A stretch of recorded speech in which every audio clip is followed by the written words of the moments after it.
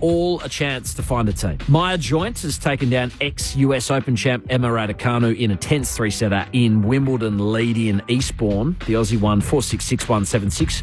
She moves into the quarters. And Manly has lost 3 of its last 4 games, and the Seagulls face an enormous clash with the Tigers Friday night. Coach Anthony Seibold has told News Corp that Tom Trebojevich's move to the centres is not a punishment for perceived struggles at fullback. I'm Patrick Stack. This is ABC Sport Daily, produced by Poppy Penny. Thanks to Channel 7, The Big Deal podcast, 5AA, The Adelaide Advertiser, and the Hard Yarns podcast for the extra audio used in this episode. This has been ABC Sport Daily. If you missed any of this episode or you're after more sporting conversations, you can find this episode and hundreds more on the ABC Listen app.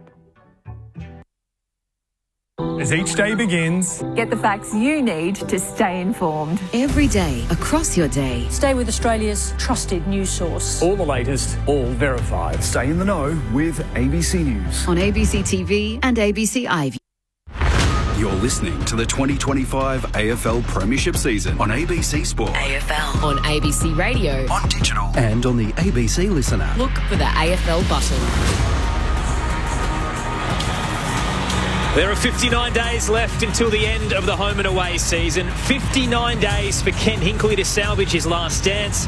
And 59 days until Carlton must once again reassess its senior coach. The Power and the Blues under immense pressure as their seasons slip away in this virtual Thursday night elimination final. It is great to have you with us on ABC Sport for Thursday night footy live from the Adelaide Oval. There are no late changes, so the news in the last 48 hours was Patrick Cripps missed the captain's run with illness, but he is set to play for Carlton in this absolutely must-win fixture. And for Port Adelaide, Jason Horne-Francis and Miles Bergman good to go after a couple of shoulder and illness issues in the past fortnight. Aaron Bryant's to call the action for you this evening, and alongside me, as always, in the great state of South Australia, is the remarkable Tom Wilson. Good evening, Tom. Remarkable, I'll take that. I'm pumped for this game because both teams have promised a response, and only one's going to be able to do it. We'll certainly see a response surely from both teams in the first quarter with so much on the line. Both teams had big finals aspirations at the start of the year, and both midfields will be wanting to respond, especially Port Adelaide's, and we know how good Carlton's is. You talked about Patrick Cripps under the injury cloud. Just watching him warm up, he's looking pretty good. So much on the line tonight for both clubs. I can't wait for this game to start. We speak a lot about the season slipping away. If you look at the ladder with Carlton in 10th and Port Adelaide in 12th, both 6 and 8, they are only 2 wins out of the top 8, but we've crunched the numbers of the ladder predictor and the difficulty of the fixtures. Neither can afford really to lose 2 more games on the run home. You drop one tonight, your season's hanging by a thread. Yeah, 6 and 9, especially for Port, 84% their percentage, which is really poor for a team that's wanting to play finals. At least for the Blues, they're up over 105. So they're probably doing a lot more right than Port Adelaide, but we know when it clicks for the Power, they're almost unstoppable. We'll head into Carlton's camp in a moment's time and chat to Ash Hansen, because it's been a massive week for not only Michael Voss but his coaching group, as the spotlight has shined brightly on the future of all of their careers. And for Port Adelaide, their CEO Matthew Richardson's going to jump into the ABC Sport box at 7:10 Eastern Standard Time. A lot of questions to be asked for him regarding Warren Tredrea currently being on their board and the divisive issues that are engulfing him right now publicly, and also Port Adelaide's succession plan and what they do if they drop tonight's game with Josh Carr waiting in the wings. We've got a star of experts, Premiership and All-Australian experts in the ABC Sport box this evening. It's great to have Rod Jamieson back with the call. Good to see you, Jamo. Aaron, Tom, thank you. Yes, another big night and game for both sides, isn't it, too? Both sides, their form hasn't been all that flash the last 5 games. Both of them only winning 2 out of their 5, and some big losses in amongst that.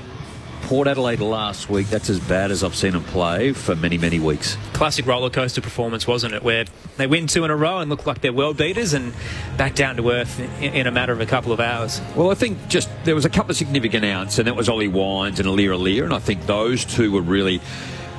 it was Radigalia in the back half. He couldn't do what he needed to do and play the role without Alir being that third man up and helping him out too, and Ollie Wines just a grunt in the middle of the ground.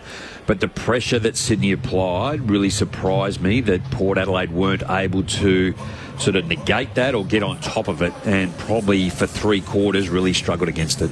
Alongside Rod Jamieson, Port Adelaide great All-Australian midfielder, 4-time showdown medalist Josh Franco. Good evening. Yeah, good evening, everyone. And it's interesting when you looked at the fixture at the start of the year and you saw Port Adelaide v Carlton on a Thursday night at Adelaide Oval, you would have expected it to be a blockbuster and two sides potentially shaping the finals, but it's almost quite the opposite, and it's two coaches just hanging on by the skin of their teeth. So obviously what's happened over the last 7 days is it's going to be a huge game, and you talk about a response, Tom, I think you'll see that from both teams tonight. It's an enthralling contest, just not for the reasons you touched on that you would have anticipated a few months ago. So we're still locked into what could play out tonight, because it's a season shaper for both Port Adelaide and Carlton. We'll head downstairs in a moment's time and join Josh Money, see how they're feeling inside the four walls at the Carlton Football Club. If you do want to get in touch with us across the night, the text line 0437 774 774. That's 0437 774 774. As I mentioned off the top, no late changes, so Logan Evans is a sub for the Power. And for Carlton, Flynn Young, one of their two debutants. The Wirrabee product will start as their sub, and that means that Billy Wilson will play at half-back to get us going tonight here at the Adelaide Oval. The boy from Dramana, 20-year-old who was picked up at pick 34 a couple of years ago. Billy Wilson now gets a crack at the Dandenong Stingrays best and fairest, and Flynn Young, who's a mid-season recruit but has had some great numbers in the VFL, including 8 goals in the last 4 games for Carlton. So he gets his crack at the big time as Carlton's 6th and 7th debutants this evening here at the Adelaide Oval. The big question surrounding it all, Josh, is what is going on at Carlton? What is their problem really? Is it the list? Is it the coach? Why are they underachieving? Look, I think when you look at their list purely on paper, I think it looks outstanding. And you look at the spine Wiedering, you've got Cripps in the middle, you've got Curnow up front with Mackay when he's fit and playing. You add Walsh, add Chera, George Hewitt, the list goes on, down back, Sard, Williams up forward. So when you look at purely the talent that they have in their best 22, on paper you think they're going to be absolute world beaters, but there's something amiss there. Now, I don't know if it's the coaching, hopefully we get more of an indication tonight in the interview with Hansen, but the thing that really worries me about Carlton at the moment is I think they lack genuine speed in the midfield, and I reckon they're a little bit too one-dimensional. You look at all the good mids, the gun mids of the competition have a nice mix of bigger bodies, the grunt, but also the speed to get on that loose ball. Port Adelaide quite similar as well, with Butters and Horn Francis and those types of players, and then you throw a Wines and a Willem Drew in there as well, but they just lack that dynamic speed in the middle of the ground, in my opinion. They start well. Yeah. They're the best first quarter team in the comp, but last week they found themselves behind, but in the last quarter they come home with a wet sail. Is it a mindset thing when it's to start the game you can impose yourself and just play natural footy, or when you're chasing a game you throw the game plan out the way and just play? Well, I think there's probably potentially, definitely that has some merit. But I think in the end, if you're relying on purely a combative brand of football, I think in the end that potentially takes its toll. You need a bit of cream on the cake, and by that I mean, and I talk about the speed on the outside that they really lack. And I think they're ranked second in the pressure rating in the AFL, but they just lack that genuine speed on the outside. It's almost a classic eye test thing, isn't it, Jamo, where all the numbers say Carlton are a great side. Yeah. They're second in the league for moving the ball end to end. Their defence is one of the best in the league right now as well. They're 18th for conceding scores per inside 50, so great in that aspect. But for some reason, Jamo, it's just not coming together in their win-loss. Yeah, I think there's a little bit of what you've all said too. I think there's a heavy reliance upon Paddy Cripps. I think too much for the role that he has to play. Charlie Curnow up forward. Harry Mackay isn't there. Then he takes all the heat as the key forward. They don't have speed up forward. They don't have speed in the midfield. Sam Walsh is a jet, and what I'm led to believe is an absolute cracking person and quality leader, but he's just one speed, and I think teams can work him out now. And I think in the defence, if it wasn't for Wiedering, my oh my, and Adam Sard too, there's a little bit of ball use off the half-back. So, look, De Koning is a star, and they'll be hell-bent to maintain him and keep him there. But I think they've sort of done okay. I think the other one for me too is George Hewitt. They've picked him up, and having a look at what he does, he's number one clearance, number one tackler, number one goal assist, contested, uncontested. He's one that sort of got under the radar a little bit too. So I just don't feel there's enough spread in this team when you're talking about Carlton as when you talk about, say, the top 4, top 6 teams? The big issue for me at Carlton at the moment is, I reckon, the question mark around Tom De Koning and whether they can keep him or not. I think he's absolutely critical to them moving forward. I would assume it's a salary cap issue. And this might sound totally radical. I was thinking about it in depth today. You need a big carrot to go out and recruit some guns. Do they look at trading a Paddy Cripps? I know it sounds ridiculous, but you talk about George Hewitt and you read his numbers out. You look at Chera, you look at the Camporellis that they've drafted. They're similar types of players.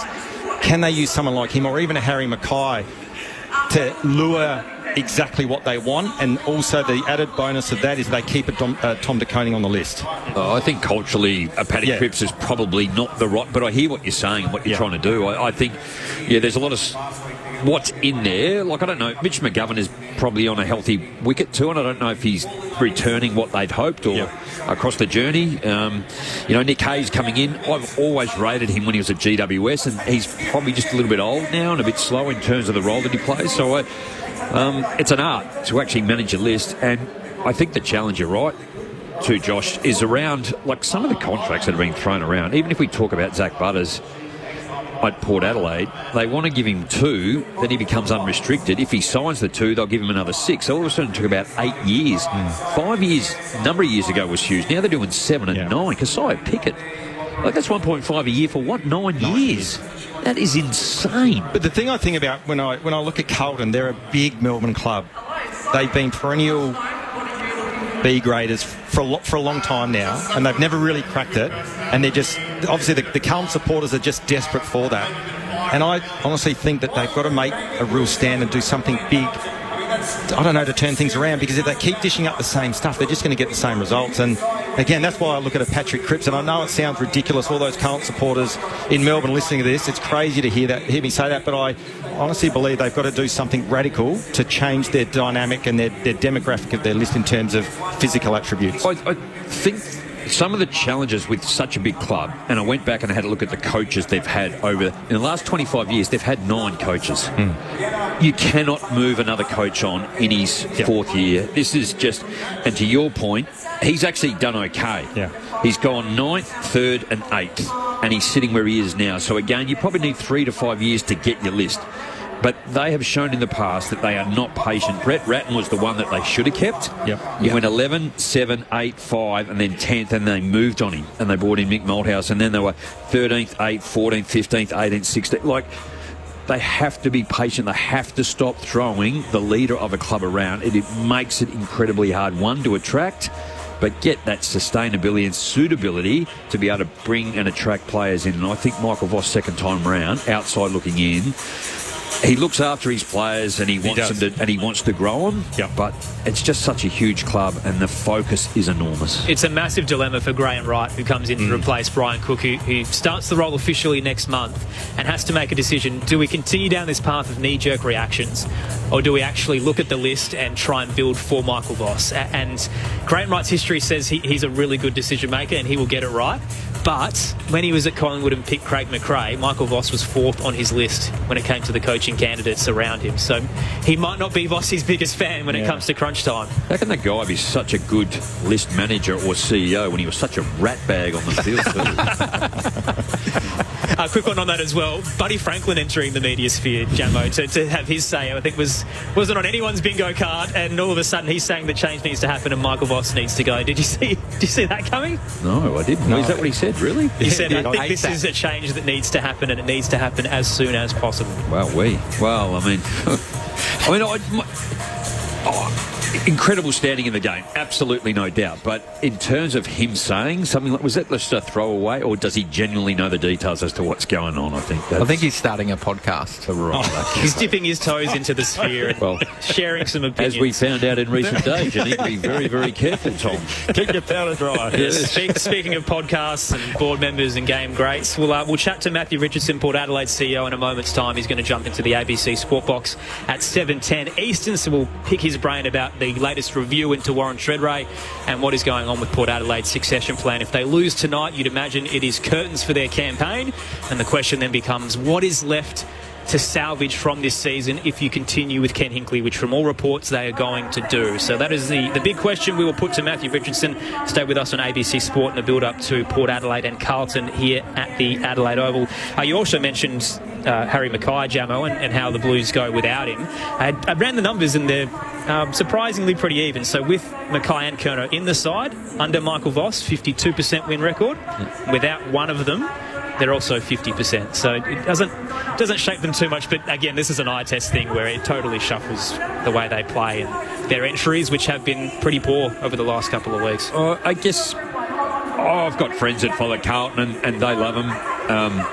We're here in South Australia. We don't get to see them as much as we do Adelaide and Port Adelaide too. So I can't really comment in turn. But you know, 2 key forwards, they get your defenders and they've opened up little things. You look at Adelaide, 3 key forwards, they've got to take 3 defenders and, you know, they normally one of them will get the best, no doubt. So that's where Harry and Charlie, I think, is an outstanding player. He has to work so hard up and down the ground. And as we know, he's so dangerous 60 out.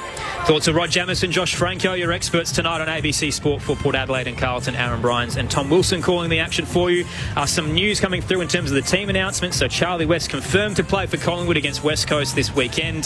The Woodville West Torrens product picked 50 in the draft for the Magpies. He's kicked 25 goals in 10 games, so we'll see him this weekend. We'll give you some more of the team announcements and hear from Matthew Richardson next on ABC Sport. Meet the people who dare to imagine. Making colour sing. You feel it. In Picasso, the piano, the Classic 100 and creative types with Virginia Trioli. Give me more of that. Where it's always free, always creative. ABC iView. Australia's Test Tour of the West Indies is on now. What about that?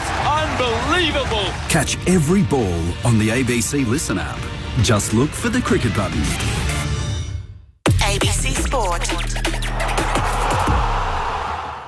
We begin this broadcast by acknowledging the traditional custodians of the land on which this match will be played today and pay our respects to their elders past, present and emerging. We extend that respect to Aboriginal and Torres Strait Islander peoples listening. It's all on the line. Here we go. And the moment of truth has arrived. What a matchup this is. What a game. The umpire holds the footy up. I wouldn't want to be anywhere else on earth. On ABC Sport, this is the AFL. Oh, they defend to get inside of the net. The intensity and the pressure around the ball is unbelievable. Take your moment. This is that moment of the game of footy. This is just football at its best. And that'll be it. From walking on thin ice to dancing on the mountaintop, the Brisbane Lions never stopped believing. And they are the champions. Sit back, relax, witness the greatest. It don't get better than this. He called the through for a magnificent goal. Comes out, gathers, snaps, goal. That extra bit of class. He smashed that through. What a kick. Goes bang with everything he's got. They are leaving nothing out there. Listen to the roar. The drop punt. He's gone. And the building is jumping. We know he's a big shot taker. He's a big shot maker. Leans back on the kick. Game on. Like camera action, baby. Countdown to contact. From the right forward. On it. Oh, he's a sharpshooter, all right. Step up in the big moment. Close to the man on the mark. Drop punt. He's there. Gathers. Snaps. He'll bring the house down. Sit back, relax, witness the greatest. It don't get better than this. He'll put it on the boot. Kick up towards the logo. You take a seat, cause it don't get better than He this. defies the laws of gravity. He runs onto it 50 from goal. He's in Dusty's pocket. He shoots. Oh, he's as bloody good as Dusty. Oh, yeah. Rose snaps goal. The drop punt. It's good. And you can hear that body roar. Walks one way and the next and the snap. There's the finish. 60 out. Oh, my goodness. That's a massive kick. Big time spot. Big time goal kicker. That's why we love football. Brilliant to watch. From the centre wicket. Whacks it for 6. Scores level. Running pass. Throws it on the left. Could that be the sealer? Seconds ticking down. We're not done yet. What a finish. Welcome to the 2025 AFL Premiership season on ABC Sport. On radio, on digital, and on the ABC Listen app. You take a seat, cause it don't get better than this. Ken Hinkley and Michael Voss, master and apprentice, friend and rival.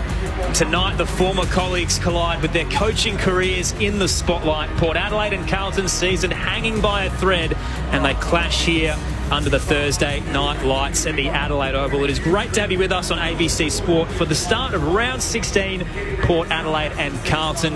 No late changes, so Patrick Cripps will play despite his illness through the week, and the Blues will blood two debutantes, their 6th and 7th of the year. It'll be Billy Wilson and Flynn Young will be their sub tonight. Logan Evans the sub for Port Adelaide in the build-up to this clash. Aaron Bryans and Tom Wilson to call the action for you tonight, alongside Premiership Croy Rod Jamieson and All-Australian midfielder Josh Franco. Plenty of team news filtering through as we build up for the weekend. I mentioned before, if you're just joining us, Charlie West set to debut for Collingwood, pick 50 in last year's draft out of Woodville West Torrens. He's going to be their new talisman.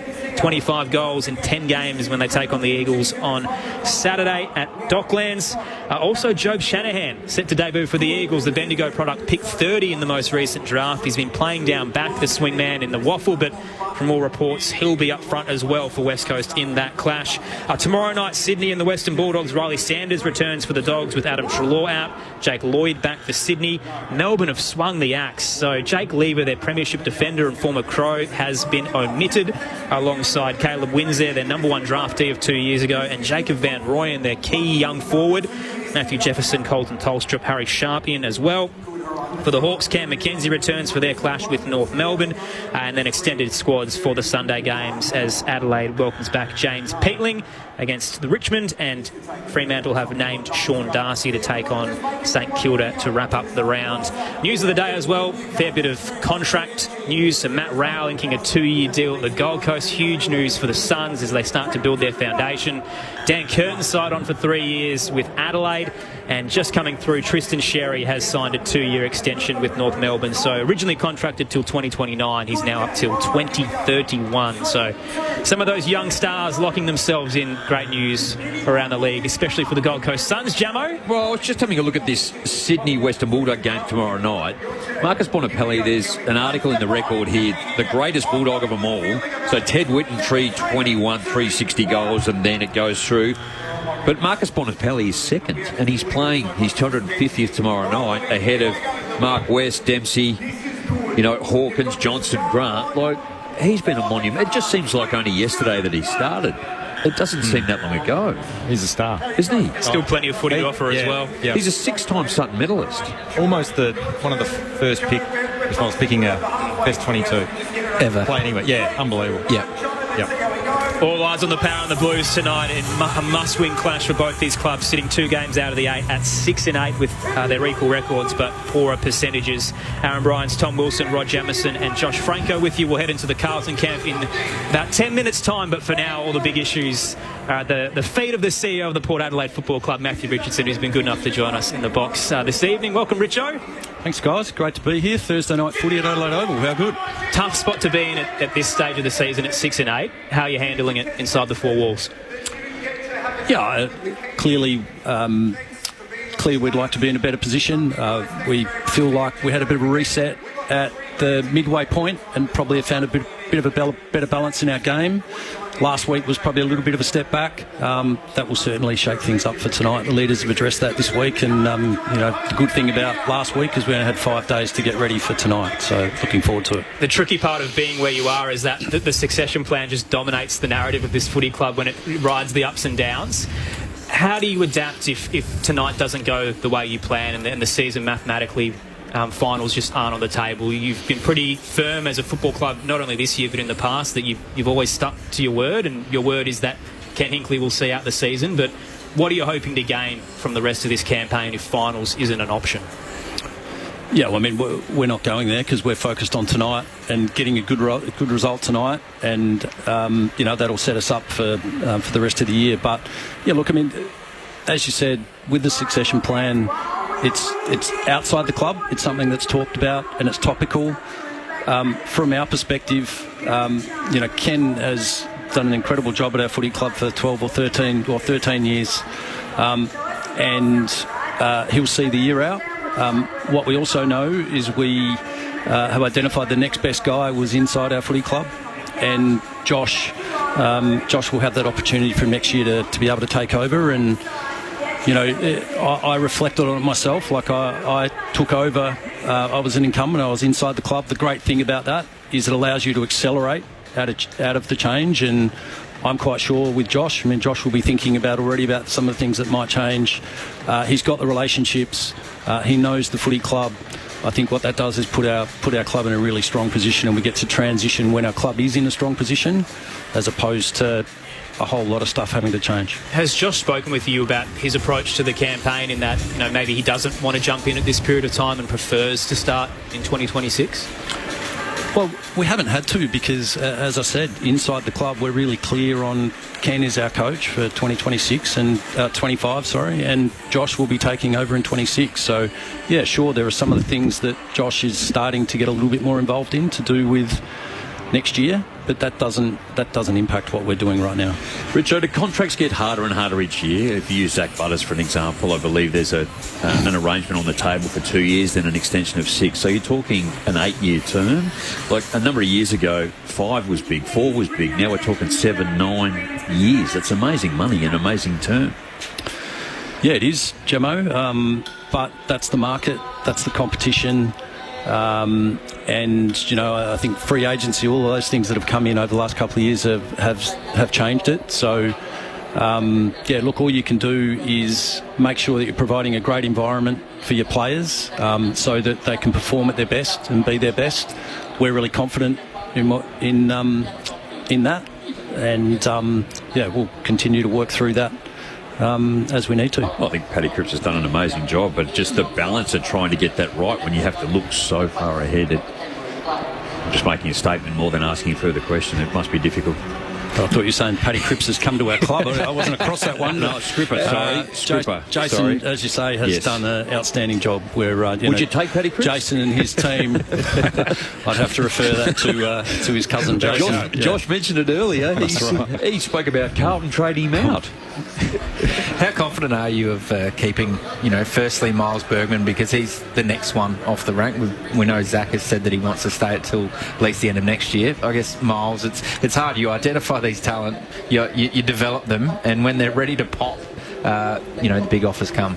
Yeah, absolutely, and that means that what we're doing is providing a really good environment for players to develop and be their best. And we've seen that growth in Miles over the last couple of years. You've seen him emerge this year and have more time in the midfield. I know Miles is enjoying that, and we've seen that in his game. The other thing with Miles is he's grown as a leader in our footy club. So, as I said earlier, all you can do is make sure you're providing a fantastic environment for your people and your players, and they will, through their performance, they're continuing to perform better, then you give yourself the best chance. So obviously, yes, we would love Miles to stay and be part of our footy club.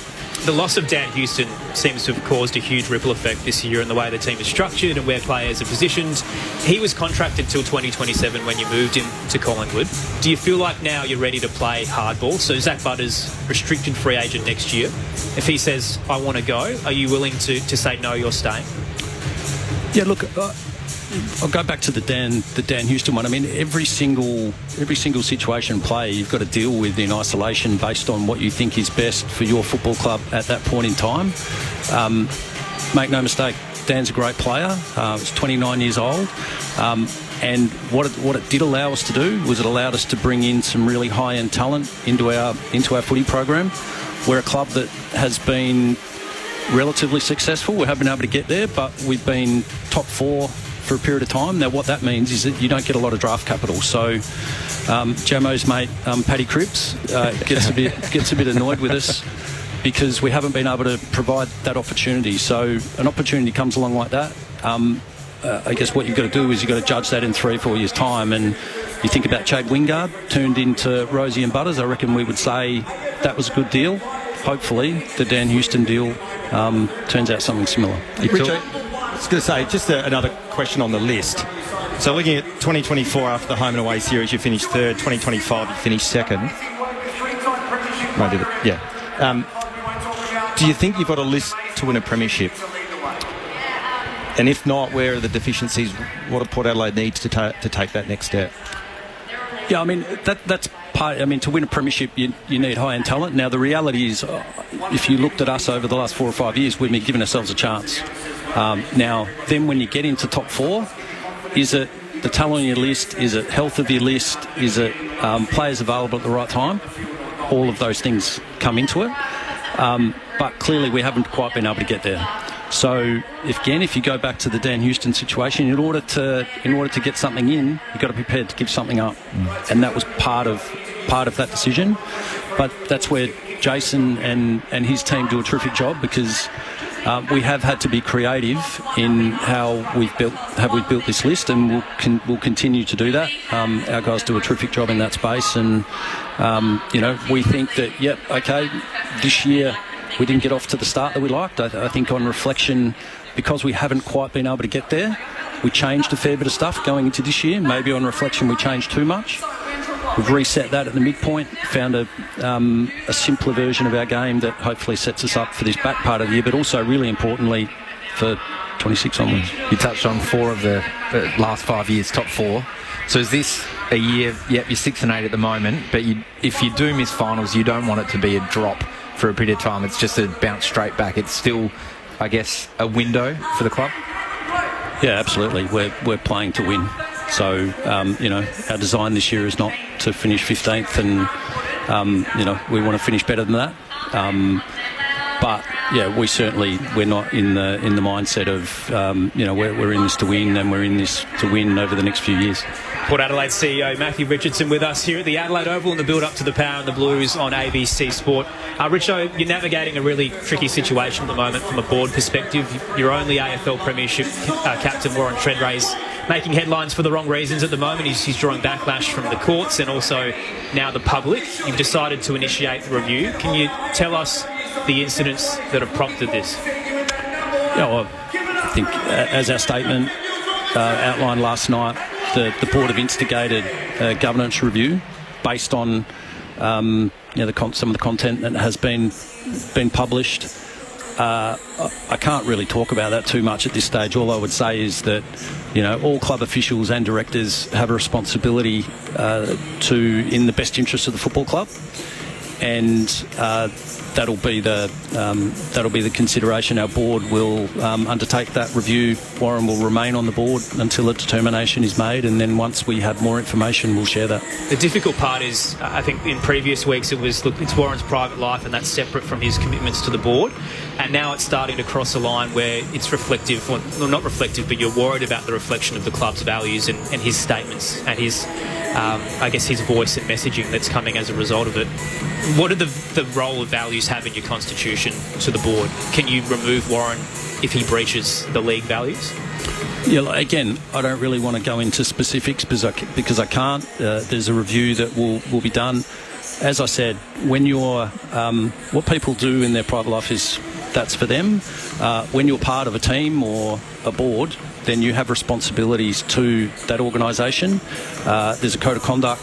There's an expectation around making sure that your actions aren't impacting that organisation, and I'm not talking about us specifically, but any organisation in a negative way, and that will be one of the considerations. Have you personally, just a quick one, have you personally spoken to Warren in the last 24 hours? Yeah, I have, yeah. How's he going with it all? Yeah, I mean, like I said, it's probably not really appropriate for me to comment on that at this stage. Probably got a harder question for you. How can we fix your goal-kicking efficiency? Yeah, that is definitely a hard one. Maybe you, Jamo, you're probably more qualified to answer that question than I am. I do think, though, what I would say is I do think if you actually look at where we take our shots, part of it is how the ball is coming into our forward line and where we're taking those shots from. It's just, I mean, it's significant last year. You kicked 12 games, you kicked more behinds, but you only lost 3. You've lost 8 games, and 7 of those games you've actually kicked more behinds than you have goals. So I think there's no problem getting the football in, but to your point, it's either where you're having the shot or you're certainly not finishing off. Yeah, absolutely. Richo, before we let you go, illness has kind of struck through the camp over the last fortnight. Sounds like Chris Davies was the man who instigated it all. We spoke to him in pre-game last week. How have you kind of navigated the last couple of weeks with the flu travelling between the four walls? Okay, did Chris say that himself? He did say that himself, really? yes. Yeah, okay. Well, all I do know is I did go to Canberra, and I don't know why Chris is claiming it, because he actually sat up in the coach's box. I was sitting out in the stands. I had hand warmers in my shoes. I've never been so cold in my life, so it's probably no surprise to me that some of our people went down with a cold after playing in a Saturday night at Canberra. When you looked at your phone, it said 0, feels like -3. Thankfully through the worst of it. Thank you so much for your time, Richo, and best of luck tonight against the Blues. Good on you guys. Thanks for having us. Great to have Port Adelaide CEO on ABC Sport in the build-up to bounce down here at the Adelaide Oval. While we're heading inside the four walls, let's check out how Carlton are doing in the build-up to bounce down tonight. No late changes for them, so Patrick Cripps is set to play, but it's been a week of scrutiny after their big loss to North Melbourne. It was only 11 points, but at one stage conceded 8 unanswered goals. The Blues, Ash Hansen's their senior assistant. He's downstairs with Josh Money. Thanks very much, and Ash, thanks for your time on ABC Sport. How under the weather was your captain, and how ready is he to go tonight?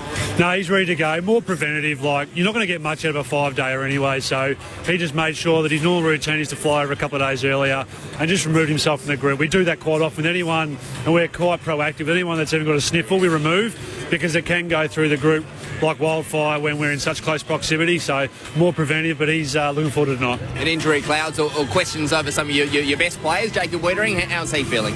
No, he fitness tested really well this week, recovered, played at the game last week. So testament to the character, and obviously we're really happy that he passed everything and is ready to go. 4 changes, but no real senior players coming out of that side, choosing to back in your senior group and giving them every chance to respond tonight.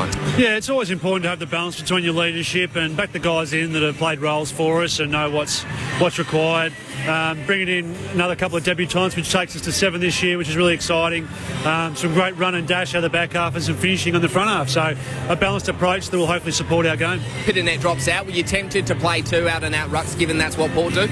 Yeah, we certainly assessed it, but just probably that impact forward. We need to make sure that we've got that presence forward for a larger percentage of the time than what that second ruck plays there. So it's certainly worked for us. It's not something that we completely rule out for the rest of the year, but the way we want to play tonight, going with Lewis Young coming in to support but play more time forward will be important. We know the nature of the industry, and senior coaches always come under the most scrutiny. He seems like a really stoic character in front of the camera as Michael Voss. How's he been behind the scenes?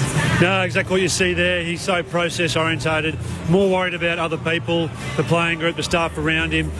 He knows the vision we have for the footy club and where we want to go, and he's been in this industry for a long time, so he's not going to be distracted by that. He's going to make sure we remain united, and we prepare to improve and win again tonight. You've been there throughout his journey. How does the wider coaching group feel when there's so much speculation around the coaching group? Does that anxiety trickle into the wider group about jobs and those sort of things going forward? Not really. It's only if you start to listen to it, really. The internal noise has to drown out the external, and especially through the course of the season, you're never going as well as what you think, you're never going as bad as what you think. So remaining really level is important for our playing group, because they need to come to the footy club and know that it's a safe environment for them, and they know that we have to be reliable and level every time they come in, because if we're erratic and emotional, it doesn't support them. So we're here first and foremost for the players. We've got so much on our plates, you can't spend much time on there. It's more probably the people in your family that reach out, but when you reassure them that it's all good, it's all part of nature, that you get on with the job. Expecting a response from your boys tonight, and no doubt Port Adelaide as well, I dare say. Yeah, both teams are trying to build momentum towards the back end of the year and search for consistency, so the latter probably doesn't dictate if it's going to be a great game. Thanks, Ash. Best of luck tonight. No, thank you. Great to have Carlton senior assistant Ash Hansen in the build-up to Port Adelaide and Carlton. What a big night it is on ABC Sport. Both of these clubs 2 wins out of the 8 and mathematically cannot afford another loss from here in what is a difficult run home for both the Power and the Blues. Both coaches' jobs in the spotlight as well. Ken Hinkley in his farewell season, Josh Carr waiting in the wings, and Michael Voss in his 4th year at the Blues. With a new CEO coming in, has a lot of pressure on his plate. The Power make their way out into the Adelaide Oval, a record of 6-8, sitting in 12th with a poor percentage around the 80 mark. 4-4 at home this year, so isn't quite the Portress it used to be. They won 2 in a row to bounce back after their bye, but since then lost to Sydney by 19 points after a couple of injuries. Really awkwardly shuffled the Magnets. Josh Franco, Rod Jamieson, your experts tonight. It felt like they struggled to navigate the loss of Ollie Wines and Aliir last week, Jamo. Yeah, totally. I thought they were 2 significant outs, and they just had to change the way that they played. And at that particular point, they had to move Rosie into the middle there, and Zerk Thatcher went back. Ryan Burton went back there, and he's been omitted tonight. They just couldn't get the run. But for me, the biggest thing was the pressure that Sydney applied to the front. So when Port either turned around or went sideways, someone was in their face, Josh, too, and they just coughed up the football. And then as the game went on, they felt like they had to take the game on through the middle. And then someone like a Zach Butters, like he was 60 out, kicking into their 50, and he kicked hard, sort of 90 degrees, and missed his target by about 30 metres. Sydney go back down the middle of the ground. But so that's as poor a game as I've seen Port Adelaide play with the pressure that was applied by Sydney last week. Well, interesting, Jamo, when we looked at Port Adelaide, we spoke to Richo, and he talked about the subtle changes that they've made to their game plan. Early in the season, they were more run and gun. They were metres gained with handball. We saw a couple of weeks ago, and we called the game when Port Adelaide played Melbourne, and they played a different brand of footy, particularly against Melbourne, who like to air assists in their defensive 50. So they were very patient with the ball, uncontested marks. Port Adelaide, it's in their DNA to go back through the middle. So, again, we were looking at tonight's game. There will definitely be a focus from Carlton to stop Port Adelaide being able to access the corridor to get speed on the ball. But one of the statistics last week, which was quite alarming, and Port Adelaide have really prided themselves on being a front-half team. They only had 8 forward-half, front-half turnovers, where normally you'd average about 25 in a good game. So they only had the 35 inside 50s and the 8 front-half turnovers, which is very low in terms of statistically how Port Adelaide would rate themselves in that facet, in that phase of the game. So, look, at it, to your point in terms of Sydney being up in their face, that's what they're going to get tonight. Obviously, we've spoken about Carlton. It's been well documented that they are a very good pressure team. They're ranked second in the competition, but it's whether Carlton have the ability to slow them down for the full 4 quarters and get the job done. They like the uncontested Port Adelaide, but normally you talk about contested ground balls, all the hard stuff, the contest. They got beat up around the footy last week, and they did, I think, in the end win the uncontested, and they went inside 50 35 times to 51. It was really low. And they just couldn't get it. It was played in Sydney's half for majority of that game last week. So there has to be a real change of the way they have to do it. And maybe Aliir coming in will help them in defence to be able to then set up and rebound really hard. Well, interestingly enough as well, when you looked at last week and looking at the numbers, the contested ball numbers, they were minus 23 against Sydney. Against Melbourne, they're actually minus 27 for the game, but still won the contest in a pretty good game of footy. So having said that, contested ball, the tackle count, the pressure stats are critical in terms of momentum and obviously the ultimate outcome of the game. So I was just going to say, just to round it out, we touched on it with Richo, like just the kicking efficiency around the ground has to be critical.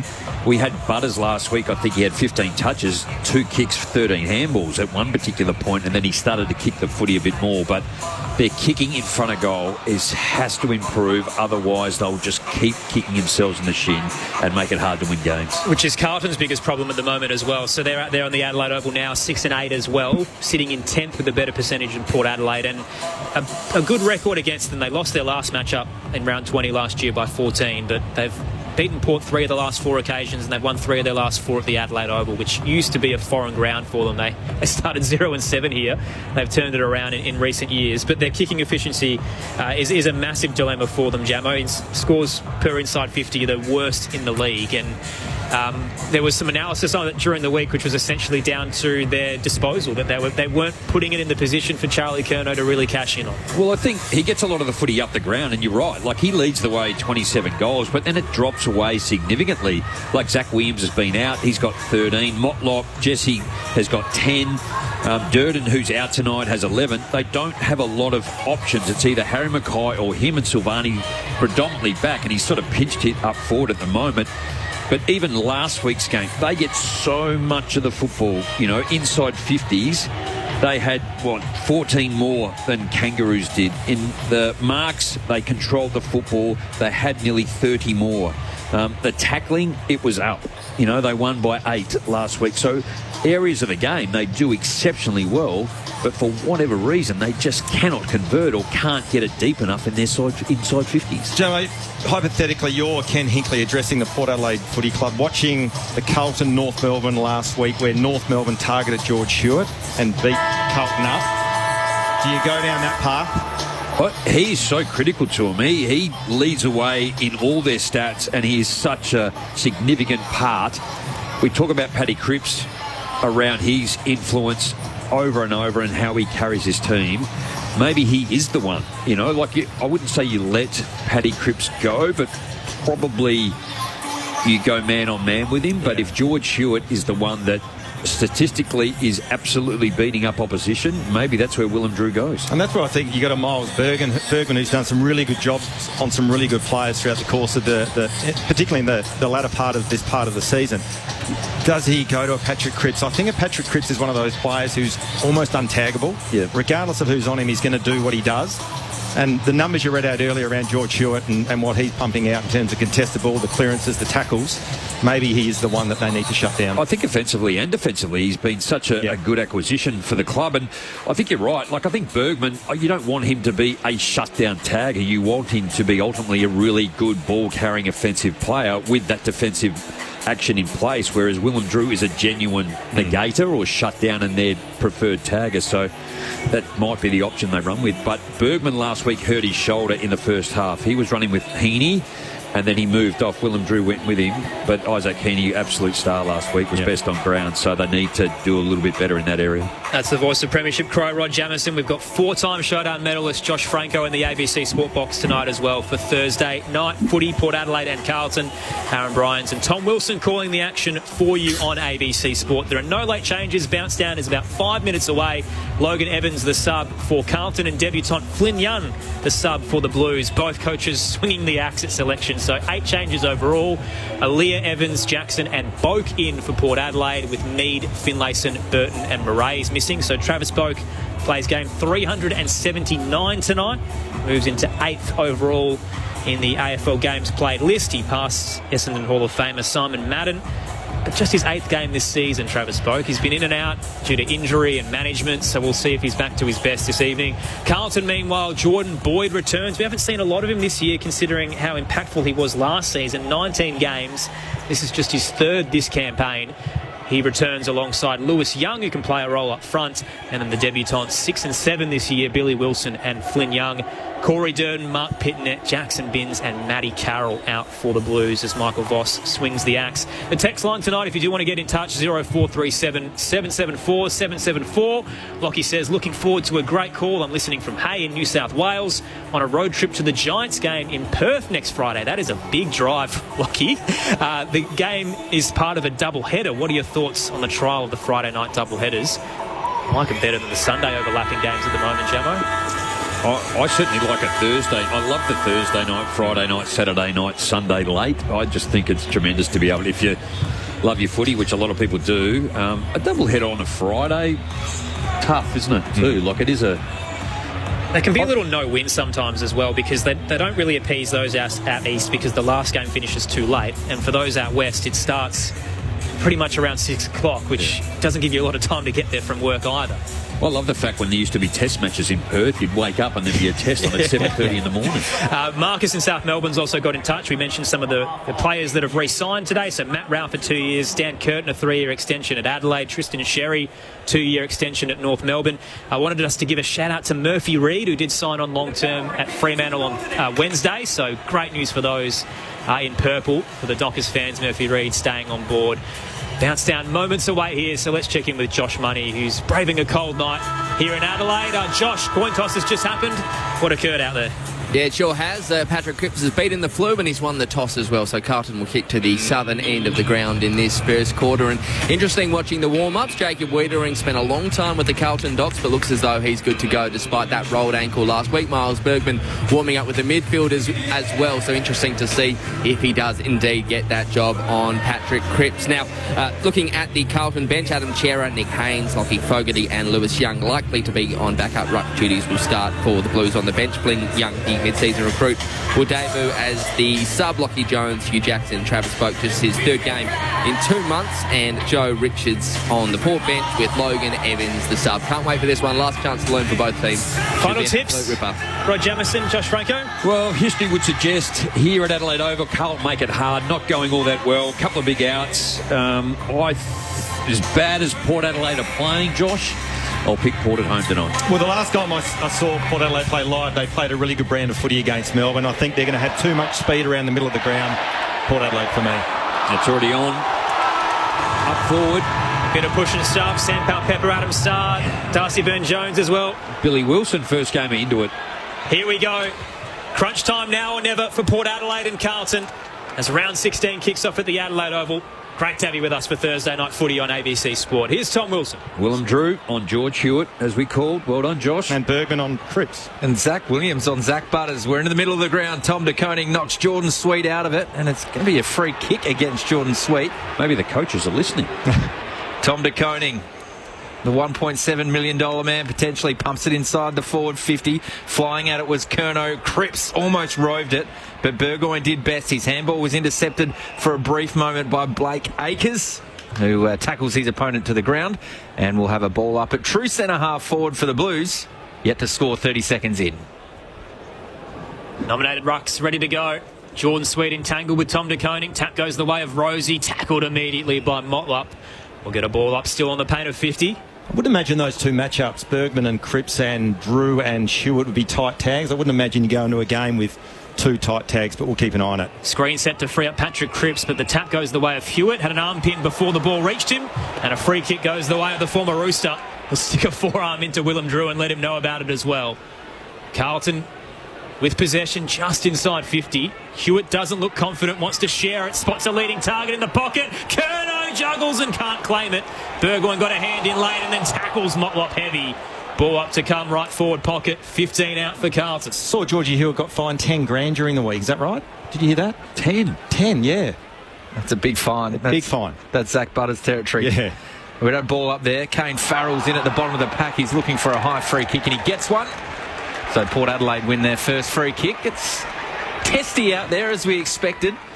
Both teams are certainly at it. How good was Jace Burgoyne then? Charlie Curnow came out, took one grab, just about to grab it the second time. He got a hand in to tap it back. Basically 4-on-1, wasn't it, Jamek? Farrell kicks it out of Port Adelaide's defence. It's going to be another free kick here. Which way does it go? Against Jordan Sweet again to Tom de Koning? No. It's going to be Jack Silvani against Vizentini. So Port Adelaide playing the two rucks. Silvani has it on the logo, centre wing, members side of the ground.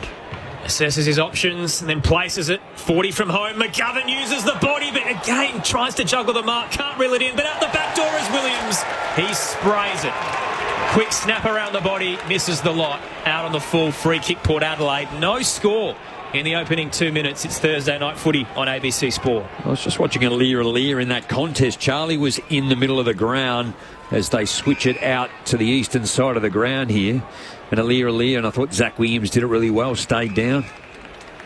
So Rosie to Jason Horne-Francis to Zirk Thatcher at centre half back. Goes the 1-2 to Horne-Francis. Flat ball to Bergman. He's in the centre square. Plays on immediately. We know he's got a booming kick. Looking long towards Georgiades. He got it out the back. It's 3-on-1 for Port. Silvani's done well to get wrapped up in the tackle, I should say. And we'll have a ball up 30 metres out directly in front of the Powers goal. It's their first inside 50 of the night. Crowd finding its voice on a cold night in Adelaide. De Koning wins it down, barging through. Cincotta with a diving tackle. Holds things up, still 25 out. High score on the early stages, both sides feeling each other out. Losers season as close to being over as mathematically possible. Tossed into the air. De Koning with a double tap. Picked off by Bergman. Quick snap off balance. It's curling high towards the goal. Sitting up top of the goal square. Silvani went for the fist. Didn't get the purchase. Has the numbers though at the drop. Lord hands it to Silvani. Nearly crunching tackle on Wilson, who was caught high by Pal Pepper. He saw red. Went right for the young man and gives away the free kick. And the debutant will get 50 as well as Willie Rioli comes in. Tell you what Pal Pepper does is, because he's so fierce inside their forward 50, he creates perceived pressure. I know it was actual pressure, he gave away the free kick, but he's one of those players that would keep defenders guessing and worrying about where he's actually positioning himself in the forward 50. If that was the early 90s, Billy Wilson might not remember his first game. So it went to Silvani. Now we've got it to Wiedering, defensive side of centre wing, members side of the ground, right in front of his teammates on the bench. Goes long looking for Curnow, nursed under the footy, fisted away by Aliir, rode well by Akers, who just ran straight past Farrell. His kick wasn't perfect, but a dangerous chaos ball gathered by De Koning. Defender from Motlop. And instead of going the banana, he went the banana. He kicked it off his inside ankle and it goes out of bounds. Not on the full, just landed on the paint. And we'll have a throw in left forward pocket for the Blues. We're yet to score, both teams, 5 minutes into this first term. Well, it's just a player who had an opportunity to use his left if he was comfortable with it, but chose not to. Tossed in, sweet with a fist, ricochets to Rosie, thumps it out of there around the body. Up to the eastern side, presenting far from home is Georgiades. Takes the mark in front of Wiedering. Spots a target. They want to turn and go. Jackson racing out towards the boundary line. Slides in front of the Bashir stand. Chips it over the top to Liddy. A couple of the young stars for Port Adelaide. Had Bergman inside. Didn't use him. Manny Liddy now called to play on. Will target it flat into the scoreboard pocket. Burne-Jones nearly clunked it. Sard stuck a hand in. Racing away was Wilson, but it's coming back. Holding free kick. Darcy Burne-Jones receives it, 35 out, tight angle to the right. As we're talking about some of the matchups, the key matchups in the middle of the ground, looks like Chincotta's got the job on Butters as well, so we'll keep an eye on how that unfolds throughout the course of the game. The All-Australian defender turned forward, Darcy Burne-Jones, really relishing his new role in his second year up front. 14 goals this season. Burne-Jones leans back on the tight angle. Easy work. And Porter on the board to open proceedings here at the Adelaide Oval. The Power, one straight six. Carlton yet to score 6 minutes in. Thursday night footy on ABC Sport. Josh Money downstairs. Yeah, Josh Franco all over it. Alex Chincotta did start forward for the Blues and then went straight to Zach Butters. Looked to be a pretty hard tag. So interesting to see if he does that at stoppages or just around the ground. But certainly the Power superstar looks like he's in for a bit of company tonight. Well, they certainly look switched on more than they did last week against Sydney with the way they're using the football. Already 6 marks to 2. Maintaining possession, have come through the middle of the ground, playing patient football. So Chincotta has been getting the tagging roles since he's been back in the side. Had Caleb Daniel in defence last week. The roll on Butters as well. Butters is in the middle of the ground for this ball up. Going the way of Port Adelaide, and Bergman was certainly tackled there by Paddy Cripps. He started pretty well, Bergman. This would be his third disposal. That's how you've got to beat Patrick Cripps. Try to nullify his influence at stoppage, but then hurt him on the turnover, and Bergman has already. Such a dynamic player. Gets it to Farrell on the corner of the centre square, left-hand side. Kicks towards true centre-half forward. Finds Butters. Now Butters, 75 metres out, plays on, kicks to the dangerous spot. Georgiades flew. Just couldn't quite complete the mark, but setting up in the wall is Farrell. That quick kick out goes straight to him. He marks on the paint of the 50, 45-degree angle, and the Power fans want him to go for home. Well, I'll tell you what he did. He did what a good forward does, is made out he looked to try to pass it off, but he's got absolutely zero intentions of doing that. He's definitely got the journey. You'd almost imagine he'll swing out on his left and it'll go through almost post high because he is such a penetrating kick. Love to see him do a barrel. Yeah, I don't think he needs to from here. He certainly doesn't. 2 goals for the year. This will be a chip kick for Kane Farrell. He sets sail for home. Look at that. That is beautiful. And the goal umpire's waiting on the line. Goal! Back-to-back for the Power. Great start this week. 2 straight. And Kane Farrell hits it from 55. 2 straight 12. Carlton yet to score 8 minutes into this first quarter. I think what I also like, Jamo, is the kick inside 50 from Butters. It wasn't just the high 9-9. It was a bit of a 7-9. It had a bit of punch. It allowed Georgiades to at least have a fly and compete in the air and bring the ball to ground. And then Port Adelaide's small forwards went to work. They were able to pressure the ball carrier and cause that turnover, which ultimately landed in the hands of Farrell. And he went back, as we said, from 55 and kicked a magnificent goal. Just under 9 minutes here, and probably already states what the part of the issue is with Carlton too. They've had Enough of the football. They've had 3 inside 50s. 2 of those have pretty much gone out of bounds on the full, then out of bounds, where Port Adelaide 4 inside 50s and kicked 2 goals. And 12 uncontested to 6. That's what you have to stop. What do they say about bad kicking, Jamo? Don't kick it to Ruckman. Bad football was the answer I was after. I know it was. I just want to give you something different. Out of the middle, Carlton trying to go forward on the bounce. Lockie Jones cuts it off. Knocked it to Farrell. And Radagalier with a beautiful sidestep from the big man. Kicks treacherous, though. Richards had 2 to beat. Did enough to bring it down. And runs down Doherty, forcing the turnover. What about the effort from the former Magpie? Gets the footy back and hands it to Powpepper. Right half forward. Jackson brushes off Fogarty. Gets it towards Powpepper, who barges through the tackle and can't get a disposal away. Picked up by Carlton. Fogarty back down the line. And a free kick. Mark was taken by Lewis Young, but it was because he had the jumper of his opponent, Zerk Thatcher. So free kick to Port Adelaide, true centre wing on the eastern side. They're up 12 early on ABC Sport. Sells some candy, then gets it off to Butters, who immediately takes a bounce. He goes inboard to centre half forward and finds Drew. He's got some space. He pumps it long to Darcy Burn-Jones, floating back with Silvani. Gets the fist in and pumps it out over the boundary line. Left side of the behind post. Well, they're under throw in. Josh Money on the boundary. Yeah, Tom, I didn't even look at the Port bench to see if Ken Hinkley was coaching from there, because we know he's been doing it for about 2 years, but he's actually up in the box tonight. So in his last season, a significant change. He's back coaching from the box. Toss into play. Close to Port Adelaide's goal. And De Koning with the tap rolls it back where it came from over the line. One thing I will say, Jamo, when we talk about Zach Butters, he's a goer, he's competitive, he does all that, but his vision by foot on the outer side there to, I think, spot up, was it Willem Drew? Yeah. In the middle of the ground was exceptional. We'll go again. Port by 12 and inside 50. Front position is Sweet. Double tap went through the arms of Powpepper, but out the back was Drew. Missed his boot, tumbled 2 metres.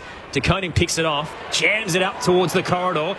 Lear, full stride, knocks it back towards the 50, but Carlton have the numbers. Hollands to Cripps, not a lot ahead. He'll hit it towards territory. Curnow did so well against Radagalier, spots the empty 50 and goes for home from 60 out. And it rolls through for a minor score on the left-hand side. Carlton on the board. They trail by 11. 2 goals, 12 the power to the Blues, 1 behind. 11 played in the opening term. Thursday night footy on ABC Sport. Well, before I interrupted you, Tom, earlier, I just felt that Carlton actually were holding up under pressure at the moment. It was a lot of football in the Port forward line, and even then, just the way that they moved the footy down, got to Charlie 1 out with the Sava Radagalier and was able to win. Could have taken his time, I reckon, Jamo. Just a rush of blood, wasn't it? Yeah, open goal square. Yep. So Rosie had it at centre half back. Goes out wide to Boak, who's back into the team. Club's games record holder. That's a beautiful kick from Boakey. Finds Jackson at centre wing. Very patient with their ball movement at the moment. Controlling the footy. Yep. Lockie Jones over the top to Richards. Just forward of centre wing out of side now. Inboard to Butters. Turns on a point, a 360 pivot inside the forward 50 to the space of Vicentini, who marked at the highest point, 45 metres out, 45-degree angle. Gemma, that's probably been the shift in Port Adelaide from the earlier games this season to what we saw against Melbourne a couple of weeks ago. Just their ability to be patient with the ball. They don't just roll and bang it in long and give the opposition defenders a chance to air assist. Just their ability to find a mark, change the angles, set up that inside 50 and mark for Port Adelaide. Such hard work for defenders. 17-3 marks and 25-10 uncontested. From right half forward, Vicentini unloads. It's just pushed out to the right-hand side, so a minor score. Their first of the night. Port Adelaide 2-1-13. Carlton 1 behind. 13 minutes gone. First quarter, ABC Sport. So Adam Saad has it in the defensive goal square for the Blues. You can hear a couple of the navy blue visitors and fans in attendance with the faint woof as he gets it back from Doherty. This kick wasn't great. Tried to place it towards Haynes. It's picked off. Richards to Jackson. Rosie wheels around at centre half forward. Spots the target in the scoreboard pocket. Georgiades rises. Just couldn't take the hanger on top of Boyd. And a boundary throw in to come, 20 from home, right forward pocket. And just the indication of Port Adelaide and the way they want to move the ball. At the moment, they've taken 17 marks to Carlton's 4. So definitely looking to possess the ball by foot and marking and kicking, marking their way down the ground. Vicentini against Young in the ruck. knocks it down towards the boundary line. Hewitt gathers for Carlton. Decides to keep it in. Akers was knocked off the footy. Rode by Richards. Banana. Just across the face of goal. Sneaks it in for a minor score there, 2-2-14. Carlton one behind, 14 minutes gone. Josh Money on the boundary. Tom, a bit of gamesmanship on the benches. So we know Chincotta's running with Zach Butters, and Zach Butters looked as though he was coming off a rotation, made sure Chincotta came off through the interchange gate, changed his mind and went back out there and lost the tag. What a battle those two have had over the years as well. Zach Butters struggles against him. Meanwhile, Carlton trying to exit defensive 50, have coughed it up again with some poor kicking. Power Peppers wrapped up quickly in a tackle from Sard. So, look a bit rattled at the moment, I reckon, Carlton, with ball in hand. Trying to play the possession game, but just not executing it. Again, on that occasion, the ball was smothered and gave Port Adelaide the chance to turn it over. Tossed in the air, 45 out from the power goal. Vicentini with the tap straight towards Bergman. Knocked it towards Palpepper, cut off by the Blues. Doherty looks for some relief. It's not a great kick. 2-on-1 against Carlton. All the hard work being done by Fogarty, but just couldn't get the footy away from the power who walk it over the line. Left half forward, Port Adelaide on attack again. They lead by 13 points. 15 into the opening term. Thursday night footy on ABC Sport. Aaron Bryans, Tom Wilson, Rod Jamieson and Josh Franco, your call team. Vicentini knocked it straight out over the back to Butters, who kicked a flat ball but just wasn't in sync with Darcy Byrne-Jones, and Nick Haynes takes the intercept mark. Wastes no time, gets it out to left half back to Lord, who goes 1-2 with Doherty. He kicks a flat ball through the middle of the ground, just too much on it for Ollie Hollins. Zirk Thatcher gathers, handballs over the top to Jackson, who has been busy. Wider now to Aaliyah. He gets it to Richards at right half forward. Just assessing his options as the Blues defenders get back. He's been forced back 10 metres, Richards. He doesn't know what to do. In the end, he finds a handball, kicks inside the forward 50 from Jackson. Flying is Burgoyne. He's taken some big marks, but there's going to be a free kick going the way of Georgiades. So he saw Burgoyne fly, but Georgiades was just in front of him, Josh. Well, he was, and Georgiades actually ended up taking the mark. It looked like it came off the hands of Burgoyne, but the umpires definitely paid the mark to Georgiades. But again, what we're seeing from Port Adelaide at the moment is the game is being played in their front half. This is the Port Adelaide we know, getting the front half turnovers, building the pressure, causing the turnovers and getting opportunities in front of goal. So that was possession number 6 for Jackson into the side, a second inside 50. Finds Georgiades, kicks from 40 metres out, and he sneaks it through on the right-hand side. Port Adelaide off to a hot start at Adelaide Oval. Their main talisman gets his 34th goal of the year. They're 32-20. Carlton one behind halfway through this first quarter. There's a bit of ego going on in the middle here too. Aaliyah, there was 3 Carlton players just standing there having a chat, and Aaliyah's just walked straight in and bent over and put his ear down to have a listen, and they just flicked him out. So he's back in tonight after missing with a knee. But Port Adelaide are seriously up and about, aren't they? They did, yeah, absolutely they are. And you can obviously again see the game plan, the style of play that they want to play. They've had 19 marks already in this first quarter. They've had 9 inside 50, so they're getting those repeat entries, and their pressure around the ball has actually been pretty good as well. So in terms of contested ball, they're +2, and the tackle count pretty even at the moment. Going at 79% kicking efficiency. Carlton at the moment 61. Bounce in the middle. Vicentini wins it down on Francis, dives into the footy and is wrapped up. So Mitch Georgiades continuing his goal-scoring streak, 14 consecutive games now. Really? Shining in the absence of Charlie Dixon. Tossed into the air, Vicentini down. Farrell's wrapped up by Hewitt. Ball up. If I miss one here, Jamo. He kicked 1 goal 3 last week. Yeah, that's a goal. It's a goal-scoring streak. Tossed up. Lewis Young won it down, but it's sharked by the power. Boak threw it on the boot off a step. 1-on-1 there. Palpappa did well. Knocked it down front and square to Jackson, who releases Richards. Kicks across the face. Taken. Good catch. Mitch Georgiades with a slips catch. Send him to the West Indies. What a take that was on the tight angle.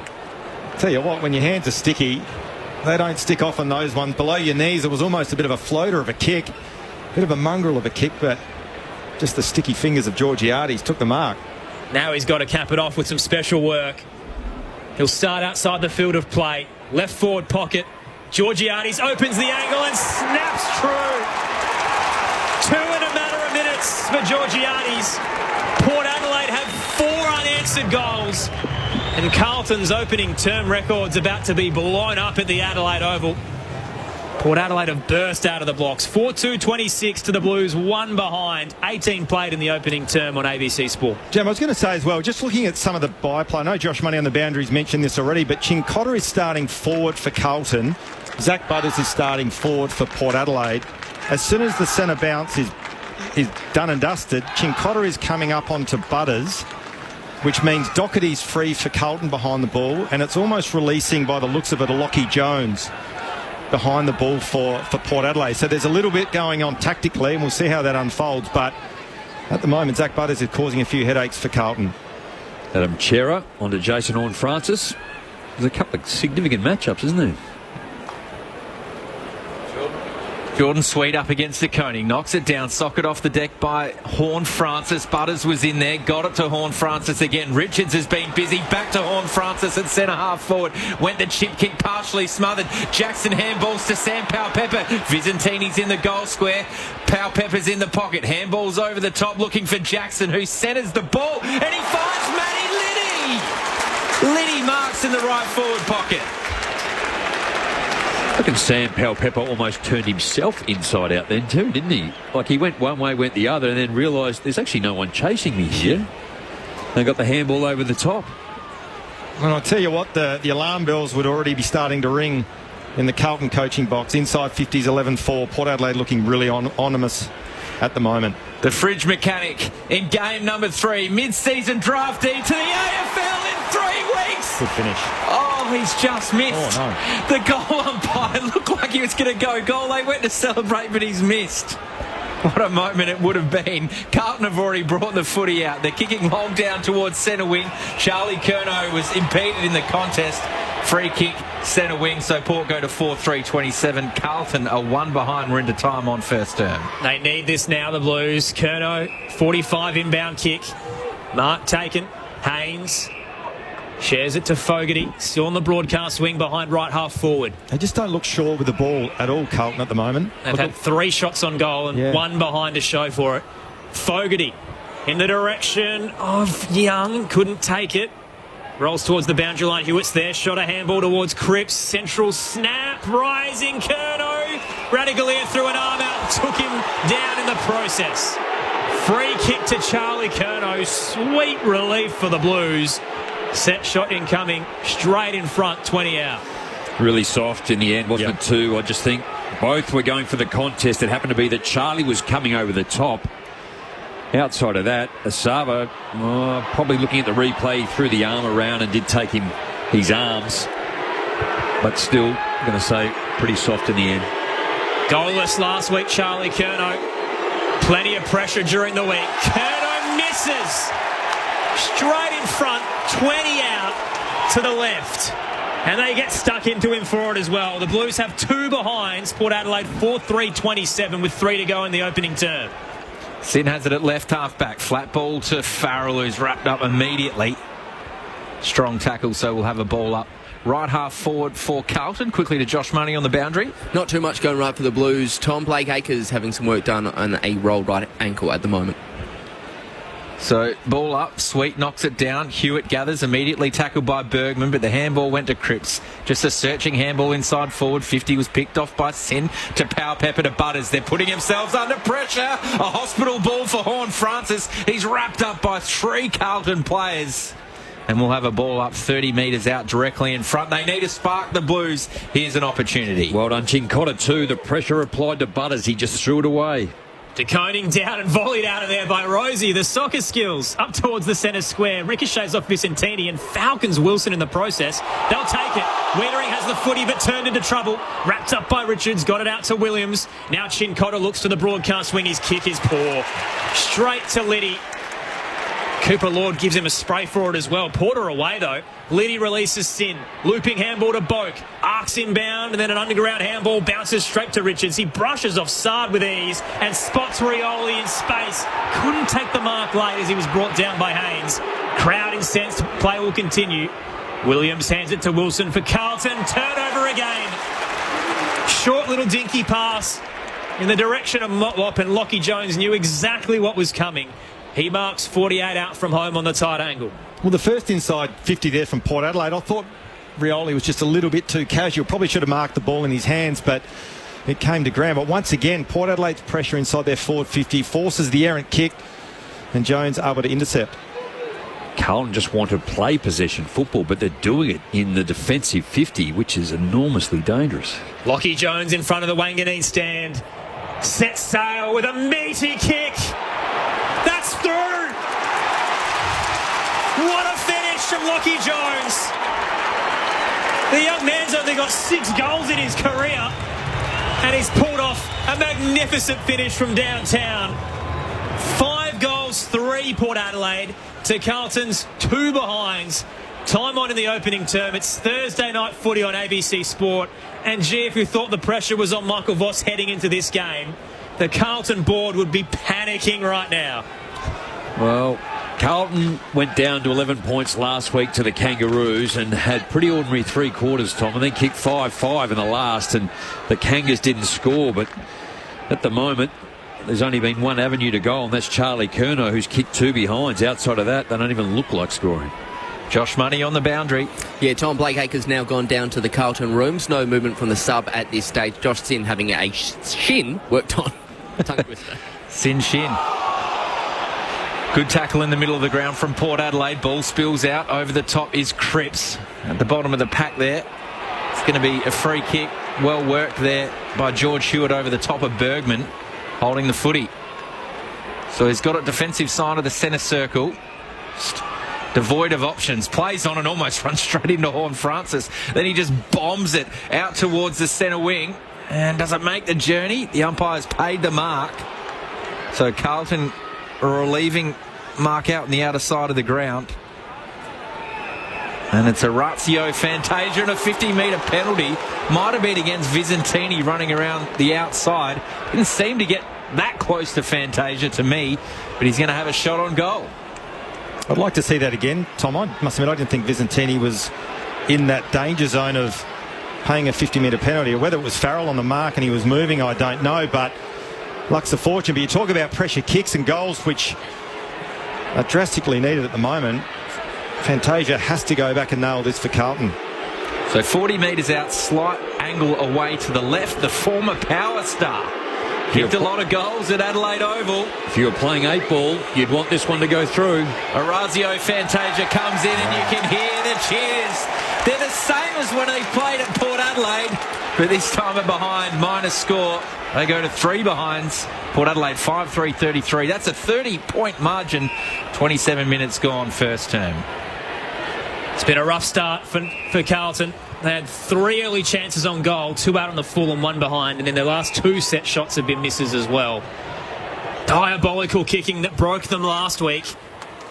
Cross defensive 50, Port Adelaide just sharing the footy. Farrell the last man with it. Gave it to Burgoyne, tried to play on but lost his footing, did well. Hands it off to Farrell, who brushes past 2 Blues with ease. Through the spine he goes. Horne-Francis at half forward, battling with Docherty, couldn't take the mark. Wiedering is buffeted off the ball by Burn Jones. Horne-Francis now full stride, strikes it from 40 and misses. That was too easy against the All-Australian defender Jacob Wiedering. And a minus score for Port Adelaide puts them up by 31 on ABC Sport.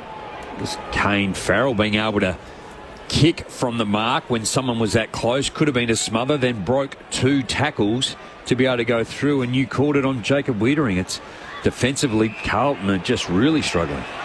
So Wilson cleared it from defence, and there's been a free kick plucked out to Charlie Curnow against Zirk Thatcher. So he'll get it at right half back for the Blues.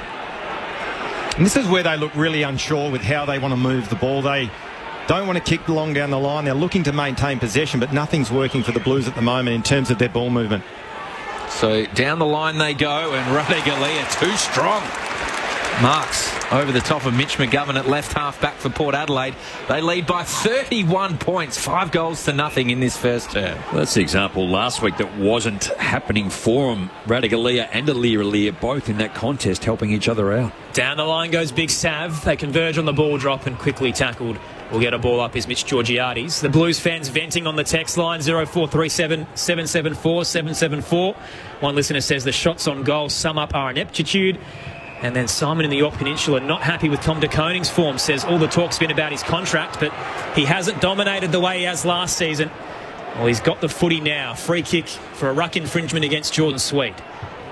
De Koning on the broadcast wing, sends it up to right half forward. Curnow front position. Fist came late from Aaliyah, hit the deck, and Zerk Thatcher sold Liddy into trouble. He's wrapped up by Hollands. 8 frees to 5 in favour of Carlton in this first quarter. Port by 31 points, closing in on quarter time. De Koning tries to take it out of the ruck. Hollands roves it. Almost a high tackle against Sweet, but the umpire says, give it to me. We'll do it all again. So 80 metres around from Carlton's goal. Tell you what, Bergman's done a good job on Cripps as well. Just the 4 disposals to this point in the game. Cripps was leading in the race there, but worried out of it by Bergman. He bursts through the middle of the ground, kicks it off his ankle, but it works to Richards in the centre circle. He was all alone. Back to Bergman. He can unload from 50, goes short to Horn Francis, lets it bounce, kicks from 35 out, lowered the eyes, went to the corner, and Georgiades is happy to take that out over the boundary line. Right in front of the scoreboard, and we'll have a throw into the right forward pocket. And I reckon that's where Bergman's developing into a really good midfielder. Not only is he stopping a guy like a Patrick Cripps, but his ability to burst out of stoppage and get hold of the footy and influence the game offensively has been outstanding. 6 touches to 4, Josh. Boundary throw in. Dying seconds of this first quarter. Can Drew knock it into a dangerous position? Georgiades there, just went hard and too high with the tackle. And there's the siren for quarter time. What a start from the Power. 5 goals to nothing there. 5-4-34. Carlton just the 3 behinds. And some feeling out there in the goal square. A bit of push and shove. It's probably the most that Carlton have shown in that first quarter. Jack Silvani was on the ground, Tom, and then Jason Horn-France just coming and giving an almighty push in the back. So his Carlton teammates are sticking up for him. They're bullying them at the moment. The best first quarter team in the league, Carlton, and they haven't registered a goal at the first change. 3 behinds from 5 shots. Port Adelaide, meanwhile, 5-4-34.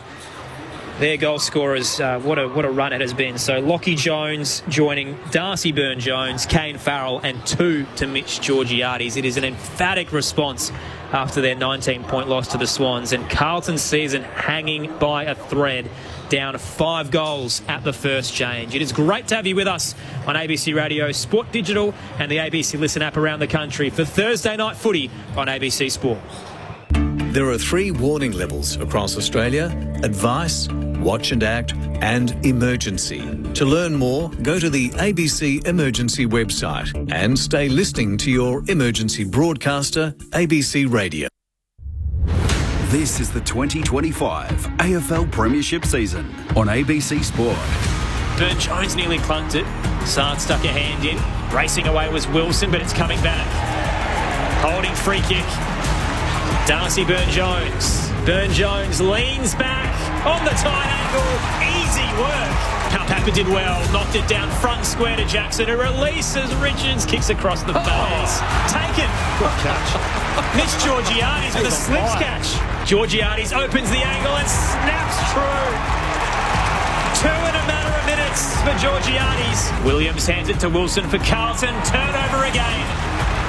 Short little dinky pass in the direction of Motlop, and Lockie Jones knew exactly what was coming. He marks 48 out from home on the tight angle. Lockie Jones in front of the Wanganeen stand. Sets sail with a meaty kick. That's through. What a finish from Lockie Jones. This is ABC Sports coverage of the AFL. On your radio. ABC Sport Digital. And on the ABC Listen app. It's a Blues boil-over at the Adelaide Oval. A goalless opening term for Carlton. They trail by 31 points against Port Adelaide. 5-4-34 to the Blues. 3 behinds on the text line. One of our listeners says soft, tentative, indecisive, weak, pathetic. That's Carlton. I hate my club. Was that Vossi texting in? We'll have to recall the number. All right. Because, and understandably, this is an anonymous one as well. Right. Do leave your name when you message in 0437 774 774. It is unravelling fast for Carlton. 2 wins out of the 8. Tough run home as well. They cannot afford to drop this game tonight. and they're on the back foot early. Aaron Bryans and Tom Wilson calling the action alongside Premiership Crow Rod Jamieson and All-Australian midfielder Josh Franco. Well, it's been all Port Adelaide, as you've just said, and obviously as that text is highlighting as well. And the thing I really liked about Port Adelaide, their contested game's been good, and that's what Carlton are renowned for. We spoke about it pre-game. They're number 2 in the competition for pressure on the opposition, and at the moment, as that text has said as well, it's almost non-existent from Carlton's perspective. But Port Adelaide being able to get first use of the ball, they're winning the clearance count, they're winning the inside 50s. The thing I really like about Port Adelaide as well, in terms of the way they're moving the ball, they're picking their opportunity to go slow and kick mark, changing the angles and getting field position off the back of that. But then there's also opportunities where they're able to create speed on the ball.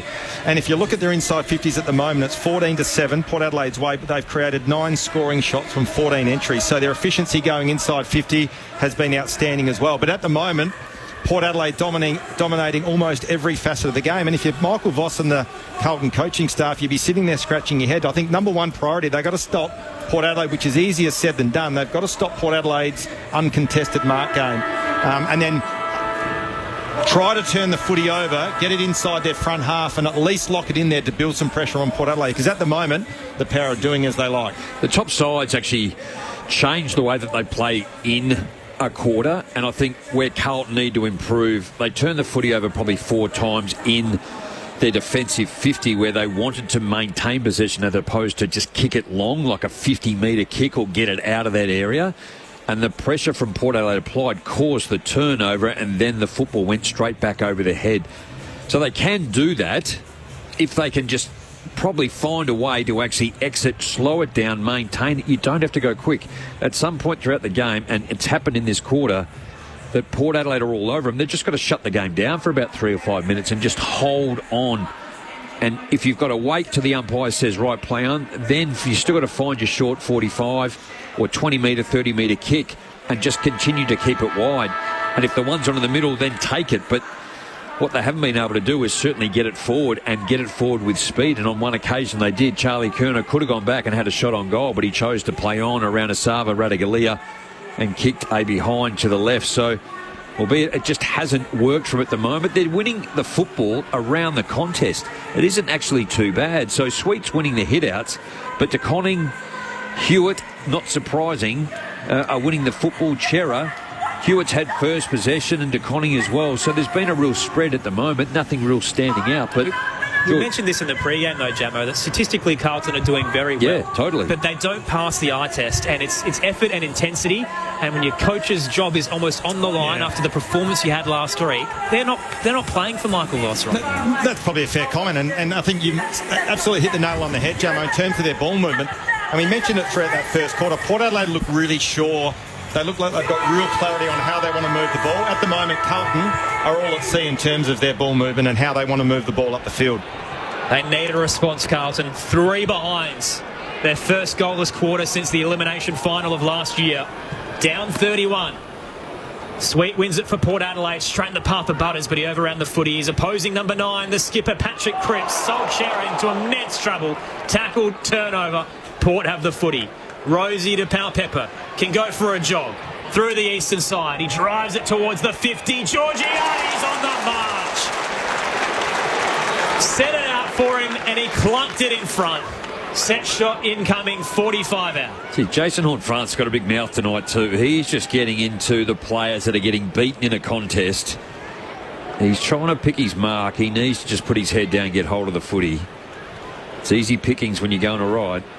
Well, even there, Jam, I reckon Port Adelaide's speed at ground level really got to Carlton, caused the turnover, and then this bloke with ball in hand at the moment, Georgiades, he is almost unstoppable, particularly when he gets a running jump at the footy. He loves playing the Blues. Had 14 goals in 5 games before tonight.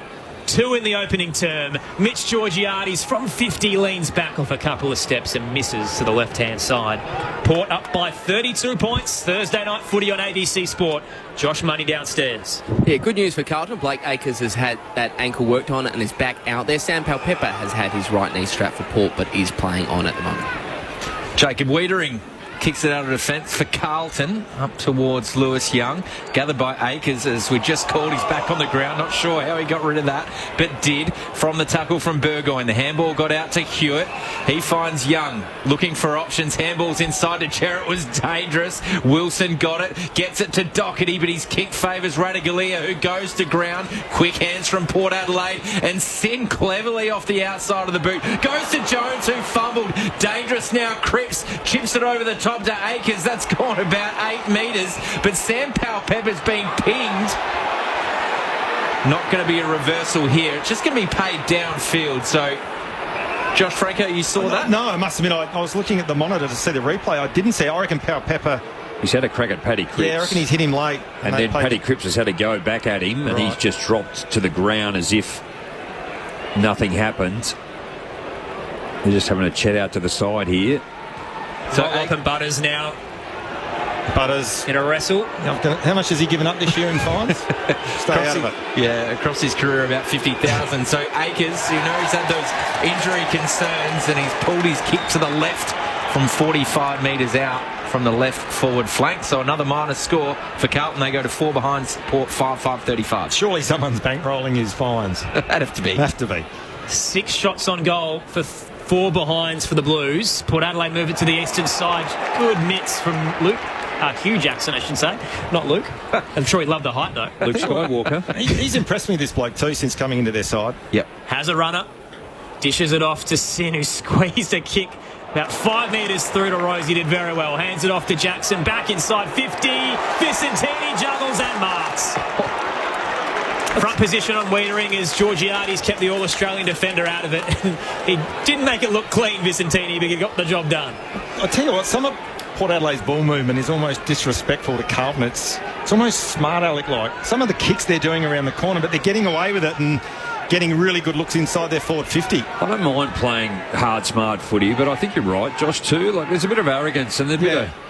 they're having a crack here at the moment when Carlton are seriously on the mat, but they're actually being chirpy along with it. Just play strong, humble football and get on with the job. Vicentini comes in and misses to the right-hand side. Not really a proven goal kicker, just the 1 goal in his 12 games so far at AFL level.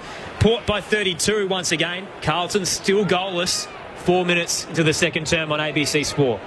He's second behind too. Vicentini had 2 good opportunities. This is where Carlton have struggled to move the footy. They look really unsure with ball in hand. Doherty, the veteran, from the right back pocket, kicks it down the line. There's a little push there and seen by the umpire in the centre square. Going to go the way of Port Adelaide. They play on quickly. Wow. Horn Francis. Beautiful kick to Bergman at centre half forward. Gets a handball off to Butters. Low ball to Burn-Jones, who marks 40 metres out directly in front. So what I will say, again, going back to Carlton without harping on it, that exit ball when they were deep in their back pocket, I reckon he needs to take a little bit more time so they get more density around the fall of the ball rather than kicking to a one-on-one where Zirk Thatcher was able to draw the free kick. I reckon they're just, again, they're unsure whether they want to go quick, whether they want to go slow, whether they want to maintain possession or kick long down the line. Long run up here for Burn-Jones. Coming from the centre square, steps inside the 50. Unloads. The crowd is riding it home. Darcy Burn-Jones gets his second. Port Adelaide capitalising on their dominance. They're 6-6-42. Carlton yet to kick a goal. 4 behinds. That's a 38-point margin. We're 5 minutes into the second quarter for ABC Sport. Yeah, just dominating, aren't they, too, at the moment? In forward, half a game. 3 inside 50s for 1 goal, 2. I think that also, that Carlton exit has to be better. It does. Just that 20-30 metre kick, maintaining possession, and then they're finding it hard to then take that next kick and maintain possession once again. They have to just sit, wait, come through the middle of the ground. So I'm not suggesting that it's a difficult game. Port Adelaide are up and about, and they're certainly on their toes after last week's performance. So they're on notice, and they've come out and play accordingly. Again, you just got to settle things down and hold on to the footy. Port by 38, and Carlton haven't kicked a goal. Bounce in the middle. Sweet paddles it out towards Bergman. He's got Cripps breathing down his neck. Couldn't control the footy, and Doherty wrenches it away. Hands it to Motlop, then to Koning. Up to the broadcast wing. Kick. Tried to go towards Fogarty. Farrell kept him away with one arm and reeled it in with the other. They look unstoppable right now, Port Adelaide. Carlton just don't have the answers. Farrell spots Palpepper down the line. Motlop came late. Knocked him off the mark. Free kick for a chop of the arms. Palpepper takes it and goes. Accelerating away from Motlop. He's bowled over after he kicked it, and that'll be downfield. Wow. It is boiling over for the Blues. Yep. Port Adelaide might be arrogant tonight, but Carlton is certainly embarrassed. Mitch Georgiades gets the footy. Man on the mark, 45 out. Well, it's almost, as we said, alarm bells, isn't it? They'd be ringing in the box for Michael Voss and his coaching staff. What do they do? What can they do? Ken from Rosebud says they should just sign John Longmire now. Oh, wow. 10 coaches in 25 years. Georgiades checks the kick late. Spotted a target in the pocket. Horn Francis knocked away from him. Richards head over the footy, couldn't extract it. Picked up by Silvani, kick smothered. Horn Francis missed Palpepper. Picked off by Fantasia, gave it straight back. Georgiades gets a second crack. Full stride from 50. It's the post. Wow. Port by 39. 6-7-43 to Carlton's 4 behind. It's been bad, but it seems like it's going to get even worse.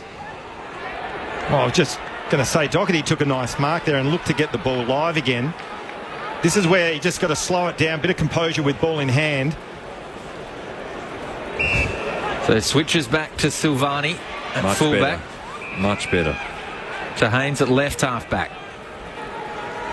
Now he runs around, kicks a long, high ball down the line. The numbers. I'm really frustrated with Carlton at the moment. Again, they've switched it. They spread the ground. Wait for numbers to get there to create a contest, get numbers around the footy, and at least, worst-case scenario, create a stoppage rather than the turnover and kicking to Port Adelaide's +1. They just bombed it. There was 3 Port Adelaide players there. It was Rosie who took the mark. He went back to Sin. Now Rosie's got a defensive side of centre wing. And bombing is okay if you've got numbers set up around the footy, and they didn't have on that occasion. Connor Rosie and Josh Sin just accumulating stats as they kick between each other. Finally to the eastern side go the power. Drew the target, knocked away, but Alia's there. Burst away from 2. Hands it to Jackson, then Burgoyne into the pocket. Who else? Georgiades slipped out of his mitts. Richards toes it away towards the goal square. Sweet's there entangled with De Koning. Ball bobbling around like a bar of soap. Georgiades can't wrench it away. Readering throws it on the boot. Why? They just don't learn. He's kicked it straight to Jace Burgoyne, who's 40 from home on the tight angle to the left. We're looking at some of the numbers now, Jamo. They're starting to get out of hand this quarter. Inside 50, 6-1. They're getting smashed in uncontested possessions, belted in contested possessions. At the moment, it's Port Adelaide. All over the Blues. Jace Burgoyne starting in front of the Rashudo stand. Man on the mark, 40 from home. The son of a gun in a contract year. Burgoyne crosses the paint of 50. Gives it everything on the tight angle. Can't make it work. Minus score on the left-hand side. Port by 40 points. Carlton still goalless. 9 minutes into the second term on ABC Sport. Rod Jamieson and Josh Franco, your experts. Jacob Wiedering head over the footy. Copped a high one too, so just keep an eye on his shoulder. Pulled up a bit sore. Sard plays on from the kick-in, kicks towards Haynes, spoiled by Liddy, who almost gathered but left it behind. Ducked the head, Akers tackle. Ball up right half forward. So a 40-point margin for Port Adelaide. 14 shots to 4. From the reset, De Koning knocked it down. Jordan Sweet is opposing ruck on his hands and knees. He's won a free kick. I'll tell you what, nothing is working for Carlton at the moment. I'm going to say try to bring it into a stoppage game. That's not even working. Just lacking composure, giving away free kicks, can't get their hands on the footy. And as we've discussed numerous times already, their ball movement is just horrific at the minute. Got to just somehow hang on to half time maybe and just get through this. Really, Port Adelaide should be a lot further in front. Still 11 minutes to go, Jamo, in this second quarter. Port leading by 40 points. Sweet from outside 50. Kicks a high, long ball. It's away to the left, and De Koning, his counterpart, knocks it through for a minus score. So Port Adelaide 6-9-45. Carlton 4 behind. 11 minutes gone. Second quarter. Josh Money on the boundary. Tom, no Ken Hinkley on the bench for Port for the first time in a couple of years, but Michael Voss, he's certainly seen enough for Carlton and has come down from the box to join his Blues. Boyd has it in the left-back pocket, goes for a run across the goal face as Burne-Jones closes, kicks up to right half-back. Port have the numbers, 4-on-3, hits the deck. And a big tackle laid to hold things up. Sam Doherty's crunched by Willem Drew. I know it almost goes against the way that they're playing at the moment. They need Carlton probably to come through the middle of the ground. They're actually Porter setting up outside, so they force them to kick long, and that's where you want them to go as the congestion seal sits on the half-forward line for Port Adelaide. But take the kick on and nail it as opposed to giving it air and allowing the defence get to it. The power by 41. Hewitt wrapped up in a tackle, will go again. De Koning takes it out of the ruck. Little 1-2 with George Hewitt. Didn't come back to him. And the former Swan lays a tackle on Lockie Jones. Still on the eastern side, closer to the logo. Port 6-9-45. Carlton 4 behinds on ABC Sport. Inside 50s 21-8. Port have 9 marks inside 50. Well, it's 7-1 this quarter. Inside 50s. Make that 8-1 after this. So holding the ball call, Boakey, or Travis Boak, I should say, gets it to Butters. Kicks towards the right forward pocket. Flying was Georgiades, but his run at the ball was retarded and he wins a free kick. 25 metres out. Left forward pocket. So just pulled down by Silvani. Yeah, that was there, I reckon, Tom. And again, going back to this bloke, Georgiades, he's almost the lone tool up there for the power, but every time the ball goes inside forward 50, he's a big target. And once again, when he gets a run and the ability to launch at the footy, he draws free kicks or he's plunking them. 2 goals, 2 already for Georgiades halfway through this second quarter. Big opportunity here from 30 metres out. Punches that one through the middle. He's got his third. And we know Georgiades can go big at Adelaide Oval. Port Adelaide 7th, 7-9-51. Carlton 4 behinds, a 47-point margin. 13.5 minutes gone. Second term for ABC Sport. Well, Jamo, we called a game a couple of years ago. It was Port v Sydney, and the scoreline was 70, close to 70-0. It's almost got, well, smells a bit like that at the moment. Carlton just can't get their hands on the footy, and again they've got no method. They're under the pump. They're perceived pressure. They're turning the footy over. And conversely, Port Adelaide look like a really well-polished team at the moment. Well, Port Adelaide have got 8 more disposals, but they're 25 kicks, 10 handballs. At the moment, Carlton has 16 kicks, 13 handballs. So, again, just winning the football. We've spoken about their ability to be able to move it. They're not moving it quick enough, but they need again to be able to shut the game. I don't care if it just gets ugly at the moment, but Port Adelaide take it away from another centre clearance. Here it comes again. Vicentini to Butters, surging out of the middle, and a kick straight to Pau Pepper. They're witches' hats, Carlton. And again, we spoke. Whoop. Pau Pepper hands it off to Farrell. It's in his range. A late tackle, the desperation there. Great effort to impact the kick. And I was going to say, we talk about that speed around the footy. Butters in the centre bounce there was just electric. The ball spilled out and all of a sudden Zach Butters was on it, going inside 50. Talk about playing for your coach there, but that was a great desperate effort there. I think it was from Chincotta. It's coming back anyway. That's really... Silvani took the free kick and gave it straight to Burgoyne, back inside 50 for the power. Georgiades the target. Fisk came in down towards Fantasia. Driving kick up to the eastern side. Zerk Thatcher. I don't know why Curno's not positioning himself where the ball's going. He's the deepest forward at the moment for Carlton and not getting anywhere near it. So in terms of structure, position yourself, Curno, because you're the only one that's going to be able to give a contest down the line. Zerk Thatcher goes long, fisted away from Wiedering, rode by Jackson, intercepted by Fantasia. Go by hand to Young, but that was intercepted by Horne-Francis. He slipped over, may have copped a high one, play on, says the umpire. Young was worried out of it by Vicentini. Now Wiedering just chucks it on the boot. He's done that a couple of times, Josh. Yep. Now Farrell, 60 metres out, kicks to the top of the goal square. It beat everyone but missed to the left. Georgiades flew, so did Silvani. Runs through for a minus score. So Port Adelaide, another opportunity. 7-10-52. Carlton are 4 behinds. That's a 48-point margin. Well, I'll tell you what, there's quite a few Carlton players not handling the pressure of Port Adelaide as well, and that's as nice a way as I can put it. Fantasia is probably the biggest culprit. Their season is fading fast, the Blues. Wiedering looks for an exit. Again, a pack converges on the broadcast wing. Good juggle attempt from Lord. Just lost it late. He had Radical here to deal with, to be fair, the young man. In just his 16th game, it rolls over the boundary line. It'll be tossed in right half forward for the Power. It's been a diabolical half of footy. 4 behinds to 7 goals. Port Adelaide lead. Tossed in. Here come Carlton. Over the halfway line. Lewis Young's kick a little shallow. Drops short of Fogarty. They converge on him and give it away. Bergman hands it to Sin. And they're yet to get an effective disposal in the front half, I reckon, this term.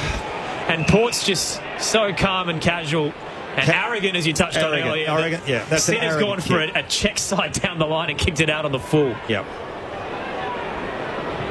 So Wilson, the debutant, goes back to Wiedering, who goes in board to Williams. Hardly called his name tonight. Dangerous kick towards Doherty, but it's something that they need. And he tried to give the handball off to Hollins and win a 50-metre penalty. It didn't work. Handballs to Williams instead. Hollins ran forward, centre half forward. Kicks inside the forward 50, but he missed McGovern as the target.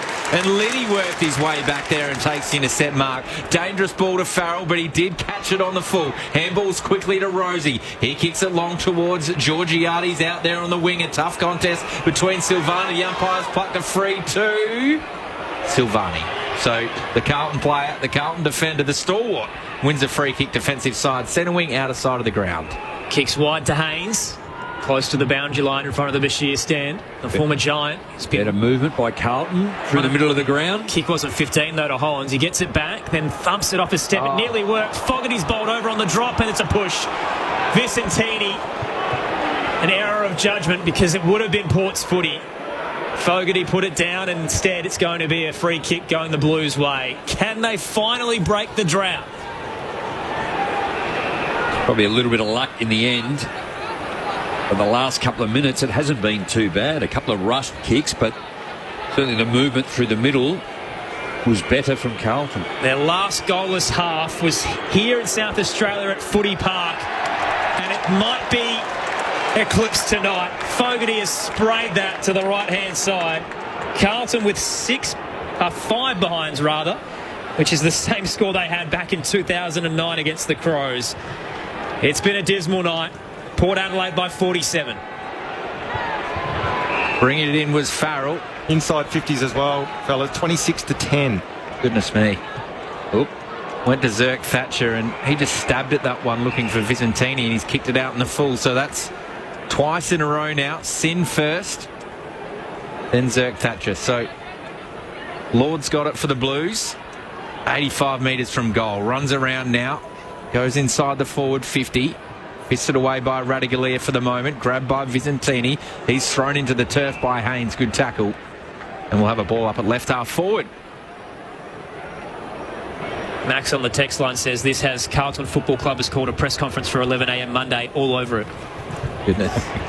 So from the boundary throw in, or the ball up I should say, it ended up with Butters who handballed to the ruckman in Vicentini. He handballed it straight to Chera and Chera kicked it out in the full 8 rows back. So it's going to end up with Butters in the exact same spot.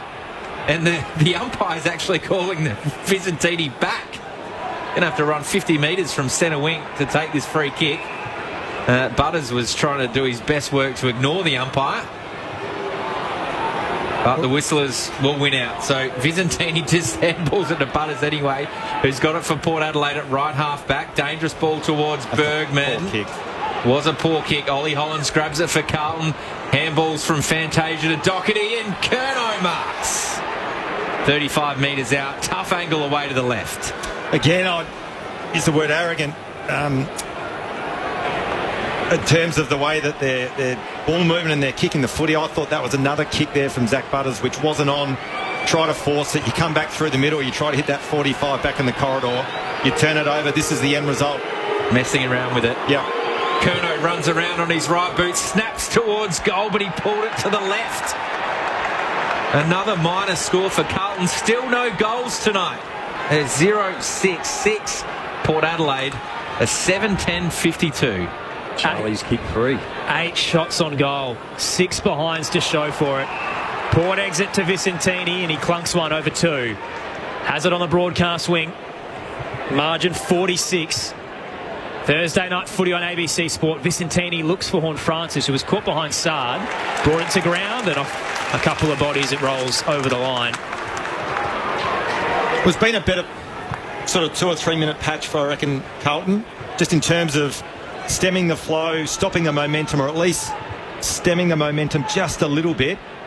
And they've got the game at least on neutral terms for the last couple of minutes. Tossed in, De Koning down straight to Hewitt. Looks to sidestep Liddy. Got a handball out to Cripps. Nice chain. Akers through the broadcast wing to a 2-on-2. You wouldn't want to face Aaliyah and Ratugolea in that matchup. Even that's a win, I reckon. The two big bodies bring it to ground, and Farrell's wrapped up by Chincotta. Yep, cause a stoppage. Reset, go again. At the last 2 scoring shots, Carlton, De Koning knocks it forward. Chincotta got his hand in front of Farrell. Ball in dispute. Running hard at it was Jones. It was tough. Handballs to Sweet. He's got a runner in Willem Drew, and it was over the top of Butters. Missed the target. Clever handball from Boat, but it did put Liddy under pressure. Turnover from Motlop. Kicks towards centre half forward. Mark Doherty. Again, really good pressure there from Carlton. Caused the turnover. Butters there potentially could have taken possession of the footy. Decided to do a little bit of layer rising and paid the price for it. So Doherty, one of their most senior players, a storied blue, going to take a kick of 55 metres to possibly get Carlton's first of the night. 23 minutes into the second quarter. Doherty unloads. Got a decent purchase. There was a push there. Umpire didn't see it. Ratugolea used his body and takes the mark behind McGovern. I reckon that's really good umpiring. Mitch McGovern has had the one touch. Yep. One of those ones where you plant your feet, you're allowed to hold position. And played for the free kick, McGovern. Out towards the broadcast wing go the Power. They're up 46. Carlton goalless heading into half-time. Off hands, De Koning tried to march to half forward, tackled, gave it away. Port now full stride. Here they come on the rebound. Burne-Jones into the 50. One out is Georgiades. He's got Akers on Silvani. Shows him the footy. Steps around Wilson. Here's Georgiades! The showstopper! He's got 4. He is dominating Carlton. 52 points is the lead. Carlton are goalless. 2 minutes to go in the second quarter. Thursday night footy on ABC Sport with Rod Jamieson and Josh Franco. Oh, just too much space out the back too, and leg speed by Mitch Georgiades. Jack Silvani just let him a dance and then went one way, got around him way too easy. Just trying to think about ways to find something for Carlton. I'd almost put Wiedering, just put him in the middle or put him forward. Like they've actually, Paul Bloke's been beat up for many, many years. Just at the moment, Carlton did a lot of good work to pressure and keep the football in their forward half. Yep. But it just rebounded on that occasion way too quick. Goal number 37 for the year for Mitch Georgiades. He's having a night out. Sweet knocks it down. Two of the Port players just bash into each other in the middle of the ground there. Butters is down. There's another down. In the meantime, Chincotta kicks up forward, and now we have a mark deep inside the forward 50 to Young. 10 metres out, 45-degree angle. We're just looking at that centre bounce. I think it was Butters and Bergman head clash, and Bergman now in the hands of the trainers. I'd imagine he'll be coming off for a HIA. Poor old Bergman, he got collected by Pal Pepper last week, and now Butters has taken him out. Yeah, he's down too long now. He'll have to go through the test. They keep acting like that. He might be leaving the club for sure if his teammates keep cleaning him up. Bit of claret too. Yeah, the blood is coming out. So players stopped while he comes off the ground here. Blood nose there. We know how hard Zach Butters goes at the footy, Josh. Yeah. Oh, yeah, just looking at the replay. Completely accidental, of course, but Bergman didn't see that coming. You think Butters would probably almost have to have one as well? Yeah, that's a fair shout. Very symmetrical man is Miles Bergman, so his face rearranged a little bit there. So you can hear the boos. The Blues have the footy. Lewis Young, 15 metres out, 45-degree angle. He kicked it hard, and he kicked it true. The Blues have their first 26 minutes into the second quarter. Thanks to Lewis Young. 1-6-12. Port Adelaide 8-10-58. They bring the margin back to 46 points. late in this second quarter for ABC Sport. Well, Gemma, we spoke about obviously the last 4 or 5, 6 minutes of play. Carlton have actually started to change momentum and get their hands on the footy first, and they're getting looks at goal. Clearly, Port Adelaide went down and kicked an easy one through Georgiades just a few moments ago, but they do look a lot more stable around the ball, and they look a lot better and more dangerous ahead of the footy.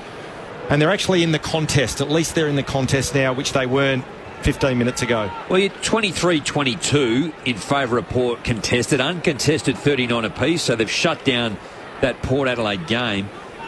Ground ball gets 10-18 in favour of Carlton, and their tackling is pretty much the same. So they've actually had a decent quarter, albeit they've only got the one goal. Here they go again. Port by 46, but Carlton get the clearance. Hewitt with the sidestep, kicks wide, hits Fantasia. Too far out to score in front of the Wanganeen stand. Drills it low and hard in the direction of McGovern, caught behind Aaliyah. Knocked straight to Rosie. Radagalier just brushes off Chincotta. Kick wasn't great though. Straight to the defensive arc, and Hewitt's there. Could be in his range. George Hewitt doesn't look confident. Steps off his line. Has to rush it into the scoreboard pocket. 2 Blues fly. They can't take it. Rosie stays down and launches it out there with a heaving kick to the eastern side. Vicentini will paddle it over the line. And a free kick for a hold going the way of the Blues. So Carlton down 46 on the eastern side. Josh Money downstairs. Yeah, Aaron, as expected, Miles Bergman now making the long walk down to the Port Adelaide room. So unlikely we see him again this half. Hopefully he's okay. So Haynes took the free kick, kicked it long, and a strong mark from Cooper Lord, right half forward, kicks towards Curnow, but floating in front was Sam Powell-Pepper. Takes the intercept mark, left back pocket for Port Adelaide. How long is the list of problems for Carlton at the moment? But they just continually go to Charlie Curnow, which is the wrong option every time. Some run from Port Adelaide, the 1-2 with Butters. Ends up with Burn-Jones. Over the top to Travis Boku. Just handball to space. Richards ran onto it. Boak gets it again at left half forward. Back to Richards. Very handball happy, but it's working at the moment. Centering ball to a goal kicker and Lockie Jones at centre half forward. They wanted 50. One of the umpires in the middle of the ground are discussing that what's happening. Someone's down behind play on the outer wing. Just looking at the trainer, Adam Sard. Adam Sard, is it? Looks like his trainer looks a bit distressed as well, so there must be something going on. Could be a knee here, just the way that he's crouched over on that right-hand side. So, Adam Sard. So he looks a little bit... He's struggling to actually find his feet. So I think it's more of a clash. Oh, yeah. Yeah. Oh, he's been hit there by ruckman Dante Vicentini. That's a reportable offence. He's checked him off the ball, Dante Vicentini. So, and he's chosen to bump and he's caught him high. Yep. Wasn't spotted by the umpires initially, so no free kick. The play was able to continue on. He sort of stood up. He's a big man, Vicentini. But Sard certainly didn't see him standing there. So one to watch. So Sard just running through the middle of the ground now. He looks okay, but he will certainly be assessed by the Docs. Probably wasn't a bad time for Carlton either, because there was speed on the ball. There's only 17 seconds left in this second quarter, and ball in the hand of Jones. So Jones kicks inside the forward 50 to Konings, playing in front. Sweet knocks it to the front. Powell-Pepper just couldn't gather it cleanly the first time. Wrapped up in a 360 tackle. Bounces out towards Rioli. Socket off the ground. Boat comes in hard. So does Chincotta. 2 balls going hard at it, and it's half-time here at Adelaide Oval. A few spot fires like we had at quarter time. Wiedering in the goal square. Georgiades. They're going for Vicentini. We know how lippy Port Adelaide's been as they've dominated this first half. Carlton making a stand. They might be being reminded that they just have one goal that came 26 minutes into the second quarter. The two teams still haven't separated for the moment. Little melee on at full forward. So Wiedering, Silvani, Chincotta, Burgoyne's in there. Powell-Pepper, Cripps. Can really name every player on the field out there. The AFL might be going away on a decent footy trip after tonight. So Chincotta and Butters in there. Butters will be funding it. Butters is front and centre. Get out of there, Zach. He promised that he's going to stay at least until the end of next season at Port Adelaide. So his big contract's going to come after that. The players are still together. We haven't seen a melee like this probably all season. Plenty of feeling at Adelaide Oval, but Port Adelaide, you can hear the crowd. They're very happy with that first half. They should be. They promised a response and they got one. Port Adelaide 8-10-58. A 46-point margin. Carlton 1-6-12. They've walked all over the Blues in this opening half. An emphatic performance. Port 8-10-58. Carlton 1-6-12. Mitch Georgiades leading the charge with 4 goals. 2 to Burn-Jones, singles to Lockie Jones and Kane Farrell. Cheers there as Carlton make their way towards the race. So the Blues fans in attendance not happy either. It has been an abysmal performance with their backs against the wall and their coach under fire. Carlton have not turned up. 0437 774 774 is the text line if you do want to get in touch. It's been a rough night. Dan from Perth says, this was the only game of the round I thought could be interesting. So I guess I'm going to look at other things to do this weekend. Sydney and the Bulldogs tomorrow night should be fun. You can join us from 6:45 for that one. Bontempelli's 150th, and obviously the Dogs are rolling right now, but Sydney look to be back. 250th. I've said the wrong number there, Jamo. Thank you. Also on the text line, Tom de Koning has looked for a runner coming past on multiple occasions, but to no avail. That's from Bill. Another listener, David, says the Blues don't play for each other, let alone Michael Voss. And Simon reminds me of a game at Football Park a few years ago where the Crows kept the Blues goalless in the first half. Nothing football from Carlton right now. Rod Jamieson, Josh Franco, your experts tonight on ABC Sport. The question around Carlton was effort and intensity, and if the message from Michael Voss was clicking, they've looked incredibly indecisive tonight, Jamo. Oh, it looked a little insipid in the first, but I think the pressure from Port was immense, and then they were able to hold sway for a little bit in that second quarter. But then the last part, they were able to just get it over the back and present, and on that one occasion, get it in really fast to Mitch Georgiades, who was able to kick a goal and get them up and about a little bit. But look, I guess the scoreboard suggests that, yes, the margin being 46 points, it's not insurmountable, but I just can't find a way or see a way that Carlton can get back in. They just don't have the options. I mean, George Hewitt, again, is doing what he needs to do and has done all season. Doherty across the half-back line. Silvani's under immense pressure in the back half. De Koning's doing what he can. But outside of that, Adam Sard's now having a test to see whether he comes back on. So they'll lose that run and rebound, what little they had in that first half. I think it's almost just a man up, shut it down, run with, just smash your opponent and actually just make it a really ugly, messy game from this on in. And if things start to change and you can start to win the footy, you might steal a few. And look, 8 goals is a significant margin. But normally, if its team is up and about, it's actually could be an easy one to get in about 15 minutes. But, gee, it shouldn't be that poor, really, at this competition, should they? I mean, you're talking about the elite comp, and they don't even look like it. Well, as you were talking, I'm thinking, what would Michael Voss be saying to his group right now? I mean, that's probably the big question. We saw last week he eyeballed the midfield group and some of the leaders. Do you go down that path again? You probably don't. You keep... and you hip pocket for another time. I don't think it's the time or place. Maybe you're looking for some positive, which we did see for the last 5 or 6, 7 minutes of that second quarter, where they did start to get their hands on the footy, and at least they weren't able to hit the scoreboard as they would have liked, but at least they were able to slow Port Adelaide down and restrict their ability to move the ball inside their forward 50 to create scoring opportunities. But I think if you're Michael Voss and the coaching staff at Carlton, I think you are scratching your head. I still think there's an element that you'd be putting it on the senior players to get them back in, because they're the ones that you would hope that would be carrying the workload and carrying the can when they're under siege like they have been. But, you know, I suppose when you talk about 46 points, you said it's not insurmountable, but every single thing has to go your way to be able to close that margin and eventually, you know, get the 4 points, which is probably the last thing on Michael Voss's mind at the moment. They just want some respectability going into the second half. We're only assuming from the coach, from the commentary box rather, but surely Michael Voss isn't directing them to move the ball like that at a defensive 50. Oh, I guarantee you he's not. I think I think the pressure from Port Adelaide is immense, and Carlton have won 6 games. They're not actually flying. We know that. So they're actually battling, and they've got significant injuries. And we know with that comes how challenging the game then is to play at the level that you want to. I think to Josh's point, think Vossi's given them a serve last week. I think it's almost get into 3 groups. Leaders, take over, learn. Yep. Let's work our way through this. You tell me how you're going to do this. I mean, here we are at round 16. It's not as if we're at round 2. You've had over half of the season to work this out. You know how to play the game. Tell me how you're going to do it and how you're going to get out of it. Yeah.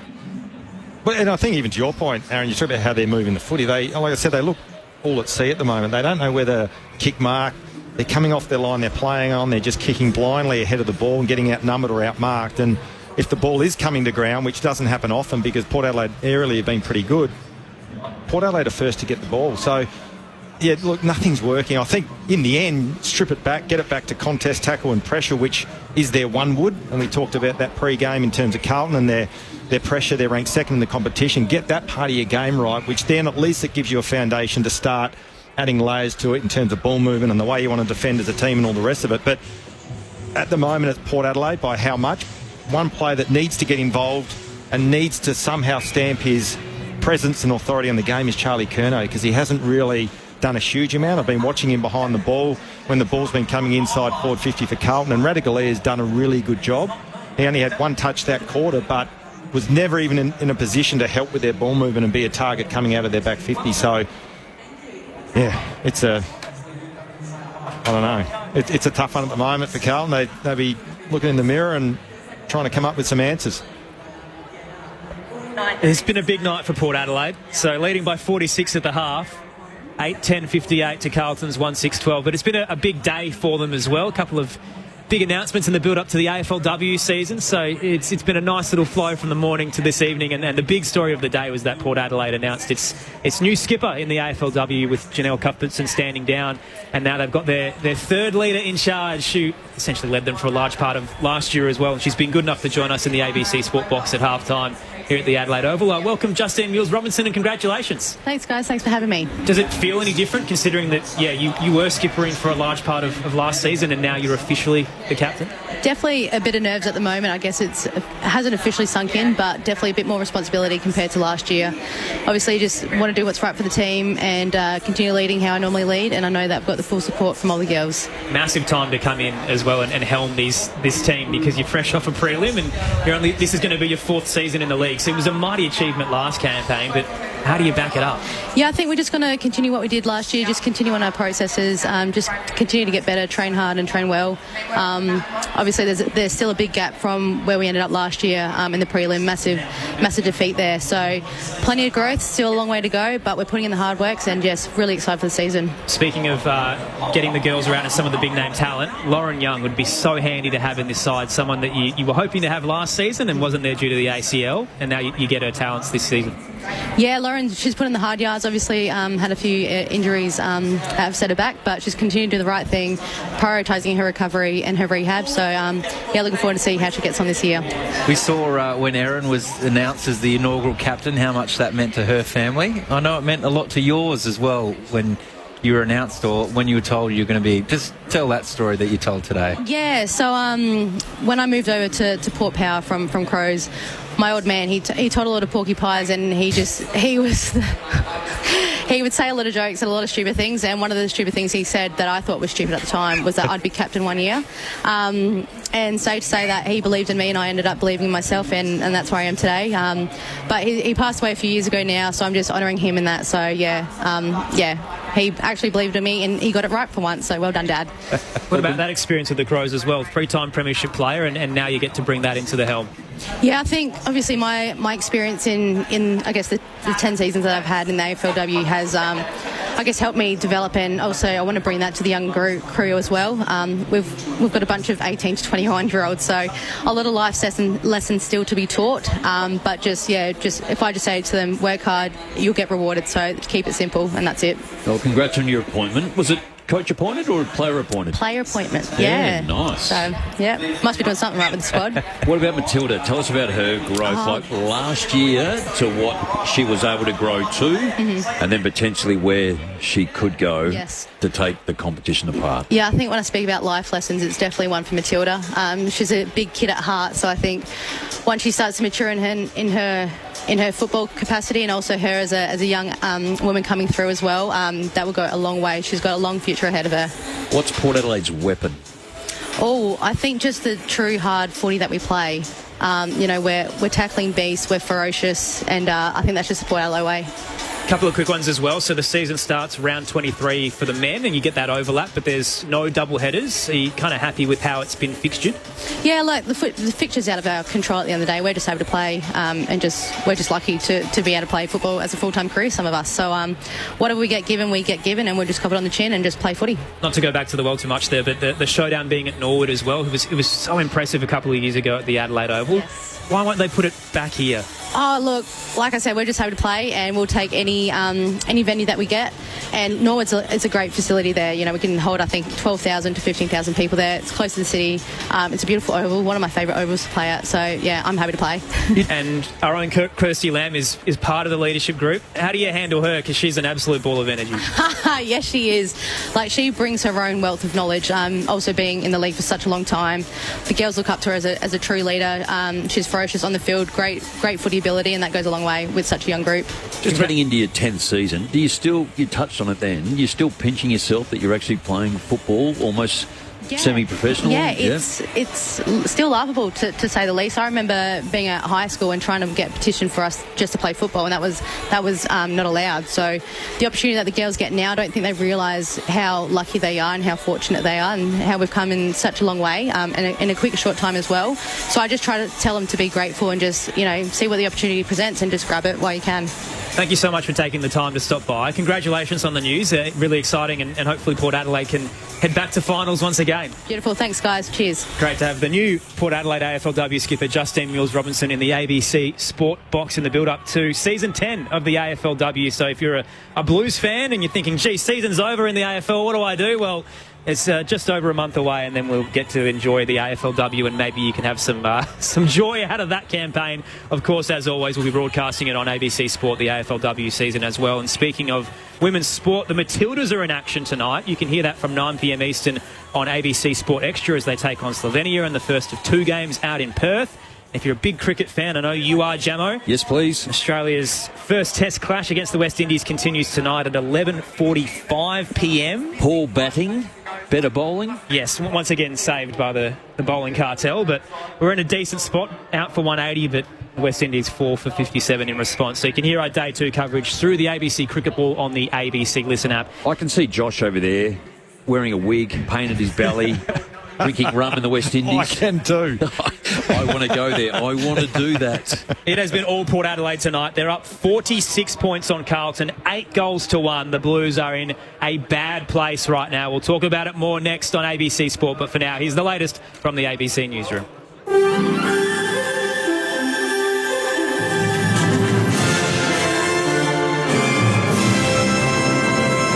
ABC News, I'm Thanmaya Navada. Shadow Attorney General Julian Leeser says it's in Australia's interest to increase defence spending. The NATO alliance, of which Australia is not a part of, has committed to raising defence spending to 5% of GDP by 2035, following pressure from US President Donald Trump. On the sidelines of the NATO summit, Defence Minister Richard Marles said Australia would decide in its own spending levels to meet its own military needs. Mr Leeser says it would be wise to increase our defence spending targets. The government's own Defence Strategic Review says that they need to lift spending. It says that we need to increase a range of defence capabilities, including drones, including missiles, including space capabilities, which the government has abandoned. If the government has any hope of achieving those targets, they need to increase defence spending. A former Australian ambassador to several Arab countries says the ceasefire between Israel and Iran will last while it lasts. US President Donald Trump, who helped negotiate the truce, has also suggested the war could start up again someday, possibly even soon, but didn't elaborate. Dr Bob Bowker from the Australian National University's Centre for Arab and Islamic Studies says both Israel and Iran could be willing to strike back. The reality for Israel is that when an opportunity arises, they will probably wish to get rid of that 400 kilograms of enriched uranium if they can find it. The Iranians believe that a war of attrition with Israel is probably going to work out ultimately to their favour rather than Israel's. The Palestinian Health Ministry says at least 4 Palestinians, including a teenager, have been killed in the occupied West Bank, where soldiers have been carrying out raids for months.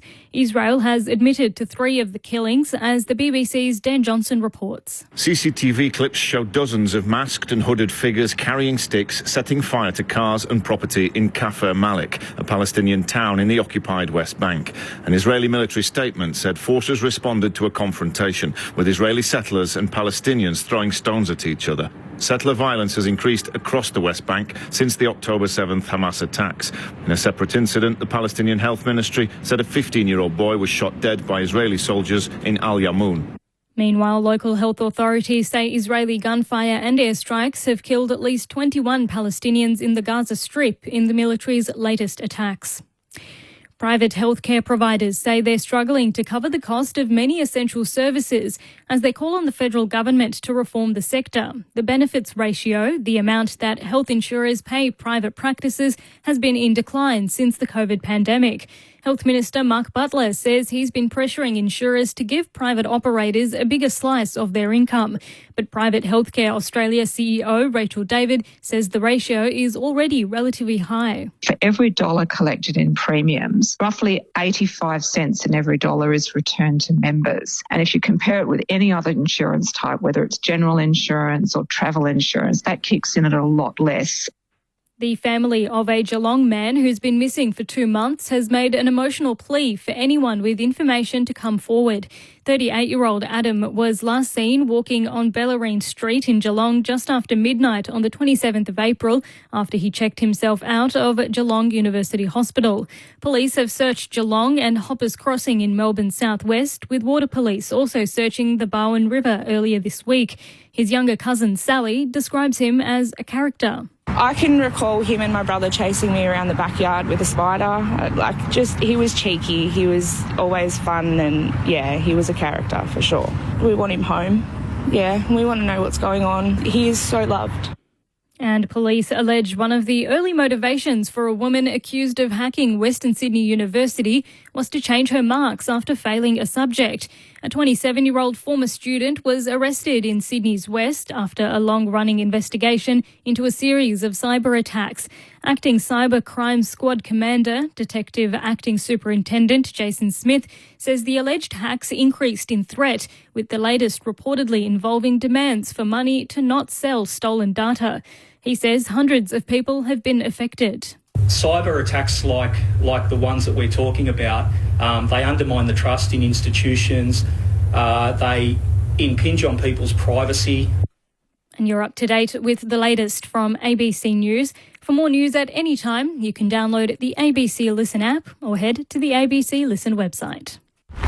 You're listening to the 2025 AFL Premiership season on ABC Sport. AFL on ABC Radio, On digital. And on the ABC Listen app. look for the AFL button.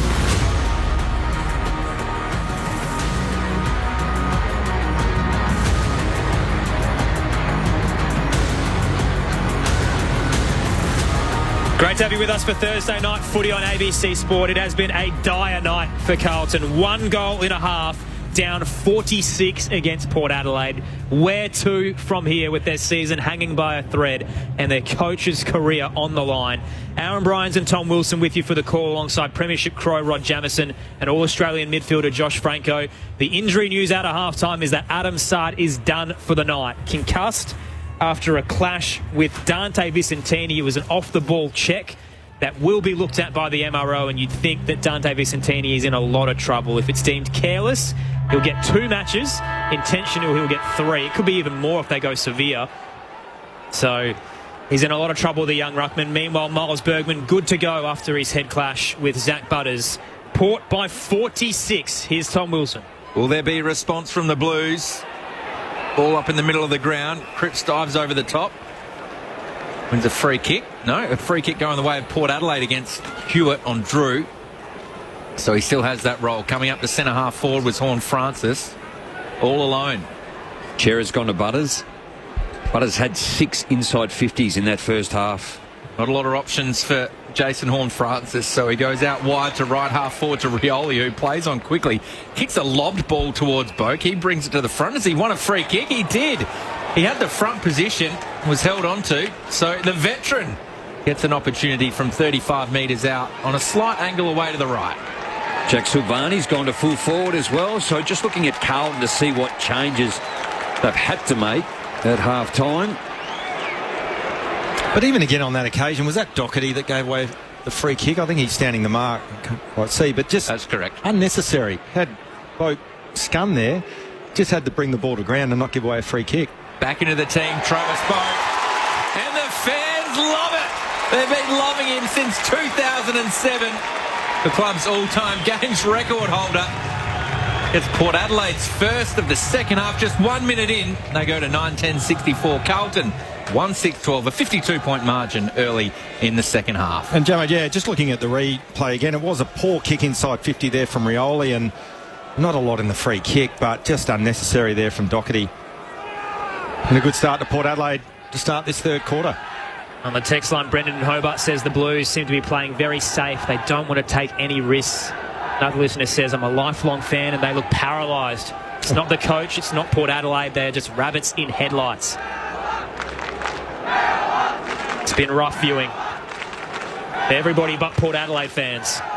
52 points, the game high margin. Crowd of around 30,000 in attendance again tonight. Couple of texts about the empty seats on television. It's been stuck around this mark for a large majority of the year. Sweet wins it down. Straight towards Cerra. He's wrapped up by Butters. Very late whistle as the ball came out. And it's going Cerra's way. The former Docker traded for the pick that would become Jai Amos.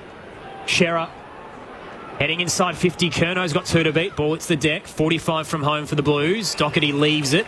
And a crunching tackle as Drew wraps up Hewitt. Ball up just outside 50. Just need some help, Charlie. They just keep going to him at the moment, so it's easy for the defence of Port Adelaide just to work out and get 2-on-1. By hands, Butters to Rosie to Powell Pepper, who's under pressure. Cripps later tackle, went the fend off. And it is going to be holding the ball. It had to be. It was very quiet. So the Carlton fans don't have much voice. You can't blame them, really. Probably gone home, Tom. Well, I wonder if the narrative starts around Cripps again. Like, Cripps hasn't had much impact on this game. Just the 8 disposals, lining up for his 9th touch. He's been well held by Bergman, but almost if he doesn't get hold of the footy and start almost be the firelighter, nothing ever really happens at Carlton. They're so reliant, aren't they? They are, How often we do this and say it for him. There has to be some others that are going to step up. How long has he got to carry the club is the big question. He runs to the 50. Good contact. Goes away to the right-hand side, though, and Aaliyah gets a fist in to knock it over for a rush behind. Carlton's first score of the second half there. 1-7-13, Port Adelaide, 9-10-64. Almost 4 minutes gone in the third quarter. If you're just joining us and wondering what the hell has happened, Carlton took a quarter and 26 minutes to kick their first goal of the game. They were down 31 at quarter time with just 3 behinds to their names, down 46 at the half. Now 51 points the margin as Port move it to the eastern side. Drew leans back, casual kick. Hits up Bergman, just forward of the logo. It takes some time to adjust if you zone off and the opposition, now they're going back, so good defensive work by Carlton, but you've got to go one-on-one almost just to shut things down and make it hard for him to go to. Switch was on, Farrell to Aaliyah, now on the broadcast wing is Powell Pepper. Over the top, the kick to Burgoyne. This is all uncontested. They just can't stop them here, can they? There's no pressure as Port Adelaide methodically move it forward. Carlton has flooded the 50 though, so Burgoyne will finally be forced to bomb it in. They drop in, 30 from home, tap straight to Rioli, who bounces and goals. All too easy. Rioli gobbles it up. And Port Adelaide up by 57. 10-10-70 to Carlton's 1-7-13. 4 played in the third term. Thursday night footy on ABC Sport with Premiership Crow Rod Jamieson, 4-time showdown medalist Josh Franco. Well, Jamo, that's almost the dagger to the heart of Carlton in terms of how this game's going to eventually unfold. Cripps comes off the interchange after Rioli kicks that snap around the body, and just looking at the body language of the Carlton players, it's poor. There's no one really trying to drive any energy or emotion. And I think that comment that person texted in, they look paralysed, that's a really good description of Carlton at the moment.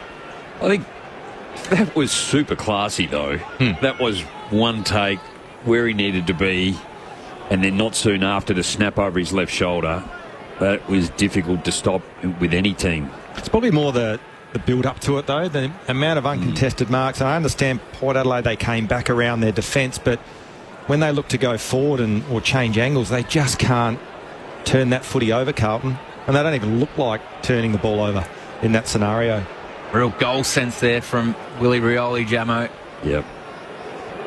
Port Adelaide moving the football way too quick. We're even waiting for the TV to start the game. It has been a long time. But they're doing maybe a review. Potentially. Yeah. That's a good point there, Maybe. Josh Franco. Must have just checked if that was touched, because he got ball to boot very quickly. Knocked down by Sweet, gathered by Butters. Look at him There's that go. speed.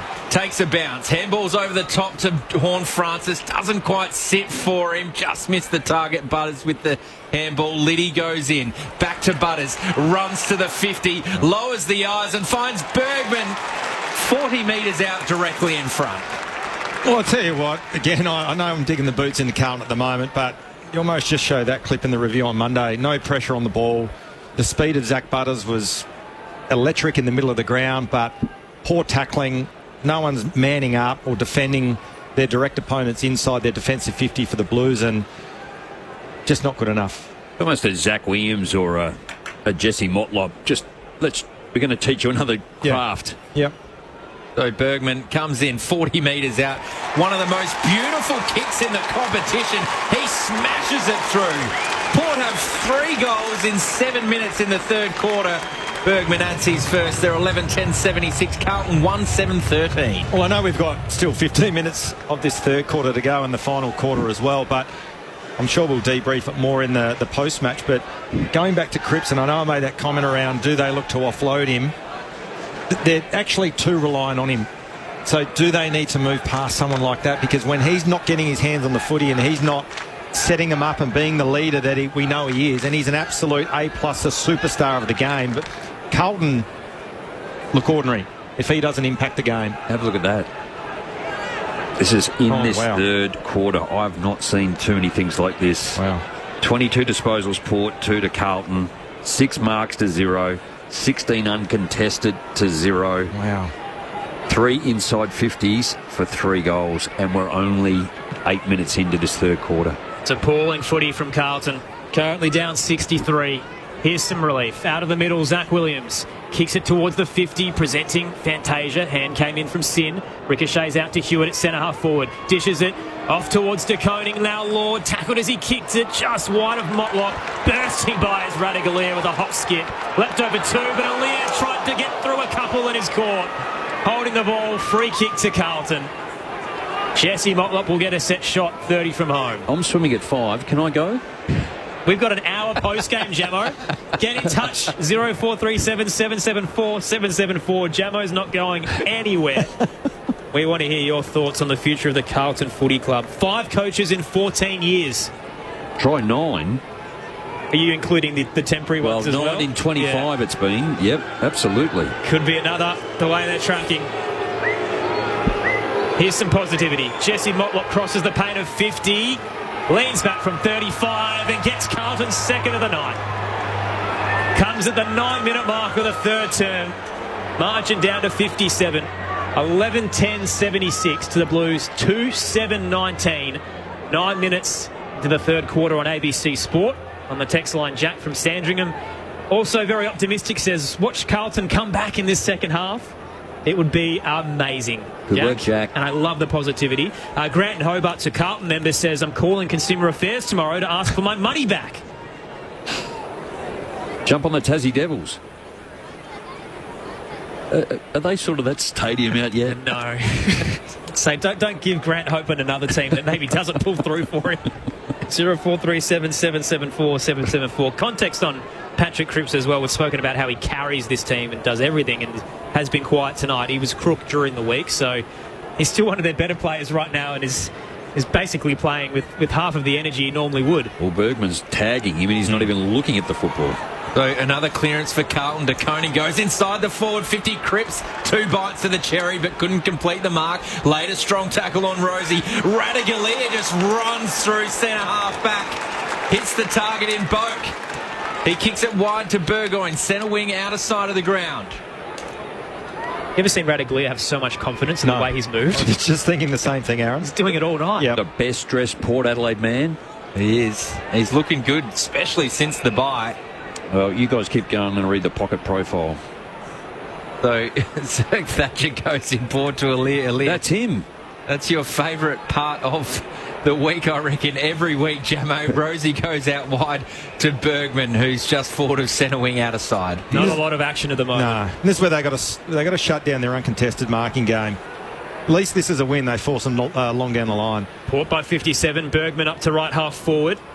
3 on 4 there. Carlton have the outnumber. Hits the deck. Akers, loopy handball over to Chincotta. Searching kick down the line. McGovern used the body well on Radaglia, turned, and there wasn't a lot of options. A tumbling kick into the 50. Zerk Thatcher waits. The brick wall wrapped up quickly in the tackle. Umpire circles for a while, but calls for a ball up. That had all the makings of a holding the ball, didn't it? He took a while. He did. Brandon Zerk Thatcher, the first time he packs on a road trip is sunscreen. Why would you do that in the middle of July? He lived in Melbourne for a while, Jamo. Well, you wouldn't need it at all there. So, from the ball up, works its way back to Nick Haynes, who kicks to a dangerous spot, and flying is Mitch McGovern. Marks 25 metres out directly in front. Oh, the options are coming in, aren't they? They're actually getting it in forward and to the advantage of their players up forward. And spoke about Mitch McGovern, a very poor first half. We know he's got the ability to take a good, solid mark out in front. At least they're getting the football in this quarter, giving themselves half a chance. Well, I think he had, to your point, Jamo, just the one disposal in the first half. So he's lining up for his third, and he's had 2 in about 30 seconds. Prolific goal kicker at Adelaide, but recruited to play in defence. And the Mockers. That is a simple set shot away to the right. 2-8-20, Port 11-10-76.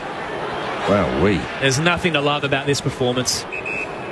His Port by 56. Favourite ice cream flavour is boysenberry. This is Brandon Zerk Thatcher in the footy record.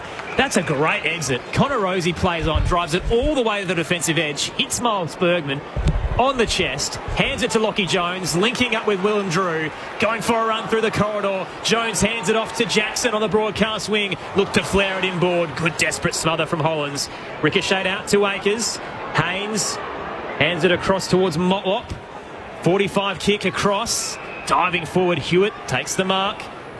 Oh, wrong. Has Motlop as a runner, but turned into trouble. Now they're under pressure. Big tackle laid. And Silvani's caught. Holding the ball, Willem Drew. Free kick, Port Adelaide. And one of the few times they were able to turn the footy over at half-back and then rebound, but once again found a way to stuff it up, Carlton. That was the wrong option, wasn't it? Yeah. Too? It's not clean enough. No. I had the numbers. So Drew from the free kick into the centre square to Butters, who takes a bounce, and he loves that kick across his body. Floats it towards Bergman, but Carlton had the numbers. Fogarty gets it over the top to Lord. Good tackle from Liddy. Boat goes in there. Handballs back to Rosie. Now to Bergman. Out wide. Plenty of time on the wing. Was Butters, who handballed and missed the target of Liddy. It's getting a bit scrappy out there at Adelaide Oval. Players pile in at right half forward, and we'll have a ball up. Yeah, that was an ugly bit of play, wasn't it? Port by 56. Thursday night footy on ABC Sport. Right half forward at the moment for the Power. Vicentini wraps up with Cripps. Knocked straight down to Bergman. Surging by. Kick towards the goal square. Haynes backtracks. Reels it in thanks to the Shepherd that freed him up from Boyd. Haynes pops it short to Boyd. Called to play on. Short pass to Chincotta. 40 out from home. Defensive 50, that is. And 50 as well. Running across. Joe Richards got too close. And Chincotta gets marched up the spine. We'll have the footy in the centre circle. Down 56. Chincotta sends it to the right forward flank. Curnow rises and marks because Radaglia was taken down. And a free kick to Big Sav in defensive 50. You got a road trip coming up, Aaron, on Monday. What's the first thing you're packing? It's a bit more than a road trip, but big flight to America coming up. But first thing I'm packing, got to have my headphones so I can chuck on the ABC Listen app and hear you over the next few weeks, Gemmo. Pretty politically correct answer. Nice straight bat. Very good. Stopping over in the Caribbean on the way through might be a bit of fun. Ball in dispute on the centre wing as we digress. Oh, it's scrappy, isn't it? Yeah. Yeah, it's deteriorated this game, the quality of it. Last 5 minutes particularly. So Port leading by 56 points. And Ball the commentary. There's a high tackle against Butters on Ollie Hollins. Stephen Ballarat likes your commentary, Gemma, on the text line. Says, can you be part of the summer of cricket with Jim Maxwell? Thank you, Steve. That would be some wild radio. Well, I think it would be. I love my cricket. You need to pack your sunscreen for that, Jamo. All right, I'll throw it out here. What we need for our listeners, who is going to bat number 3 for Australia? In the Ashes? Yep. Okay. Nathan McSweeney. Be a very popular choice here in Adelaide and no doubt in Queensland. From the ruck contest, Cripps just pushed Visentini straight in the back. Visentini's going to be in the news in the next 24 hours. A bump on Adam Sard, which has seen him subbed out of the game. So that'll be an interesting one. A dangerous ball in the middle of the ground. Dangerous ball, Tom. Yeah, you're right. Ruckman hitting a 45 in the corridor isn't the option for Big Visentini on that occasion. 3-on-1. Yeah. Port by 56. Tossed into the air. Cripps takes it out of the ruck, turn into the tackle of Power Pepper and drop the footy. Butters now set upon by a couple of Blues and we'll get a ball up. I may have missed it, but has Cripps done much ruck work tonight so far in the first half? No. Now he's in there. No Mark Pitnet tonight. Omitted from the side. Free kick in the ruck contest going Cripps' way. Vicentini blocked him from the drop. He does enough grunt work around, doesn't it? But the coaches seem to know him better than we do. Taped up and battling the flu, the dual Brownlow medalist. Pinpoint pass to Lord, looks inboard. Fogarty waited an eternity and Rosie came across with a fist. Boat picked it up and gave it back to his skipper. Now Joe Richards can go for a run. Arches the back, puts on the Jets from 55. Joe Richards kicks a tumbler that rolls through for a minor score on the left-hand side. Port by 57, approaching time on in the third term. On the text line, Marcus in South Melbourne says, with the exception of Brett Ratton, Carlton has not had a decent coach since David Parkin. I will pass that on to our own Mick Malthouse. He'll be very upset with you, Marcus, that you said that. Kenny in Q says it's not the coach, it's the culture and the players at Carlton that is the problem. So Doherty brings it out of defence. One of their veterans up towards Radaglia, who did well, and it's just fending off where he carries the ball. Happy to get that out over the boundary line. We'll have a throw in. Damien says Voss's days might be numbered, but you cannot coach effort. And Simon says the VFL team will do better. It's a glaring example of what money has done to the senior players at Carlton.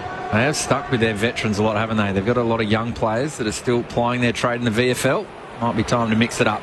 Visentini with the clearance, goes inside the forward 50. Boyd fumbles in the long sleeve and just got away from Power Pepper. His kick out of defence, though, was read best by Hugh Jackson. He punches it out over the boundary line. We'll have a throw in outer side of the ground, forward of centre wing. Not sure I've seen a player in the modern era whose eyes light up like Power Pepper when he has an opportunity. Even there, he came from about 30 metres away. Which one does he love more, though? Shot on goal or taking out another player? I don't know. Yeah.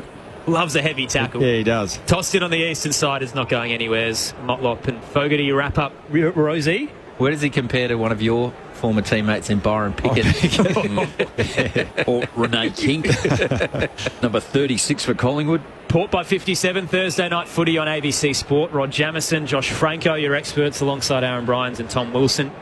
Great question from Ray on the text line in the Riverland, who says, are Port really that good, or are Carlton making them look good? We've spoken a lot about the negative aspects of the Blues tonight, but Port have played well, tossed up on the outer side, trying to break free from this stoppage that feels never-ending. Is Willem Drew is wrapped up in a tackle, ball up.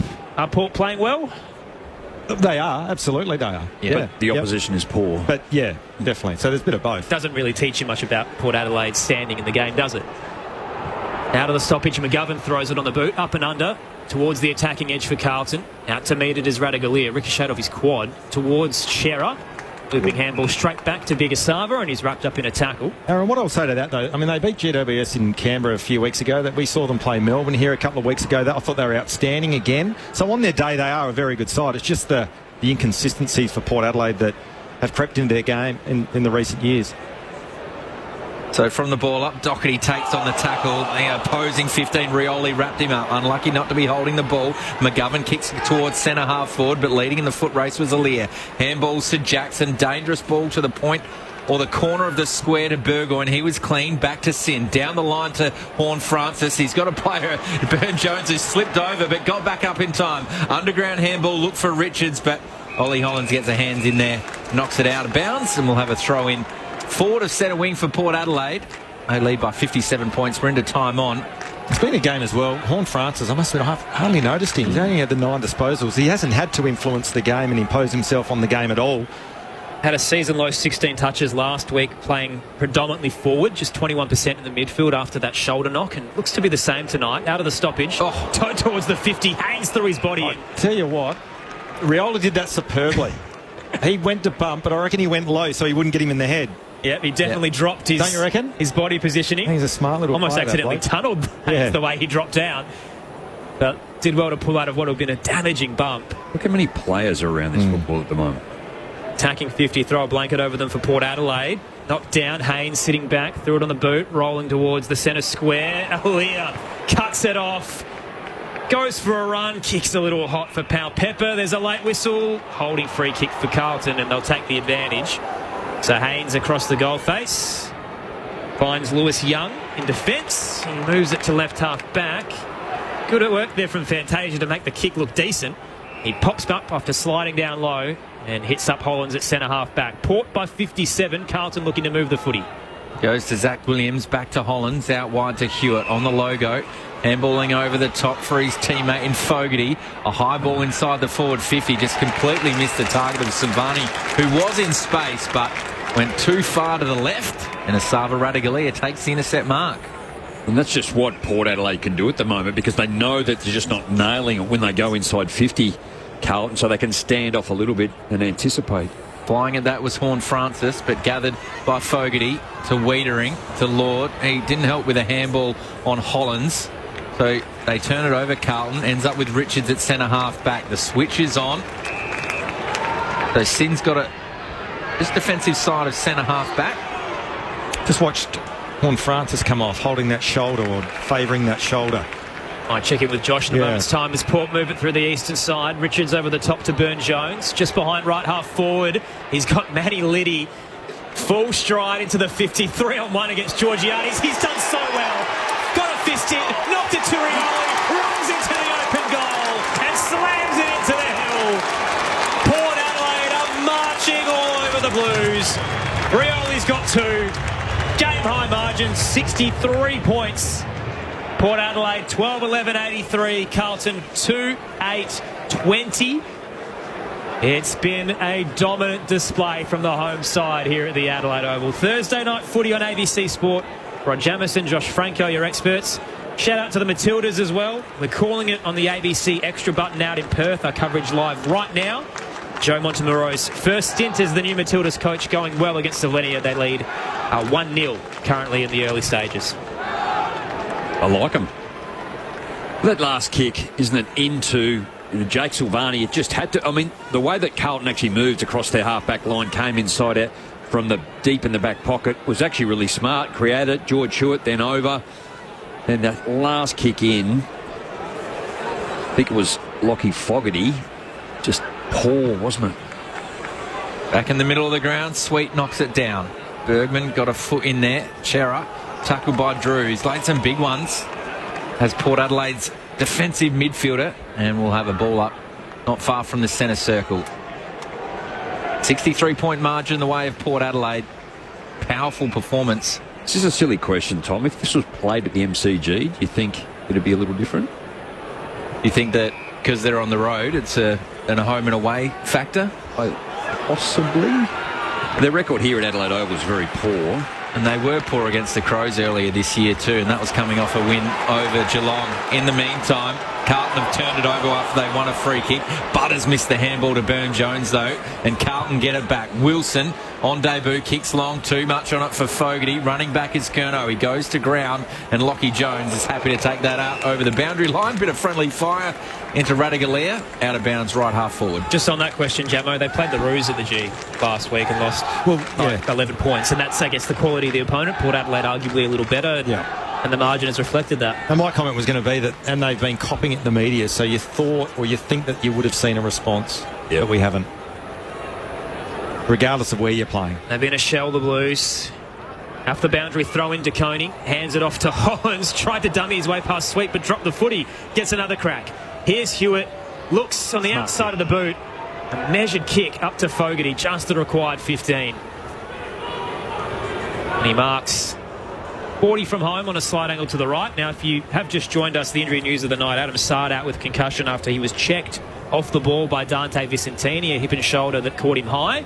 Flynn Young, the 7th Carlton debutant of the year, activated, yet to get a touch. Meanwhile, Fogarty spots DeConing, who's left all alone in the right forward pocket. Kick to him, uncontested mark, played on. Lockie Jones closed and bumped him off the kick, and it's a minus score. Nothing's going right. And they're getting stuck in as well. Melee on in the right forward pocket for the Blues as Port Adelaide look to move the footy. They'll head to the broadcast swing. Still going. Long ball. Hanger attempt from Rosie, couldn't take it. Out the back door. Shoveling handball from Haynes. Charlie's doing a good job. 2-on-1. He's going to kick it right to where the wrestle is. 2-on-2. Fantasia out the back. Oh, goodness. Takes the mark. They played on. He handed it across, and Zach Williams nearly made a meal of it. He had to throw the boot out as it nearly rolled over the line. This is ugly, abysmal, humiliating football from Carlton, but they have got a goal. Undeserved. Down 57 once again. And that wrestle was full on in the right forward pocket, Tom. It was 2-on-1. But I don't understand why Charlie Curnow, I'm not even sure he was really flying the flag. I think DeConing got hit late and was knocked off the line when he was having a shot on goal from Lockie Jones. But then Curnow came in, and I don't know why he did that. Very strange. He's going to get fined out of it, and almost to your point, Aaron, it's humiliating for them. It's calamitous, really, for Carlton. They end up with a goal, but it was 2-on-1. They were wrestling for a good minute, Aaliyah and Lockie Jones. So I guess Curnow was trying to fly the flag because Lockie Jones got stuck into Tom DeConing, who took a mark 25 metres out and played on and missed. Yeah. In the meantime, they won a free kick, got it inside the forward 50. Fantasia handballed it over his shoulder, and Williams somehow got boot to it. Back in the middle of the ground. Eventful 2 minutes. Carlton trailing by 56 points. A flying shot at goal from Bergman. He got plenty of purchase. He snuck it through. Return serve. We've already said it tonight. He's one of the most beautiful kicks in the comp. He's got his second. Hit from outside 50. Instant response, Port Adelaide. They hit him where it hurts most on the scoreboard. 13-11-89. Carlton 3-9-27. 28.5 minutes gone third quarter. And Tom, just looking at some of the numbers as well, and you talk about the dominance of Port Adelaide and looking at the other side of the coin, how poor Carlton have been. Tom DeConing's their leading possession when he's had 15. George Hewitt's had 15. But then you're looking at some of the defenders, Doherty, Haynes. Then it's Patrick Cripps, the next midfielder, that's getting hold of the footy. He's only had 11 disposals. So just not enough of their big guns that normally carry a huge amount of the workload for the Blues getting hold of the footy. Miles Bergman, his 98th game. This is as good as I've seen him play, I must admit, too. Yeah. And his kick is, Tom, to your point, is elite. The noise is getting louder that he's leaving Port Adelaide, though. They'd be devastated after investing in this young talent.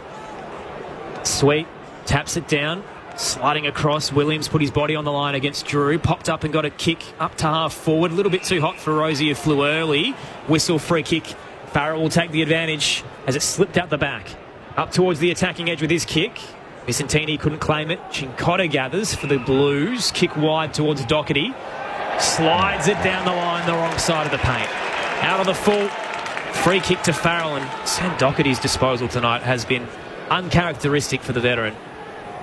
We spoke to Matthew Richardson, the CEO of Port Adelaide, earlier, and we just touched on Zach Butters, what he's got ahead of him. A 2-year contract with an option for a further 6. That takes him to 2034. I remember when everyone was worried about going into year 2000. Y2K? It just seems like such a long time ago when they were talking about 2034. Remember what your highest salary was, Jamo? My ABC salary was the same back then as what it is now. No such thing as inflation, Jamo. Boundary throw in. Gathered by Cripps. Gets it to Hewitt, to Doherty. Kicks it in front of the interchange gates. Numbers favour Port Adelaide. Flying over the top with Zirk Thatcher. Worked with Radigalia. Got it to Farrell. He balked the first tackle but was wrapped up hard by Curnow after that. Free kick right half forward. Well, if he hasn't used up all his energy in that blue, he's going short. Goes short, centering ball to Hollands, who marks on the 50. He'll take his set shot just away to the right from a true straight shot at goal. And I love seeing Charlie have a shot, but on the run, I think he's cracking. He can kick it a long way. So one of the young brigade, Ollie Hollands, it's the 10 touches tonight, but has been involved in the scoring 5 times. Gets an opportunity for a goal now. Kicks from 50, a nice drop punt. The goal umpire just moves slightly to the right, but still straight through the middle. So young Ollie gets his first of the night. Carlton go to 4-9-33. Port Adelaide 13-11-89. That's a 56-point margin. We're late into this third quarter. Let's get to Josh Money on the boundary. Yeah, Tom, just been watching Jason Horne-Francis on the power bench since he came off, nearly 10 minutes ago with that sore right shoulder that he's been managing for a couple of weeks. Hasn't received any treatment at all. It's certainly something that the club feels like he can manage, as there's no structural damage there. One to watch, though, because Logan Evans, the sub, is warming up pretty heavily now. So you think there could be a change at three-quarter time? Just waiting to see whether they decide to manage their young superstar. What's the first thing you pack on a road trip, Josh? When I can, I like to take my own pillow. You look ridiculous doing it, but I find it really helps your neck when you can take your own pillow with you. Jamo's losing his marbles watching this very one-sided affair. Have traded goals the last couple of minutes, but it is Port Adelaide by 56 points on ABC Sport. Sorry, Aaron, if there's any doubt over Horne-Francis, you'd be putting him on ice, wouldn't you? Because the game's done. In the middle, DeConing down, straight to Bergman. Caught the tackle from Cripps. Ball up to come, centre square. Well, they've worked their way back into it, Carlton, in this quarter, albeit Port Adelaide kicked 5-1. Carlton kicked 3-3, and they've started to even things out across Sweet down, but straight to Hewitt. Gave it to Fogarty. Inside 50 entry. Silvani juggled, but they're giving it to Radigalia. Both had hands on the footy. And it's going Port Adelaide's way. What was he like last week? I didn't see a lot of the game. Saba Radigalia. Radigalia. He was outstanding. He's had the week 23 before. intercepts in the last 2. Wow. Long kick up to left half back. Vicentini front position on the pack. Hit the deck. Quick kick off the ground from Fogarty into the 50. Whistle. Port's way again. I think last week his form was okay, but he was the standalone real key defender back there. Yep. He's been certainly a lot better tonight, and I think Alir has been able to allow him to do that. Yeah, it would have been in their top 2 best, I reckon. Butters and Radigalia last week, and was a poor performance. Yeah, and the week before against Melbourne, Radigalia was unbelievable, wasn't he? Yeah, that was his best game for the club. Yeah. So we've got a ball up. Just playing with confidence at the moment, Radigalia. So much confidence getting into the right spot. Ball up, defensive side of the centre wing. Went to Butters, to Rosie, towards Travis Boak, a former skipper from the current skipper. And it's three-quarter time here at Adelaide Oval.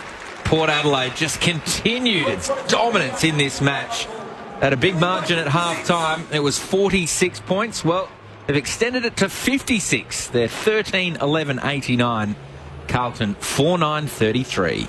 Goal scorers heading into the final change. 4 to Georgiades, 2 to Bergman, Rioli and Burn-Jones. Singles to Lockie Jones, Boak and Farrell. Meanwhile for the Blues, all individual, Motlop, Hollands, Williams and Young. We're almost there, but there's a lot to unpack as well. We've got a good couple of hours, so stay with us on ABC Sport and get in touch. 0437 774 774. Port fans, is this teaching you anything? Do you think that your season is still alive? And for Carlton fans, it's an awkward tightrope. Do you need another coach? Do you stick fat? Because the season is essentially gone now at 6-9. Down 56 points, the Blues.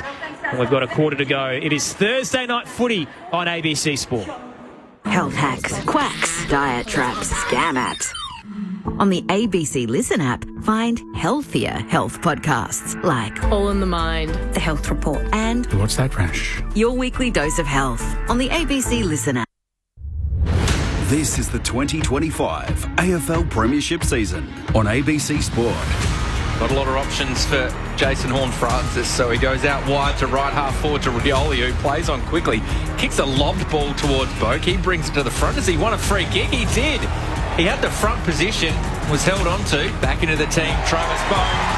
And the fans love it. Poor movement through the eastern side. Richards over the top to Burn-Jones. Just behind right half forward, he's got Matty Liddy.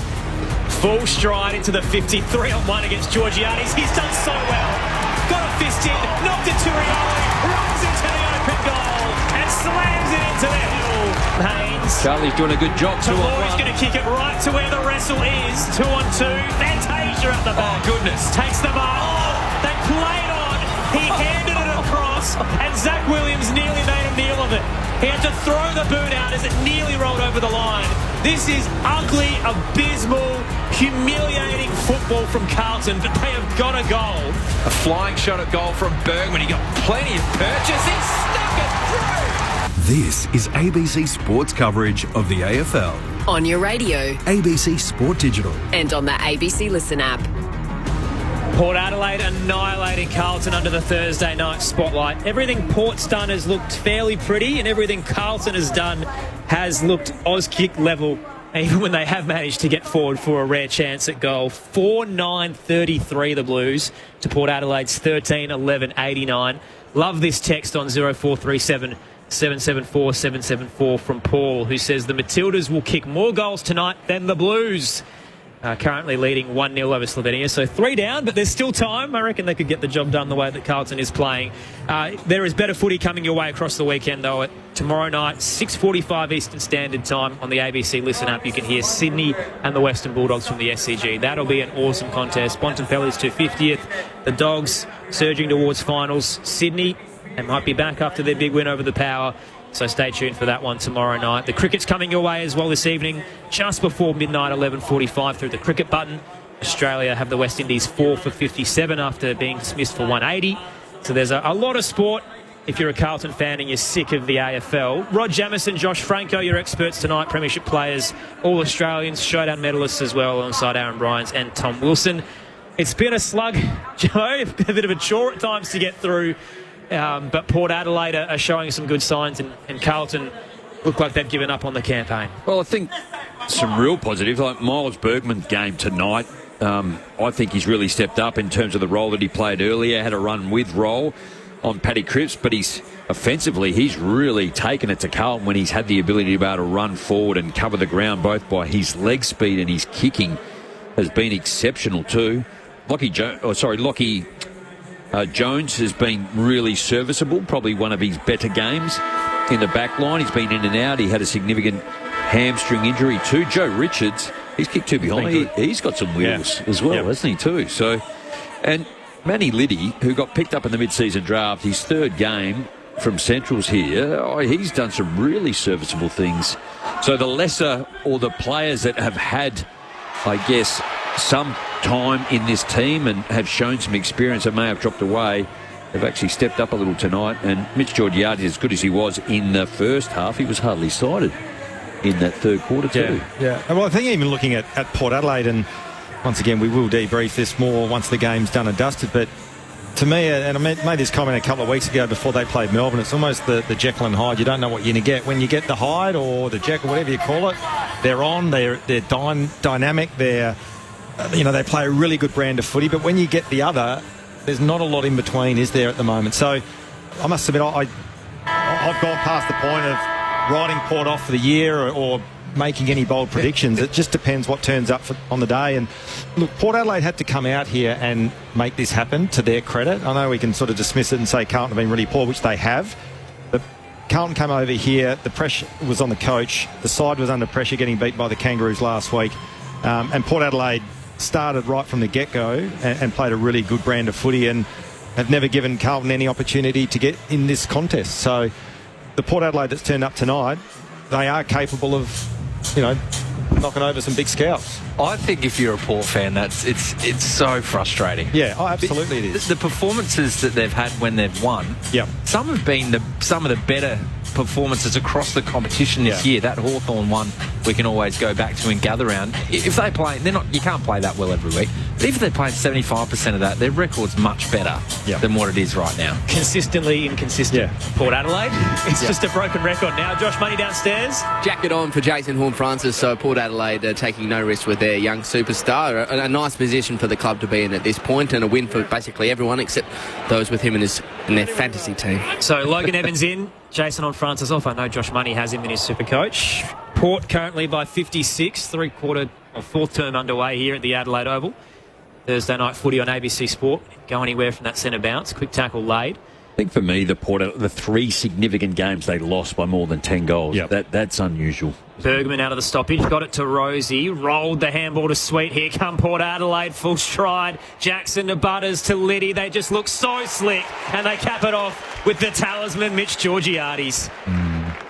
He marks 35 out straight in front. Well, the other thing it allows the Power to do now is someone like a Hugh Jackson is spending some time in the middle and expose him, give him some midfield minutes, which is a real positive. And as you said, the game's done and dusted, so now you can try a few things if you're Ken Hinkley.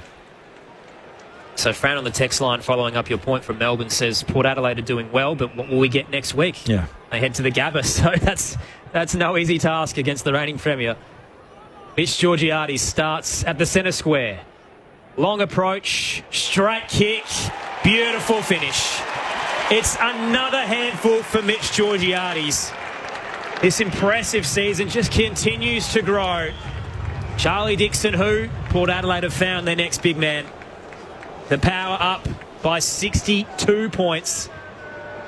And it's such a procession that even the crowd haven't really risen much for it. They're just enjoying the show. Port 14-11-95, Carlton 4-9-33. 2 minutes into the final term on ABC Sport. Well, he's certainly going to be the focal point the next couple of years. He probably needs someone else, though, another key. And whilst they're trying, I guess, Vicentini or Sweet down there, where there's another option that can present. Otherwise, you're going to end up with like a Charlie Curnow down one end if they're just going to be Georgiades focus.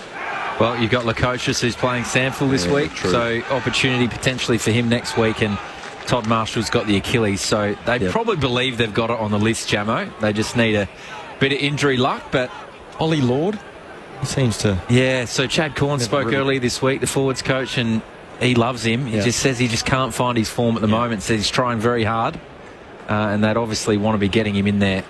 So a poor bounce to start, so we had a throw up. Jackson gathered and was tackled strong there by Chera, who was able to hold it in. We'll have another ball up.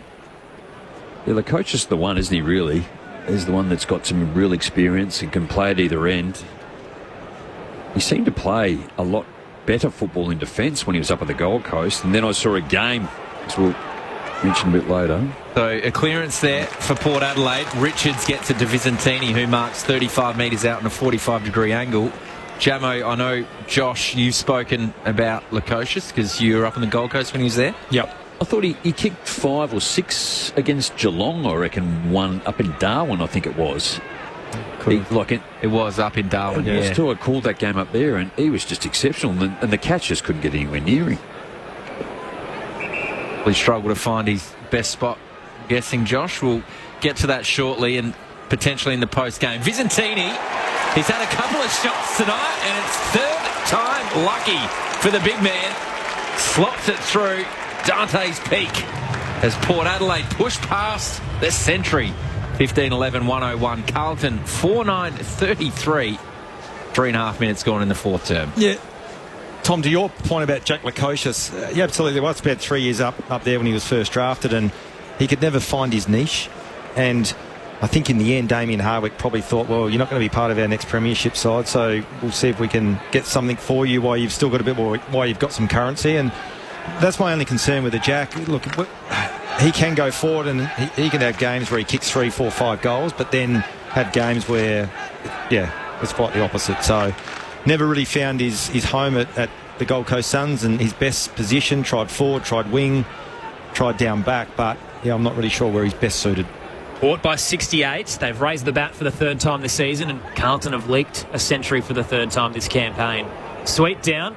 Ricochets off Butters. Head over the footy is Williams. Extracts the handball. Out to Hollins. Akers missed his target trying to get it to Haynes. Burgoyne now under some pressure for Port Adelaide. Got it to Liddy, turned into trouble. Wrapped up by Hollands. We'll get a ball up on the eastern side. His bunder's just cleaned up Jackson. He throws himself in recklessly, doesn't he? Yeah. Tossed into the air, De Koning front position against Sweet. Paddled it down. Cripps got a handball, diving forward. Released Hewitt to De Koning, then Hollands, and now Chera. They get out of dodge. Akers through centre wing. The kick down the line is good. Curnow presents right half forward. Trailing by 68, Carlton. Took a quarter and 26 minutes to kick a goal. Curnow inside 50. Alir with the fist out the back. Fantasia strikes across the face. It's a minor score. Tumbling through on the left-hand side. Port up by 67. 5 into the final term. That's the kick from Charlie I love seeing. That is just bullet. That is elite. Rosie, also a great kick, and he kicks it out towards Logan Evans, who's come on as the sub, hits the target, takes the mark. There goes that cut 45 kick towards Rioli. Cincotta got the spoil and the intercept. Gets it to De Koning to Chera, who kicks inside the forward 50. McGovern tries to bring it to Guerin. Successfully does. Roving nicely was Fantasia and snapped a dribbler along the ground on the left. That was a special goal. We've seen him do it here at Adelaide Oval. So a bright spark moment for Carlton. It's been a dark night. That's for sure. Their fifth goal, 5-10-40. Port Adelaide, 15-11, 101, 6 minutes gone final term. There's probably that bit of play there, Jamo, with Logan Evans trying to pierce one back through the middle. So for the majority of the night, Carlton haven't been able to turn that ball over and then capitalise the other way and hit the scoreboard like they did on that occasion. And when you talk about Port Adelaide, that's probably the one area that worries me when they play against the really good top-line teams that defend the corridor. Are they then able to play the brand of footy that they want to play? And I guess potentially that's why they're a bit up and down. But on that occasion, just a little bit too risky from Logan Evans. Well, to Josh Franco for Thursday night footy on ABC Sport. Evans in the game due to Jason Horne-Francis being subbed with management reasons. Adam Sard out with concussion, though, after being checked by Dante Vicentini. Will likely go to the tribunal. Out of the middle, Bergman tucks the footy under one arm, drives it into the 50, and backtracking Lewis Young did well. Cuts it off courageously with two coming against him. The Blues have it far from home. Wide kick to Wiedering. Carlton heading to the left-hand side of your radio dial, the northern end. Wiedering flirts with the boundary line, kicks good to Haynes. Through the logo he goes. Backtracking was Fogarty, had two to beat. Front and square were a couple of Blues. Hollands shares it with Chera. Short, dinky kick up to Williams. Lost his footing. Now Farrell takes advantage. Hands it to Drew for Port Adelaide. And Alir looking central. Burne-Jones can take the mark. In the centre square all alone. Releases Boak. Gained 3.79, 8th all time. Hands it to Liddy. Richards in a panic. Will share it to Rioli. A little bit too long on the kick. Could have gone for home instead. Georgiades wants to try his best to get through a couple, but he's caught holding the ball. Free kick, Carlton. Right back pocket. Port by 61. Yeah, it's just the wrong option, wasn't it, too? He was well within his rights to have a shot. The kick was too high. I'll tell you what as well, when you talk about Port Adelaide's list, one player that I can't believe how well he's been going in recent weeks is Bergman, and they can't afford to lose him now. He was just a dour defender, wasn't he? Yep, they've unleashed him into the midfield. Yeah, and I don't know whose decision that was, but that was a masterstroke. I remember there was a game here against GWS, might have been last year, a couple of years ago. He kicked 3 goals in the first quarter, had 10 touches, and that was sort of the moment that you realise how special he can be. Yep. They're going to have to pay a lot of money to keep him. He's going to have mega offer. There's a mega offer already from St Kilda. Farrell goes inside the forward 50, rode by Powell Pepper, snap over his left shoulder, hit the post. Minor score, 15-12, 102. Carlton 5-10-40, almost 9 minutes gone. Geez, we've seen some class tonight. Fantasia with that one earlier. Powell Pepper just absolutely hit it how you want to see every forward hit it, or small forward. Super impressive. Some of Rioli's stuff as well. What if it was Ken Hinkley's idea? Bergman in the middle. For sure. I think we'll get to the play, discuss this post-game for sure. Hollands long kick, searching for an option on the broadcast wing, and Rosie rises above De Koning to cut it off. Nothing flash, but a bit of art from the skipper. On the instep, here's Willem Drew. Marks at the attacking edge. I'd hate to be a ruckman. You just stand under it and everyone climbs all over you. Drew wasn't comfortable with his options. Heads back to Rosie at right half forward. Too far out to score.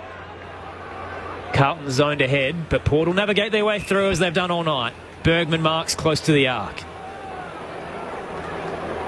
Disposal 20 coming up, and he goes back to Connor Rosie. It's football that'll put you to sleep. But you've got to stay up. The cricket's coming. ABC Listen app later tonight. Sure I can't go? Switch is on. Catch a flight now, Chamo. Farrell out towards Aaliyah, left half forward now. Even the crowd's getting a bit restless, and they've got the footy. Aaliyah into the pocket. Throw a blanket over them. Almost 6 on 6. Ball collapses. Richards head over it, keeps it in play, hands it to Drew. In the phone box, Port Adelaide have done so well. Pal Pepper barges through a couple but gave it away. Williams' kick smothered by Liddy though. He's locking himself into this 22. Boundary throw in to come. 30,381 in attendance tonight here at the Adelaide Oval for Thursday night footy. That's less than the Swans game last week. So the numbers are actually dropping in terms of Port Adelaide's season. For the majority of that play inside Port Adelaide's forward 50, there were 5 players outside the arc. So from the throw-in, Sweet took it out of the ruck, then got tackled by Chera, then he tackled Chera, and it's gone out over the boundary line, left forward flank for Port. It's going back to Bergman. He's almost your prototype midfielder, isn't he? He is. What's he, 6'3", 90 kilos, can run, he's got some speed, he's tough, good skills. Physiologically gifted, that's for sure. It could be anything. Got a moustache. Boundary throw in, De Koning's there, running over the top of it. Drew's in there, tackled by Hewitt and Lord. The Bergman in the midfield thing sometimes happens out of necessity when you're trying to shake something up. It reminded me of 2022. Port lost the first 5 games of the year. They were playing Carlton down by 50 points at the MCG. They chucked Rosie in there. They lost by 3, and he almost won the coach's award from playing midfield from that point on. Out of the stoppage, Williams brushes off a tackle attempt and then gives it away. Poor kicking, straight to Josh Sin. Thrusts a handball to Farrell. Can turn and go. He's got options, queuing up inside 50 and Wiedering with the desperate spoil. Knocks it away from Pal Pepper. So 30,381, the second lowest home crowd for Port Adelaide this season. Ross Lyon will be stoked as Thursday night footy cops another L, albeit it's outside of Melbourne. I want to see Tom with a moustache. I reckon he can channel a bit of Will Farrell. I'd love to. I've tried, but no dice. Tossed in Port's 50. Rioli couldn't get the crumb off the rucks. Boyd tumbles a kick for Carlton out of there. Sin cuts it off and slides it over the line. And that's not about vanity. That's just, I just can't grow one. I'm watching Welcome to Wrexham at the moment. It's such an enjoyable series, and all these movie stars are coming through, and Will Farrow's coming through as well. It's like watch a side in Wales. How did you segue to that from moustaches? I think it's the Ron Burgundy reference. Yeah, there we go. Yeah, the newsreader. That's the one. Just the multitasking you do. You followed the cricket earlier, didn't you? Against, what was it? India. Yep. Big summer. So Lear's got it. Defensive side of centre wing. Probably more right half back. Goes in board to Rosie. That was from a clearance from Carlton, but a turnover. So Rosie goes to Logan Evans, the sub, to Drew. Handballs to Darcy Byrne-Jones, who's hit the scoreboard tonight. Low underground ball. Finds Richards. Handballs to Butters, who's circling back. 1-2 to Richards. Doesn't quite sit for him. Messing around with it a little bit. Carlton get the turnover to Motlop to Young. Dangerous ball. Drop ball at centre half back. Carlton under enormous pressure. Big tackle from Boak. They're working it by hand. Chera gets it off a kick inside the forward 50. Drop mark from Curnow. He's just got to get it out the back to McGovern. His kick was poor. It went to the right forward pocket. He's still got time to run this in. Goes the banana and kicked the belly of the ball. He was closer to goal than the ball ended up out on the full. He kicked it away from the goals. That's how bad it was. Out on the full left forward pocket. Wow, that was disgraceful football. Yeah. 1 out over the top, 2 on 1. You're in a paddock. and you've made a meal of it. I think that passage of play for me, how Port Adelaide kept the footy, they allowed Carlton, that is the Port Adelaide opponent, to run up and get the space in front, which then just created an overlap. Really poor defending. Sin takes the free kick and pops it short to Zerk Thatcher. Had to be pinpoint and precise between two Blues, and hits up Bergman at right half back. Port by 62. It's Thursday night footy on ABC Sport. It has been a shocking night for Carlton. They've had a couple of glimpses of good footy, but it's been surrounded by some of the worst we've seen in years. Down the line, Wiedering cuts it off in front of Georgiades. Carlton now on the press. Up to half forward. Presenting. McGovern takes the mark against Radigalia. Spots the overlap, and this time the delivery's good. Then he turned does that. inboard and hits Doherty. Then he does that. Look, I'm not going to, and nor should I, nor need do I, but I don't want to defend Michael Voss. He can do that for himself. But I just think fundamentally it's the ability of some of these footballers not to be able to execute fundamentals, let alone the game plan. Sam Doherty. Up and down season, omitted 4 times, but most recently finding plenty of it. Kicks from 48. Doherty's kick is good. A late one for the Navy Blues.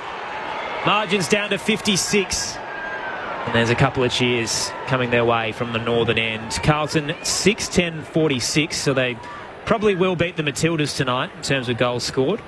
And Port Adelaide 15-12-102. Still 9 to go in this final term, and you can get in touch. 0437 774 774. We've got a lot to break down in the post-game. Robin Greensborough says Patrick Cripps is breaking better than even against Vicentini. Shame that literally everything else is awful. And Gary says, hi from a cold Canberra. If one Carlton player had the flu, maybe the others have it. They look like a sick team. Not sure how serious that text was or if it was meant to be a joke, Gary, but they don't look good, do they? Well, there's 8 more disposals this quarter, and one of the key different, Port Adelaide are going at 73% kicking efficiency. Carlton are going at 57%. You know, like it's what you do when you have the football. So they're not far off in terms of the amount of football they've had. They just haven't been able to find a white jumper tonight that they're wearing in the away strip as opposed to the navy blue. Yeah, they've struggled with forward 50 efficiency all season, Jamo. They're going to slip to 6 and 9. So many questions going to be coming after this game. Back in the middle of the ground. Knocked down by Young. Got it forward, but coming off the wing hard there was Logan Evans. Turns it over via handball. Good work there from Hewitt to Doherty, the goal kicker, who finds Fogarty. Got some run now on the outside from Lord. Kicks it inside the forward 50. Working through the contest there was the debutant Young, who dropped a mark, who knows he should have taken that one, Flynn Young, and he would have had a shot on goal for a potential goal in his first game, but instead it goes out over the boundary line, left forward pocket. Jamo, do they start maybe looking at flicking a few of the older blokes? I'm going to say flicking them as in dropping them. They picked the low-hanging fruit, I reckon, this week in terms of their omissions. Tossed in Carlton's 50. Cripps entangled with Vicentini. Play continued forever. And finally holding the ball. Free kick going the way of Carlton. Paddy Cripps in the ruck. The ball had bobbled between Cripps and Vicentini. Both were wrestling for the ball. I don't think it was actually a tackle that was laid on Vicentini. They were just trying to wrench the ball away from each other. And it was actually Flynn Young who came in late and applied at least an arm around Dante, but they're going to give it to Patrick Cripps. Well, I think what we saw on the replay, and lucky to have the monitor in front, he's actually flicked it up with his left hand and then he's got rid of it. So he's actually thrown the football away. So I think that's where the free was. Cripps. Little stutter step as he crosses the paint of 50, but it won't impact the delivery. That's a great finish from the skipper. Carlton have 3 unanswered goals. It's the same old story. They had the last 5 against North Melbourne last week when the game was dead and buried. Margins 50 points at the Adelaide Oval. The Blues 7-10-52. Port Adelaide 15-12-102. Matildas 1-0 over Slovenia at half-time. If you want to hear it, jump on the ABC Listen app and hit the extra button. Rod Jamison, Josh Franco here as part of the ABC Sport team. Ready to answer your questions about the future of the Carlton Football Club and Michael Voss in the post-game. Well, season's over, isn't it? Yes. For Carlton now, yeah. So they couldn't afford 2 losses. So mathematically, they'd need to win every game after tonight to get in. Yeah. Okay. It's That's not going to happen, yeah. Well, I hope Michael Voss doesn't go into the press conference a little bit like Donald Trump addressed the press the other day. He's probably entitled to. And that's where I'm thinking, do you start blooding some of these young blokes? The Camporelli boys are on their list. Give them some games. Matt Carroll and Jackson Bings were omitted this week, which I think you'd sort of talk about the low-hanging fruit there, Josh. Yep. Back in the middle of the ground, clean from Liddy, gets it to Butters, who takes a bounce. He was a strong tackle from Haynes, who did well. Put some pressure on Bergman, who did a floating handball inside the forward 50 to Rioli, who sold Liddy under a lot of pressure, but Liddy wins it back off trips. Handballs wide to Evans, who lowers the odds and finds Darcy Byrne-Jones in the forward pocket, 40 metres out on a tough angle. Well, they're just cracking in, which I think you should look at it both ways, don't you? From a Carlton perspective, they're having a go. They're digging in. They've kicked 3-goal-1 to Port Adelaide 2-1. Darcy Byrne-Jones having a shot on goal. Port Adelaide just sort of thrown the footy around a little bit, haven't they? Been a bit loose. So the 33 is lining up for number 3 tonight. Byrne-Jones comes in, starts it right, and it stays right. So minus score, 15-13, 103. Carlton 7-10-52. 20 minutes gone, final term. Josh Money. Yeah, Tom, a debut to forget for young Billy Wilson. Been struggling with a right knee as well for a fair amount of time now. Adam Chera also having his shoulder looked at. So Carlton in all sorts on the bench and on the field. The Blues out to the eastern side. Curnow marks out wide up against Zirk Thatcher. Bang on the logo in front of the Bashir stand. 51 points the lead for the Power.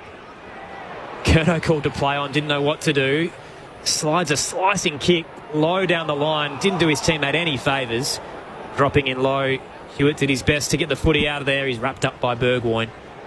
Ball up close to right half forward for Carlton. Tossed up. Neither ruck could get to the drop. Fantasia gathers. Handed it off to Hollins. Caught in the tackle, but didn't have the footy. Didn't pick it up. So a free kick to Carlton. Ollie Hollins wants to switch the ball. Kick didn't really lean into the forward momentum of Chincotta. He backtracks, takes the mark. Shares it wide, looking for Doherty, coming late. Spoil came from Evans, and he barges over the veteran Logan Evans. Doherty loses his feet. Here come Port Adelaide. The surge is on from the Power. Evans to Rioli. A couple of bounces through the broadcast wing. Now Byrne-Jones. Paddock in front of him. Shoots the handball central. Boak, as he's done throughout all of his career, unselfishly tried to squeeze the kick across the body to Richards, and the fist came in. Boyd gets it out of there. Looked like a layup for Port Adelaide. Oh, just a little bit too fancy on the eastern side. Radaglia out to meet the footy, and he's bowled over the line. Tell you what, Akers, I think it was outstanding there. I think he's playing wing, and he just slid back beautifully to intercept that kick from Boak there. Good play from Akers. Clip that up. Show the players that they're at least fighting to the end in this 51-point margin at the moment. A deficit. Boundary throw in, Visentini to Butters. That was a beautiful handball to Boak. Here's his handball, though, missed the target. Bergman still runs onto it, keeps it in. His handball was hot for Richards. He's running along the paint of the boundary, steps inside, snaps across goal, out of bounds on the full. Tell you what, Joe Richards has had a real almost night tonight. That's possession 22. His third shot on goal. Could have kicked them all. He has been lively, hasn't he? Port by 51, Thursday night footy on ABC Sport. The Swans and the Dogs to come tomorrow night, 6:45 Eastern. Exiting kick from Chincotta, straight down the throat of Lockie Jones. He has it at right half forward. Tell you what, the job of Radaglia and Alir on that occasion there on Curnow, I reckon they've been outstanding just to keep him out of the marking contest all night. Gives up some ground to Farrell. He marks in the centre square. Lynn Young, the debutant, he's only had the one disposal. Farrell inside 50. Bullet pass, but straight to Carlton. Haynes takes the mark, gives it to Hollins. Now Hewitt. Might get one here, though. Jukes the handball to Doherty. Here is Flynn Young. On that left foot. Hits a target nice for his namesake. Oh, no, it's Charlie Curnow. Curnow goes inboard, looking for Lord. Oh, Alir got the hand on it. Rove cleverly there by Williams, and he snaps around the body, finds his teammate. And we're going to have a shot on goal. Fantasia marks, similar to where he kicked that brilliant dribbling snap earlier, but it'll be a drop punt. 35 metres out, 45-degree angle. It's a little bit unlucky, actually. Zach Williams did the left foot kick to Fantasia. He actually had Flynn Young, and just a nice handball would have seen him run straight on goal. Maybe the end result will be the same. So Fantasia takes his full 30 seconds, stepping towards the paint of the 50 now. Lining up for goal number 2. Drop punt, and that's straight through the hay, diddle. Carlton with another one in the final quarter. Kicked the last 4 of the game. They go to 8-10-58. Port Adelaide 15-13, 103. That's a 45-point margin. 25 minutes gone in this final term for ABC Sport. Just looking at Fantasia's numbers as well, I thought early in the game he was a little bit jumpy under the pressure that Port Adelaide were able to apply, but he's ended up with 4 scoring shots. He's only running at 43% kicking efficiency, but 13 disposals. So he's one that's sort of fought the game out for them. This is almost more frustrating, isn't it? Yeah. And Carlton have this little late surge, and it kind of devalues how bad this loss is. That's fair. Doesn't really force the pressure that you'd want. I'm sure it'll still be there, but it wouldn't be as bad if it was, a 10-goal loss. Jackie and Maitland on the text line 0437 774 774 says Boss should put up the white flag because the players are not playing for him. Club has a history of knee-jerking coaches out when it starts to fall apart. This is the tricky place to be in for the incoming CEO, Graham Wright.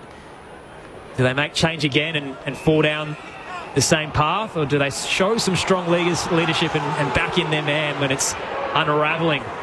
Free kick out of the middle for a high tackle. Cooper Lord sends Carlton inside 50. Rising Zerk Thatcher slipped through his mitts because Radaglia came late and impeded him. Dropped down to Flynn Young. Shot a handball out wide. McGovern did well. Got it to Williams. Fogarty with the snap. Misses to the left. Margin 44 points Port Adelaide's way as the clock continues to tick down at the Adelaide Oval. Just think what you just said then from that text message around what they do. Maybe what we've said all night is get really aggressive with trading and getting the right types of players and personnel with the right personality types into their squad, because clearly at the moment they haven't. They're too flighty, up and down. So from the kick in, Rosie, it was roved by Burgoyne, defensive side of centre wing. The handball in board to Drew, put Butters under pressure, but Bergman spun the 360 and got it to Sweet. Bursting through is Lockie Jones. An angling kick to Boak, who takes the mark on the 50, chips it over the top to Rioli, who marks 25 metres out on a 45-degree angle away to the right. And I think further to that, they're just underperforming. Yeah. I think they should hold their fire until Graham Wright comes in to the seat.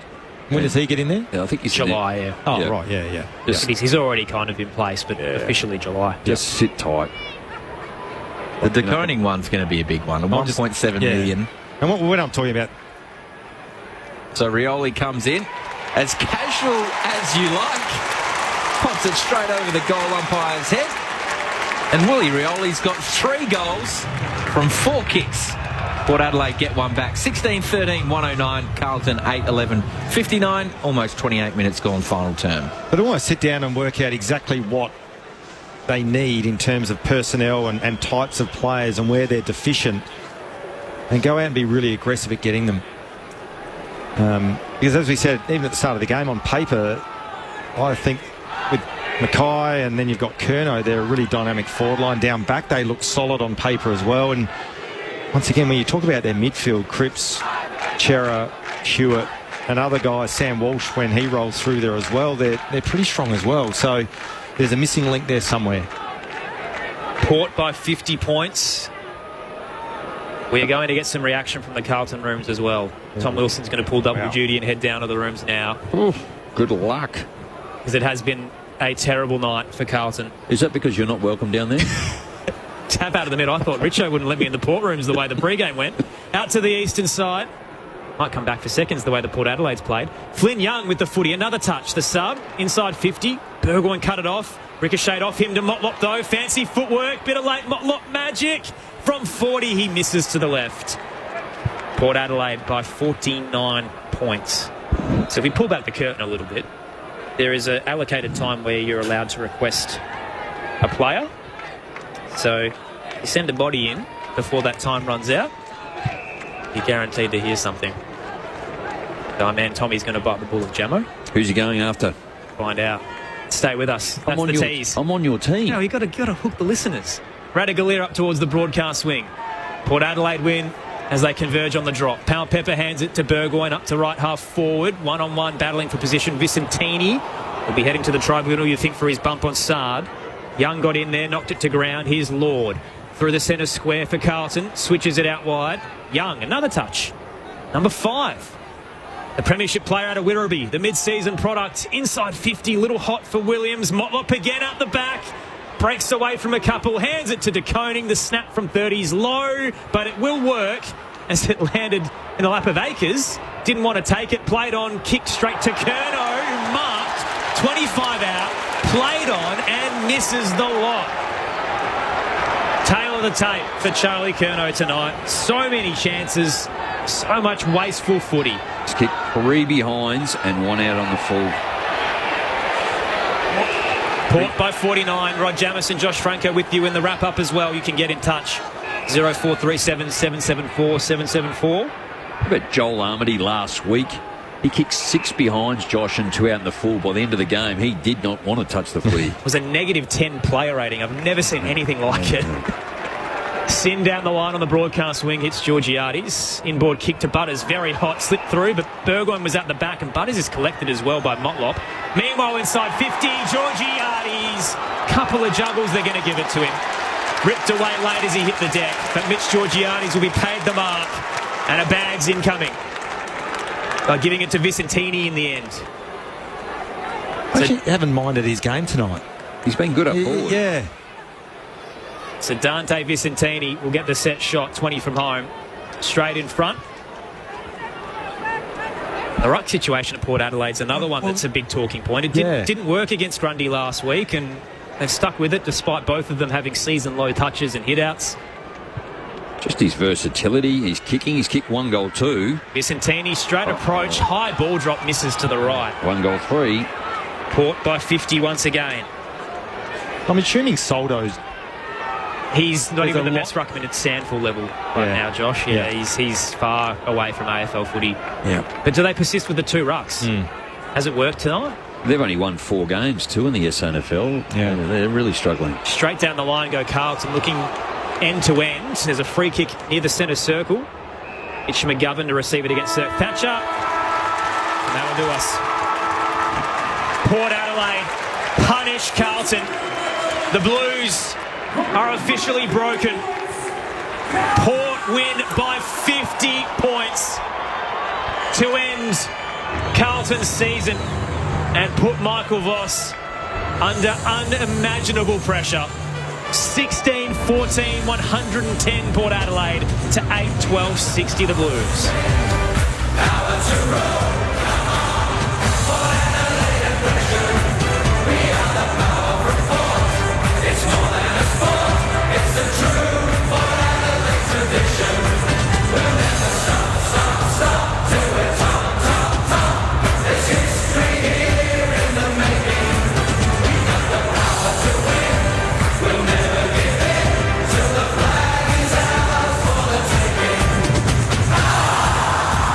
It was a one-sided affair the entire evening.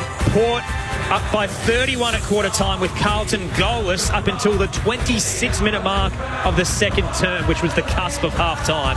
Port by 46 at the major break at that point, 56 at three-quarter time, and the Blues win the last term. Port Adelaide winners by 50 points in front of 30,381. Mitch Georgiades had 5. Willie Rioli with 3, 2 to Burne-Jones and Bergman, singles to Farrell, Boak, Jones and Vicentini. Port Adelaide won't say die on their season. 7 and 8. They've knocked off the Blues in emphatic fashion.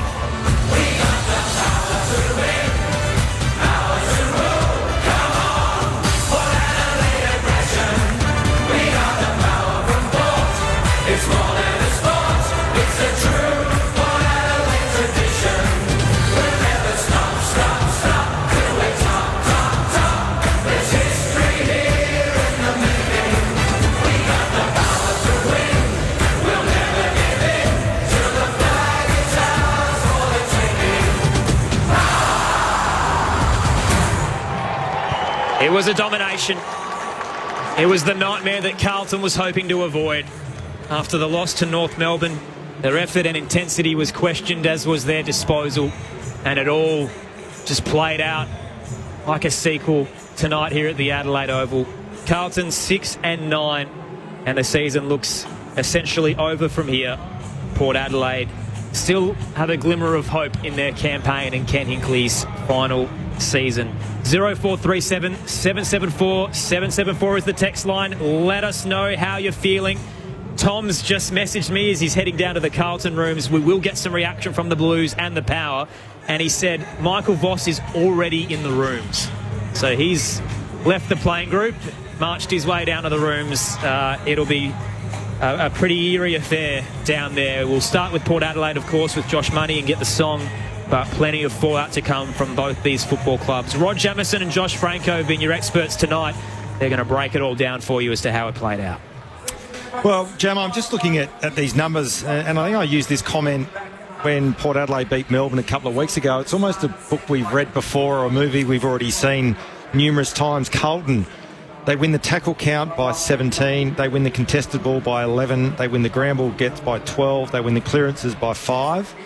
Yet get beaten by 50 points. And it probably should have been more, considering the way that the game sort of petered out and Carlton got some cheap goals late. But it's, I guess, coming into the game and coming into this contest, it was the battle of the pressure that's going to be applied after this game, whoever lost. And unfortunately for Carlton and their fans and Michael Voss, the pressure's going to go on thick and fast in terms of where they're at and where their future lies. But from Port Adelaide's point of view, their season of ups and downs continues. Last week against Sydney, they were poor. This week, today, they came, I guess, with an attitude and a game plan, and they executed it superbly, particularly in that first half when they blew the game right open. And the two sort of contrasting methods of the way that they wanted to move the ball. Port Adelaide were very methodical.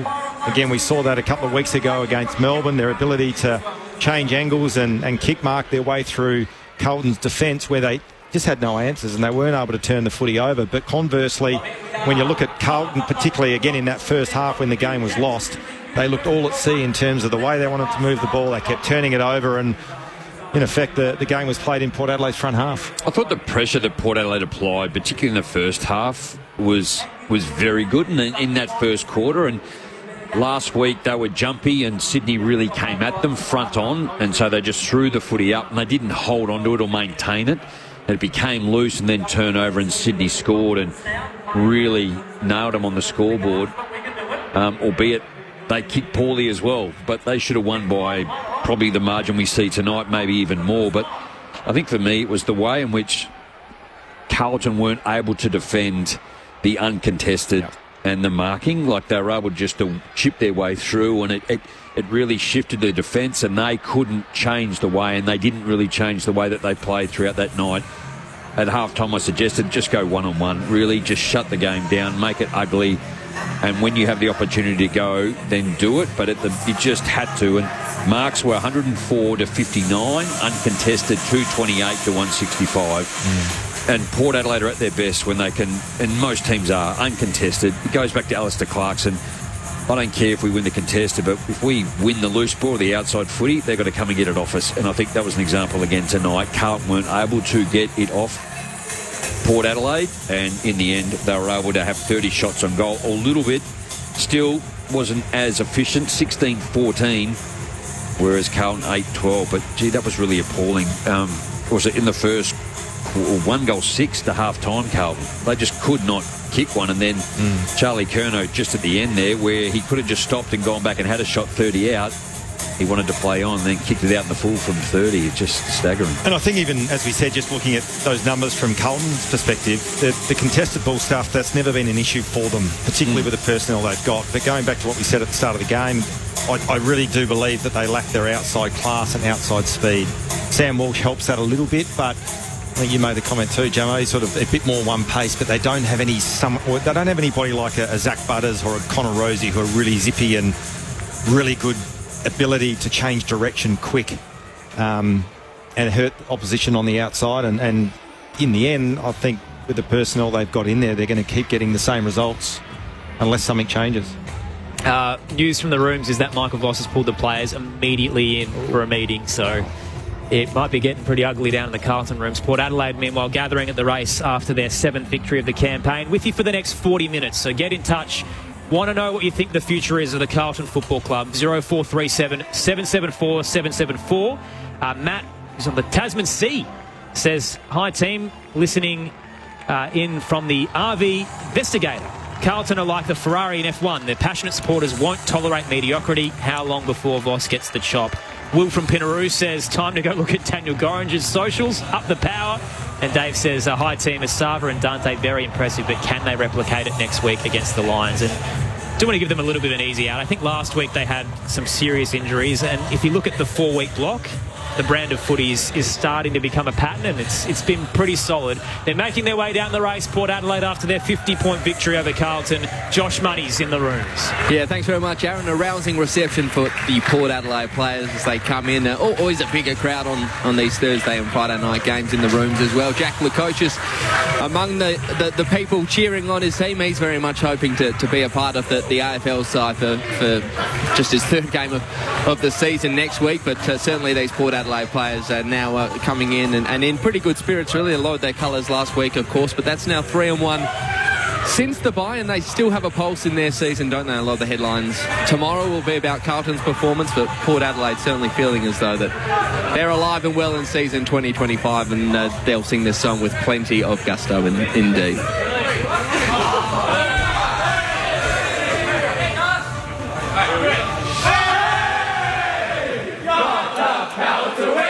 The power to roll, come on, Port Adelaide aggression. 3, we are the power from Port. It's more than a sport, it's the truth. Port Adelaide tradition. We never stop to the top. History in the moment. Never give in to the flags out, so thank you. We'll have reaction from both camps shortly. The problem with Port Adelaide was their percentage heading into this game, and they've just knocked off Carlton by 50 points and jumped up 8. It's still not great. They're sitting at 88% compared to most of the other finals contenders who are comfortably over 100. So you'd think they're currently a game and, percentage, which is essentially 2 games out of the 8 from here. So season's still alive. It's a tough run to come, but it's a good place to be in, considering they've won 3 of their last 4 when their season looked like it was all but over a month ago. They've got Brisbane at the Gabba on Saturday, followed by the Eagles, the Hawks, the Crows and the Cats. Can I just add here as well, again, I hope I can articulate myself well. Obviously, a lot of the people texting in are saying, flick Voss and all the rest of it. So in terms of the numbers, if a coach has lost a playing group, I reckon contested ball, all those indicators that indicate sort of overall effort, I reckon are really off, but they're not. So I reckon if you read into it a little bit more, I think it's personnel in terms of the makeup and the dynamics of their team. It's easy to say skill over effort, but we're talking about some absolute stars of the game who cannot use the ball well. Like, how do they go from being in a final series up towards a prelim final and now play the way they are? Like, you've got Patrick Cripps, Sam Walsh isn't in there tonight, Jacob Wiedering, these are all Australian players. Sam Doherty's a veteran of the club. George Hewitt's been playing well. Like, there's a lot of good talent on this list, and it's fallen away really fast. Yeah, it has. And I must admit, I scratch my head about, I don't know what the answer is. It's not sacking Michael Voss. So I sit here and I say, you can't just keep firing the coach. I think there's more to it than just that. I think Adam Cher is a good player. There is still a lot of inexperience in this team. And again, if you take out like a Wiedering, far out, like they actually went with Lewis Young in the second half. They threw him back and put Silvani forward. Silvani didn't really have an impact. Hard to say. They didn't get forward a lot, and they don't put it to the advantage, and they don't give him the time and space, and they normally go to Charlie. So I think it's always going to be hard for that second forward, and Harry provides that. Sometimes they go up together, which is a concern, but for all the reasons we've spoken about tonight, Adam Sard missing the second half, the run, the rebound, what he does and what he provides, but to Conning in the middle, like they don't really have that second ruck. They need a bit of a chop out so he can actually play or get a rest, but he's predominantly the one that actually flies the flag in the middle of the ground. Paddy Cripps did that again tonight, and he's been doing it for a number of weeks, but I think a lot of people think that he shouldn't be doing that because he's pretty beat up anyway, and he does the grunt work around, and he's best doing there. So, like, without having a lot of look or a deep look at them, you know, doing a little bit of homework coming in and seeing where they're at and how they're playing and to where they are and seeing him firsthand tonight, they were seriously beat up. They were really beat up, and Port took advantage. They've won 3 of their last 4. The power of 50-point annihilation of the Blues. Let's get some reaction down in the rooms with Josh Money on ABC Sport. Thanks very much, and joined by Zach Butters, who was one of their very best as usual tonight. Zach, how pleasing to respond in the way that you did tonight after the performance last week. Yeah, really happy with the boys and how we went about it, and I thought we were able to take some key factors that really ignite their game and make it a strength of our own tonight, and really proud of the boys to do that and do it for a good amount of time as well. You've had some great battles with Alex Chincotta over the years. It felt like you got the better of him tonight. How are you going consistently working through that tag, seemingly week in, week out?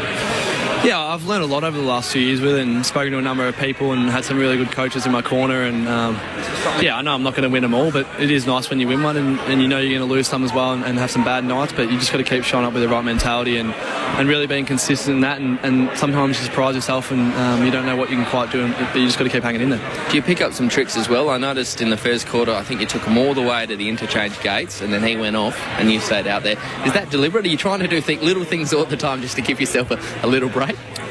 Yeah, I think all little things add up, and if I can get a few minutes to myself, I feel like I can do some damage, but I think you boys have exposed me in that area tonight, so I don't know if I'll get away with it anymore. Well, a few keen lip readers at halftime also seem to think, I'm about to throw to Rod Jamieson upstairs, seem to think that maybe you said to Alex Chincotta that he had no hair in one of your sledges as well. Yeah, I say a lot, but I can't actually recall what I say, so I'll let the lip readers be lip readers. Jamo, your thoughts? Oh, Zach, well done tonight. I won't go there with Josh. However, I'm follically challenged, so that's okay. But I thought Aliir coming in tonight and Asava Radagaliya, the two, it was hard last week with just one, but Aliir supports that back up and enables Port Adelaide to run out of defence really well. Yeah, he's huge, and we know we missed him last week, and I think Sav plays better when he's in the team, and Aliir plays better when they're out there together. So, yeah, they're two big boys, and they do a bulk of the work for us, and I think Zirk's actually really complements as well. So, yeah, I think between them three, they do a really good job, and they've been super for us the last month. What about you, Dante Vicentini and Jordan Sweet? They're working well together and going forward kicking goals. Yeah, I thought they got the balance really right tonight, and Viz looked dangerous when he went up forward, and I thought Sweetie did a bulk of the work in there and really got it done for us, and that was really good to see. And yeah, I think it's definitely a better issue to have when they're both up and going and seeing what that represents, but yeah, really happy for them. You should try and take out the blokes in the opposition jumpers rather than your own. I think you took out 3 blokes tonight with friendly fire. Oh, no, mate, I'm feeling it too. Lucky we got an 8-day break, so I apologise to Miles, and I think I got Jacko as well, and I just hurt myself anyway. So. And Miles, is it? Got Miles, and I'd rather it be the opposition, and sometimes I just go ball to gate and kind of forget where I am, so that's probably on me. Zach, Josh Franco here. Congratulations on the win tonight and your performance. Just like to get your sort of opinion. Carlton came into this game under immense pressure. They've been copying it in the media. They had a really poor loss against North Melbourne last week. Were you surprised with the lack of resistance, particularly in the first half from Carlton? It's a tough one because I've been in similar positions at similar stages over here in Adelaide, and I guess they'd be trying their guts out to get it right. And I think they've got star players who really try hard, and I feel like we've been in the same boat, and sometimes you can't get it to click. But I was talking to a couple after game, and I feel like I've been in that same spot a few times, and you can turn it around just as quickly as it turns the other way, and I'm sure they'll keep fighting. Vossi's a great character, and I'm sure he'll keep leading them well. And just obviously, Gemmo's mentioned a couple of players down back. Miles Bergman, how well is he going at the moment? Yeah, he was super. I think the way he responded from last week, Heaney probably got the better of him last week, and I thought, he was really determined, and he went after it with a really good mindset tonight and really got it done. And I think his balance between hurting them the other way and getting on the scoreboard and doing some things like that. But yeah, when he plays like that, he's a damn good player. Zach, can I ask you whose decision it was to play him and roll the dice and play him in the middle of the ground quite a few weeks ago now, because he's developed into one of the premier midfielders in the comp at the moment? Was that Josh Carr or Ken Hinkley? I think Miles he's been putting his hand up a little bit to get in there, and he's been pretty eager. And if you look at the way he moves and the size he is, he's a terrific athlete in the way he moves around the ground, and he's strong, fast, uses the ball well. So I think he's got all the right attributes, and I think with Ollie Wines being out for a bit and Jason Horne-Francis, probably a few more opportunities opened up, and I think he's really grabbed them, and he's been super for the midfield group. Zach Butters with us on ABC Sport after Port Adelaide's 50-point win. Zach, you mentioned Jason Horne-Francis there, so playing a bit more forward after that shoulder stinger. Managed and subbed tonight. How is he tracking? Yeah, Horney's a tough kid, and I definitely think the 8-day break heading into the next game will be helpful for him. And I think just with the way the game was trending tonight, if you're able to rest him and probably avoid some of that contact while you can, it's probably a good option. And I think the club was just looking after him, and 8 days now to really get him right. I've got to ask you about the mentality out there. Don't take this the wrong way, but there was an arrogance to the way you played against Carlton tonight. There was a swagger in the way you moved the ball, and we noticed it very early that you didn't seem fazed with the way you kick marked around the ground, that you got in their faces when you were already kind of 5-6 goals up. Tell us a bit about that cockiness and that brashness. Is that something that you're hoping to adapt from Port Adelaide football? Yeah, you can look at it as confidence or just a team wanting to take it on and really use our weapons. I think if we can bring a number of players into the game who really help us score and who are really damaging, I think that really helps. And I thought we'd got our pre-game stuff really right today and showed up in a great way. And Kenny showed some photos of us as junior footy players and said just go out there and have fun, and what it was like back in them days where you just rock up and you crack in and you have some fun and you take the game on. So I thought that was a little good message from Kenny. Just that bullying demeanour, was that you could smell blood and you thought, look, let's put the foot on the throat and really hurt them mentally? Ideally, you want to do that every week, and I thought we were able to tonight, but I think the challenge for us is doing it week in, week out. So, we have a good test coming up against the reigning premiers next week, and we're going to have to bring that same mentality if we're going to be in the fight, and that's our focus next. How old were you, Zach, with the photo? You would have been about 3'2" or something like that, wouldn't you, if you're 8 years old? That's generous. Nah. Well, funny you say that. Our media manager texted us to send the junior photos in during the week, and I sent one in of Joe Richards and said it was me. So, they actually didn't have one of me, so that was quite fun. He's got some wheels, though, hasn't he? Yeah, he's lightning Joey, and I think he's been a great addition to the team in that half-forward role, and he's probably a bit of an underdog and probably doesn't get recognised as much, but I thought he's come in, he's played every game, the boys love him, and I think he does a super job. Hey, Zach, just before we let you go, everyone wants to know about your contract situation, a free agent next year. You mentioned during the week that there's a number of factors, family and friends, but the number one thing for you is footy, and you said, footy makes me the most happy, so that is always my top priority. Are you playing footy that makes you happy right now? Oh, well, tonight makes me pretty happy, if that's what you're looking for, but I think I've got some great connections at the club. I'm looking around now, I just love playing with some of these boys, and I think we're at a pretty young age, like Mitch Georgiadis, Miles Bergman, Connor, Horney. I think if we can really stick together, we can do some special stuff moving forward. Sounds like a fun place to be. Thanks for your time, Zach, and congratulations on the win. Thank you. Thanks, Samuel. Port winners by 50 points. Zach Butters, fresh off 30 touches, joining us on ABC Sport. You keep asking those. They will never, ever let you in their room. Someone's got to ask him, Jamo. It's in the budget. What, that he's a happy footballer? Yes. I think that was a really good response from Zach Butters. And even his interview during the week, it totally switched how I saw this playing out, which was I felt like he was going home. And to say, look, I'm putting footy above my family, my friends, and the way he just spoke then about how he is enjoying the young players around him and the future of the football club. Maybe the tide is turning a little bit that Zach Butters could be staying with Port Adelaide. I don't know him. I've met him, and look, tongue-in-cheek, he comes out to my daughter's netball because Sam Palpet's partner's sister plays, so long-winded, but when he's out there, he looks like he's a 10-year-old. He's actually hard to recognise, yet he's one of the toughest players going around. But the way he talks is extremely mature, and he's got a big decision ahead of him. All right, we've got a lot of people that want to talk about Carlton. So last one on Port Adelaide, they've got Brisbane at the Gabba next week. Are we going to see the same Port Adelaide we saw tonight, Josh? Well, you'd hope so. Beating Brisbane up at the Gabba, that's tough in anyone's book. But what they can't afford to do is, again, just that roller coaster and have some heavy losses, which have hurt their percentage, which we just talked about. But you'd hope that they can, cement and find some consistency in their game. But they were good tonight. They were really good tonight. You can hear that all on the ABC Listen Up next Saturday, Port Adelaide and Brisbane at the Gabba. Am I right in saying Port Adelaide have the second hardest run home? They do, and Brisbane has the hardest. Yeah, so, there you go. Yep. both these sides would Tough love a victory on the run home. 0437 774 774 is the number. Tom Wilson is standing by in the room, so we're going to get some reaction very shortly from Carlton. Couple of texts flying through. So one listener says, to those who want to sack Michael Voss, I say, as a 17-year member of Carlton, Voss is not the problem. The idiot who traded Matt Owies and wasted picks on underperforming players should be the first to go. And we've got a lot of messaging around Michael Voss and sticking fat. Matt Owies is a great little subplot here. And I've thought this for a while, that they've missed a damaging small forward, and he was the guy last year. They sent him off to West Coast to get the picks for Jagger Smith and hasn't played out the way they wanted with the early injury.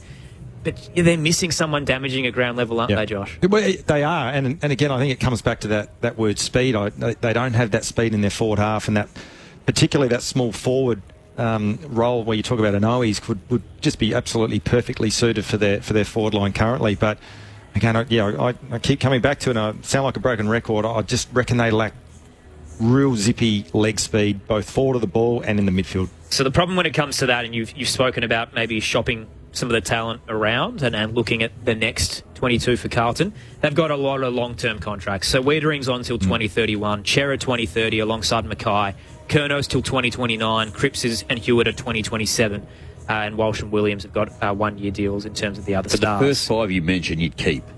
So you're saying Wiedering, Chera, Mackay, Curnow and Cripps stay? Yep, and totally.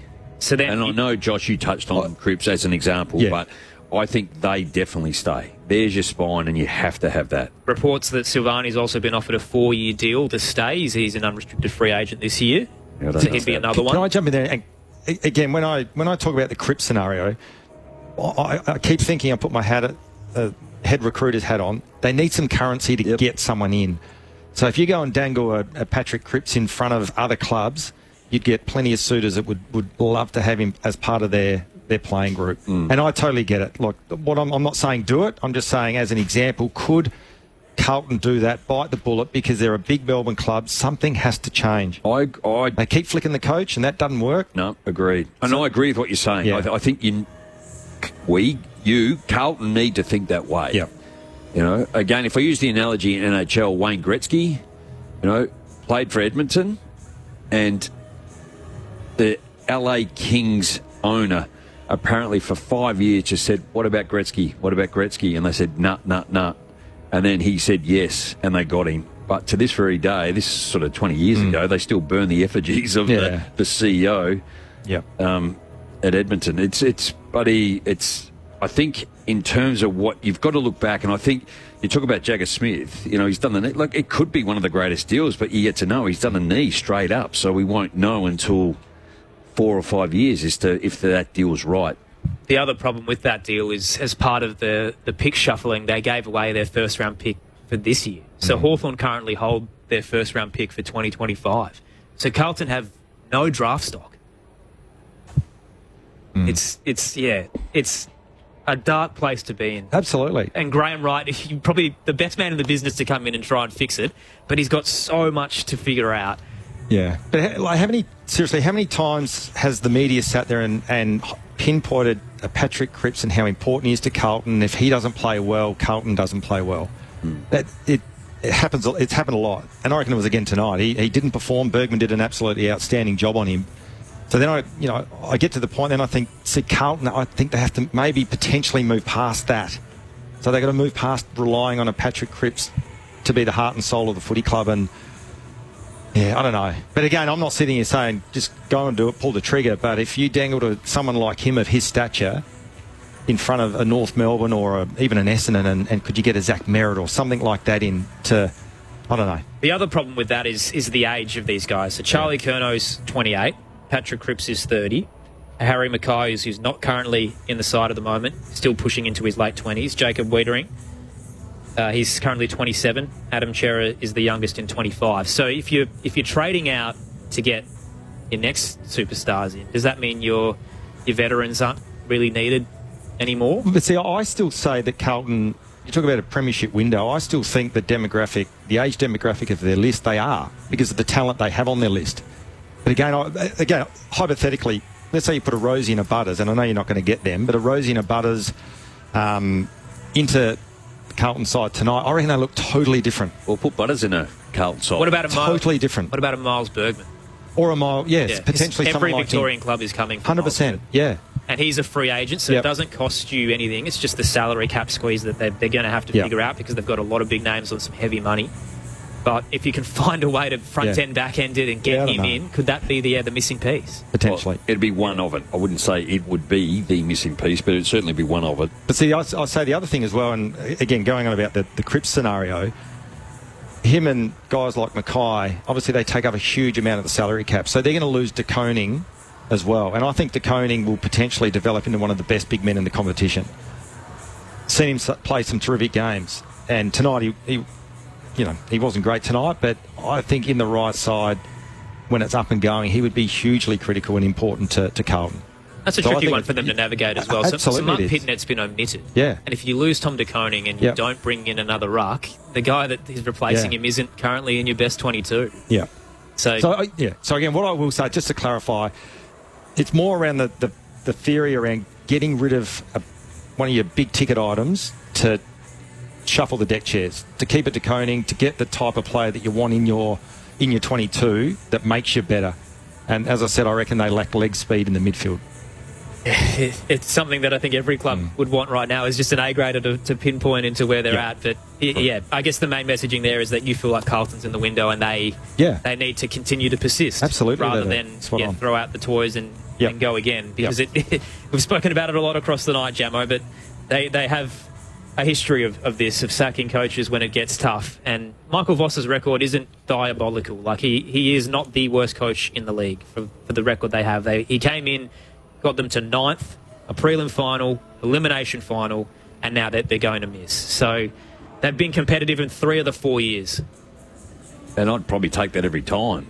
Again, I think you need 3 to 5 years as a senior coach to really inherit the playing group that you're after, with still you'll have a bit of carryover from what you've inherited as well. So it's, again, touched on it earlier, I think Graham Wright would have a look. He'd be well and truly have his head wrapped around where this club's at. He'd be watching it intently. I don't think they'll make any move until he comes in and assesses, and even then, once that happens, he's probably 2 or 3 weeks away. You're at round 19. You might as well see the season out. The other problem they have, and you'll be all about this, Jamo, as someone who used to be on the Adelaide Crows board, is that the sponsors are starting to arc up. And this is the problem with Carlton, is they're such a big football club that everybody has to have their say and they always want to succeed. So during the week, it was financial backer Bruce Matheson who said the club 5 years away from any real success, and there's no one under the age of 25 who's an A-grader right now. No, but I have a problem with a major sponsor coming out and talking like that.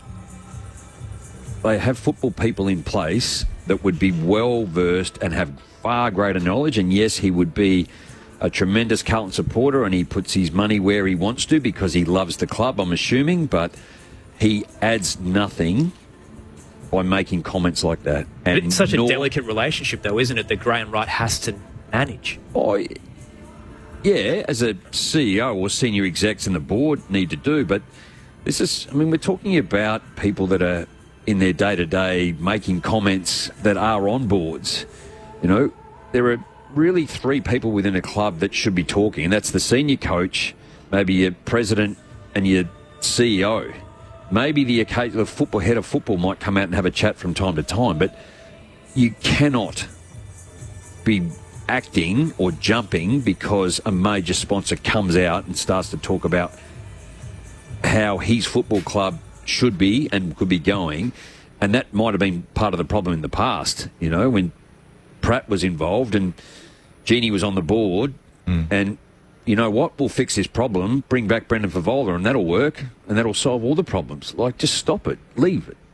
And it did have a big board. I think when Stephen Trigg took over as CEO many, many years ago, I think the board was 13, which is way too big, and I think he was able to reduce part of that, but it's still such a big club, and it has a big influence, and I think you've just got to bide your time. And we talk about the coaches they've had. They've had 9 coaches in 25 years, and they actually had a coach that went all right, and then they made a change, and for the next 6 to 8 years, you just got to be careful what you wish for. The success stories are, Damien Hardwick at Richmond, who at one point he had an extra group of Richmond supporters who came together as a separate board to try and get rid of him, and then the club stuck fat and they end up winning a premiership. So sometimes it just takes a little bit of patience, but it's such a fine line. You don't want to back the wrong person in and then you waste 10 years at a footy club. It's so hard. It is so hard. Like Bomber Thompson, he almost got the sack the year before they went on and started to win premierships pretty consistently down at Geelong. You know, Nathan Buckley and Damien Harwick, those two coaches, they were coaching away, I'm led to believe from an outsider. They said, you need to change the way you're doing things. So they removed a whole lot of their coaches and personnel, and then they changed the way that they coached, and then they were able to get back on track. It's the one that flies the flag as the first-time coach that normally says, charge, and this is what we're going to do, and doesn't take in the information that's coming around. So, which is the other problem. So I'm a big proponent of assistant coaches make premiership teams. It's not just the one main man. And Michael Voss has had the same people around him. So Ash Hansen, Aaron Hamill, Tim Clark, Aaron Greaves have been there his whole tenure. So maybe they might need some different voices around him as well. I'll refer to Josh. And Josh, we had this brief comment, like, you walked in tonight and just said, why would you want to coach? Like, how hard is this? You've been in the box. You've seen John Longmire. You've seen Stewie Jew. Like, how hard is it to senior coach with the pressure? It's a tough gig. Like, and they get paid well, but they deserve every single cent they get. And the example that was highlighted during the week was Michael Voss was putting heat on his senior players, and probably more specifically the midfield group. And he gets torched, absolutely torched about it. So we hear Michael Voss when he talks press conferences, any interview he ever does, he comes across as a decent bloke, a really good guy, and I don't know him personally, but I hear he's a terrific bloke. He cares for his players. So the intentions of him giving some really direct feedback to his midfield group last week was to get them better. Yet he then cops so much external heat about it and people judging him for doing that. So that's just one sort of microscopic, minute example of how tough that gig is. It would consume you, and the media and external pressure from supporters would be just huge. Would be huge. And you'd have to be a special type of person to be able to, one, do it, but also deal with the stuff that Michael Voss now has to deal with this week. If you just joined us, Carlton thumped here at the Adelaide Oval to start round 16. 50 points, Port Adelaide's victory in the end. So Carlton's season all but over at 6-9. It was a diabolical display. They didn't fire a shot. Goalless at quarter time. Took until the 26-minute mark of the second term to register a major. Tom Wilson did the hard yards, went down into the Carlton rooms and was able to get some reaction from Jacob Wiedering. Jacob, thanks for your time. Can you explain what happened out there from the start of the game tonight? I mean, 5-day break and one side came with a mentality to ambush the other, and we're on the receiving end of that, unfortunately. We certainly didn't come prepared for that first half, and you've got to respect the opposition and the way they went about it, and we certainly couldn't play it in our front half, and they scored goals, and we're on the back foot from minute one. Considering the loss last week, everyone was expecting a response, and I know everyone expecting a response from Port Adelaide. Was it disappointing that you were the team that didn't respond? Yeah, definitely. I think the criticism or the chat around the response is warranted for both teams, and as I sort of mentioned, Port Adelaide came to play, we didn't, and we've got to accept the consequences now, and we've got to, I guess, focus on what we can do next, and that's control the controllables, which is a 10-day break. I think we've got the Pies next up at the G, at home, which is a really good opportunity, I think, for the rest of the group to rest up, recover well. Hopefully we get some healthy bodies back and we can respond there. Michael Voss took the players straight in for a meeting. What was discussed in there? Yeah, pretty much that.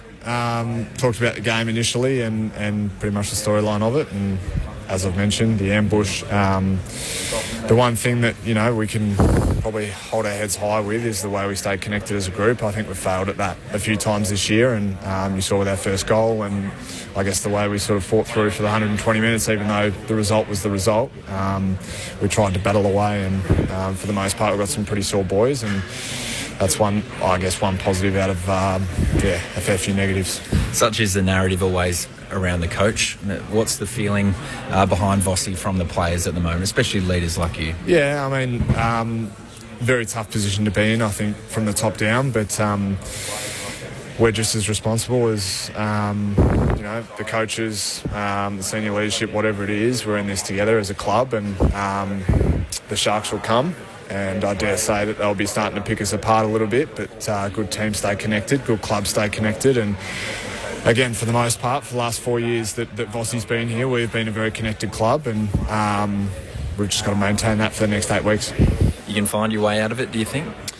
Yeah, I mean, the conversation about September is fading away naturally and mathematically, but it is what we do next. It is our next contest. It is our next match, as I sort of mentioned, and we can only focus on what's ahead of us. And as disappointing as it was tonight, we've got to front up. The sun rises tomorrow, and we've got to do a job for the club, for the jumper, and for the fans. You speak of the fans, they'll be very frustrated, especially with the first half of that game. What's your message to them? I think they'll be getting pretty sick and tired of hearing the same message. So for me, they've got to understand that we know as players and as a club that tonight was very disappointing. And that was from the very start. So just know that we're going to go ahead, as I sort of mentioned, control the controllables. It's the very next contest, and we've got the Pies, which is going to be a hell of a match. I dare say 80,000. 75, 80,000, whatever it is. So that is an amazing opportunity for both clubs to put on a show. And I know we'll come with the right mindset. I know Vossi will, I know Cripper will, I know the leaders will, and leaders got to lead, and I'm sure we'll do that. You got a lot of senior players and played together a long time. It's just has to be on you guys to lift the group. 100%. You can't expect Flynn Young and Billy Wilson to carry the load of energy and give us the response that we need. It takes a collective effort, as I've sort of mentioned, and that's top down. But the 23 that are out there were, we didn't get the job done tonight. But as I sort of mentioned, we've got a huge opportunity next week, whoever the 23 are, to do a job. All right, Jacob, thanks for your time. Appreciate it. Jacob Wiedering downstairs with Tom Wilson after Port Adelaide's 50-point win over Carlton, all but ended their season at 6-9. It was a one-sided affair. The Blues had no goals at quarter time, and their first 8 shots resulted in 6 behinds. Took till the 26-minute mark of the second quarter to register a goal, but were down the whole night and never had a chance at it as the Sharks start to circle, as Jacob Wiedering says, and they will be picked apart relentlessly through the week. Carlton and their football club. Let's hear from the coach, Michael Voss, who's just started his presser downstairs. Yes, it was a bad performance. Certainly the start of the game, when you want to get ascendancy, especially away from home. We've been good at that for pretty much the whole year, getting our starts right, but no, we got that wrong. Just didn't come with an appetite to the contest, and they were able to sort of go from inside out really quickly, and they were able to control the ball more than they should, and weren't quick enough in our response. And then, being untidy with the ball out of their back half gave even more opportunities back to them. So, bad kicking's bad footy, and we certainly had opportunities in front of goal, and sometimes we hit the scoreboard, and sometimes we kicked it out in the full, and we should have been better than that. It's a collective accountability. Yeah, no, there's no separating groups here. It's 100% on what we need to be able to bring to it. We look at always ourselves first, and then you obviously impart some of the things that we need to be able to put in front of the players and ask them to be able to play at a standard as well. So no, this is a collective accountability. So we'll look at it thoroughly and see where we need to correct. And obviously we've only got a week to do that before we get into our next game. Some highlights there from Michael Voss speaking to the press after Carlton's 50-point loss to the Power. It does not get any easier for them. Collingwood on Friday night, followed by Brisbane, and then they've got Melbourne, Hawthorn and Fremantle in their next 3 after that. So Carlton's season is... it's heading into some really dangerous waters, and it's just not going to get any easier from here for Michael Voss or his playing group. Rod Jamieson, Josh Franco are your experts tonight on ABC Sport. We've got about 5 minutes till we wrap things up here at the Adelaide Oval. Just a score check over in Perth. You can hear the game between the Matildas and Slovenia on the Sport Extra button. It was 1-0 for a large majority of the night, and the Matildas have just kicked 2 goals in a matter of minutes. So 3-0 now over Slovenia, but it won't get close to Carlton's 8 goals that they kicked tonight. Some of our listeners are debating whether the Matildas would beat Carlton. Probably won't get there, but a great result nonetheless in Joe Montemuro's first hit-out. And a reminder as well, you can hear day 2 of the test between the West Indies and Australia on the cricket button from 11:45pm. The other subplot of the night was Adam Sard being subbed out with concussion after a checking shirt front from Dante Vicentini off the ball during a surge down the eastern wing. If it is deemed to be either intentional or careless, the concussion caused by Dante Vicentini will likely send him to the tribunal. Both Jamo and Josh have had a chance to look at the replay. Yep. What are we feeling? There's definitely something in it. Yeah. Yeah, he doesn't just check him, he actually leans into him, so he'll definitely have something. He's not holding his ground, is he? He's opted to bump. No, he's not just screening, he has definitely opted to bump, so he'll be in trouble. Intentional, Jamo, or careless? Careless. Yeah. Yeah. So careless, what's that one? Let me pull it up for you. I had it in front of me. So careless, severe and high would be 3 or more at the tribunal. Careless? If it was intentional, it would be 4. Yeah. So what about careless, low? In terms of the impact? Yeah. Well, he got subbed with concussion, so... But the impact was low, but albeit he got concussion, or you're saying because he's concussed, it grades it up high? straight away. Yeah, It's high severe because of the concussion. So you'd think he's going to the tribunal, and it's a minimum of 3 for Dante Vicentini. It's not to the tribunal then, isn't it? He just gets 3, and then if he challenges, it goes there, wouldn't it? Votes 3, 2, and 1 in the ABC Footballer of the Year. Yeah. So, Jamie, obviously your input as well. I've given 1 vote to Zach Butters. Thought his game was good. I thought Richards was really good as well. So I've given Richards 2 votes and 3 votes to our man, Miles Bergman. I thought his game was outstanding. Nullified Cripps and really influenced the game himself. So 3 to Bergman, 2 to Richards, 1 to Butters. 4 votes to Tom Wilson for his work downstairs as well after calling and getting Jacob Wiedering in the fallout. There's a lot to talk about when it comes to this game. There's a couple of things, and I was going to resist saying it, but I can't. Go on. A couple of things that he said I didn't like. Michael Voss or Jacob Wiedering? Yep. When he talked about the 5-day break. Which Port Adelaide were also on. You know what? I don't reckon supporters want to hear that. Yep. He talked about they get healthy bodies back, so in a way he's saying we're waiting for our good players to come back. Injuries are hurting us in an indirect way. And they came to play, we didn't, and we got ambushed. My response to that is, how can that happen? How can that happen, particularly after the week they've had? Michael Voss did mention during the week that because of the 5-day turnaround, they didn't really look at any vision from the loss to North Melbourne, that they just wanted to move on. Yeah. And maybe that was not the way to go about it, was to try and forget it, and instead maybe you should have acknowledged it. The senior names make a bit of sense. Like Mackay's not there, Newman's not there, Walsh isn't there. So there are a couple of heavy hitters. But the only thing I'd say to that is I don't reckon you need to hear that from a player. Yeah. I reckon the media, like we've just done, we make that assessment and say these are the guys to come back. That's sort of done externally. I reckon as a playing group, no excuses. But the ambush aspect, surely they're the ones who should be doing the ambush after you lose to North Melbourne. Absolutely. Well, Michael Voss said no appetite too. I thought his responses were pretty good. Yeah. I didn't hear excuses from him, but I can't understand how they got ambushed tonight. Collective accountability. It's a dark place to be in for the Carlton Footy Club. Footy does get better, though. It's not all just one-sided blowouts. We've got a pretty decent contest coming your way tomorrow night. Sydney and the Western Bulldogs from the SCG. You can hear it on the ABC Listen app from 6:45. Swans welcoming back Jake Lloyd and Ollie Florent, with Joel Amati out injured after his poor game against Port Adelaide. A sore foot. And Riley Bice omitted from the side as well. Meanwhile, for the Dogs, Riley Sanders returns alongside Jason Johannesson, the Norm Smith medalist. Adam Treloar out for 6 to 8 with a calf, and Josh Dolan omitted. So you can hear that all tomorrow on the ABC Listen app. You can hear the cricket tonight on the ABC Listen app through the cricket button as the second day kicks off between the West Indies and the Aussies as well. So whatever your sporting preference is, we've got it all for you on the ABC Listen app, including Wimbledon from Monday, 9:30pm. Jamo, thank you as always. Pleasure. Travel safe. See you in a couple of weeks. Josh, good to see you. Thanks, Aaron. Yeah, look after the team while I'm away. Jamo? I'm away as well. Oh, no, that's right. You're going to Canada. Josh, it's all over to you. Thanks to Tom Wilson, to Paul Brokenshea, Simon Rose as well, our text tonight.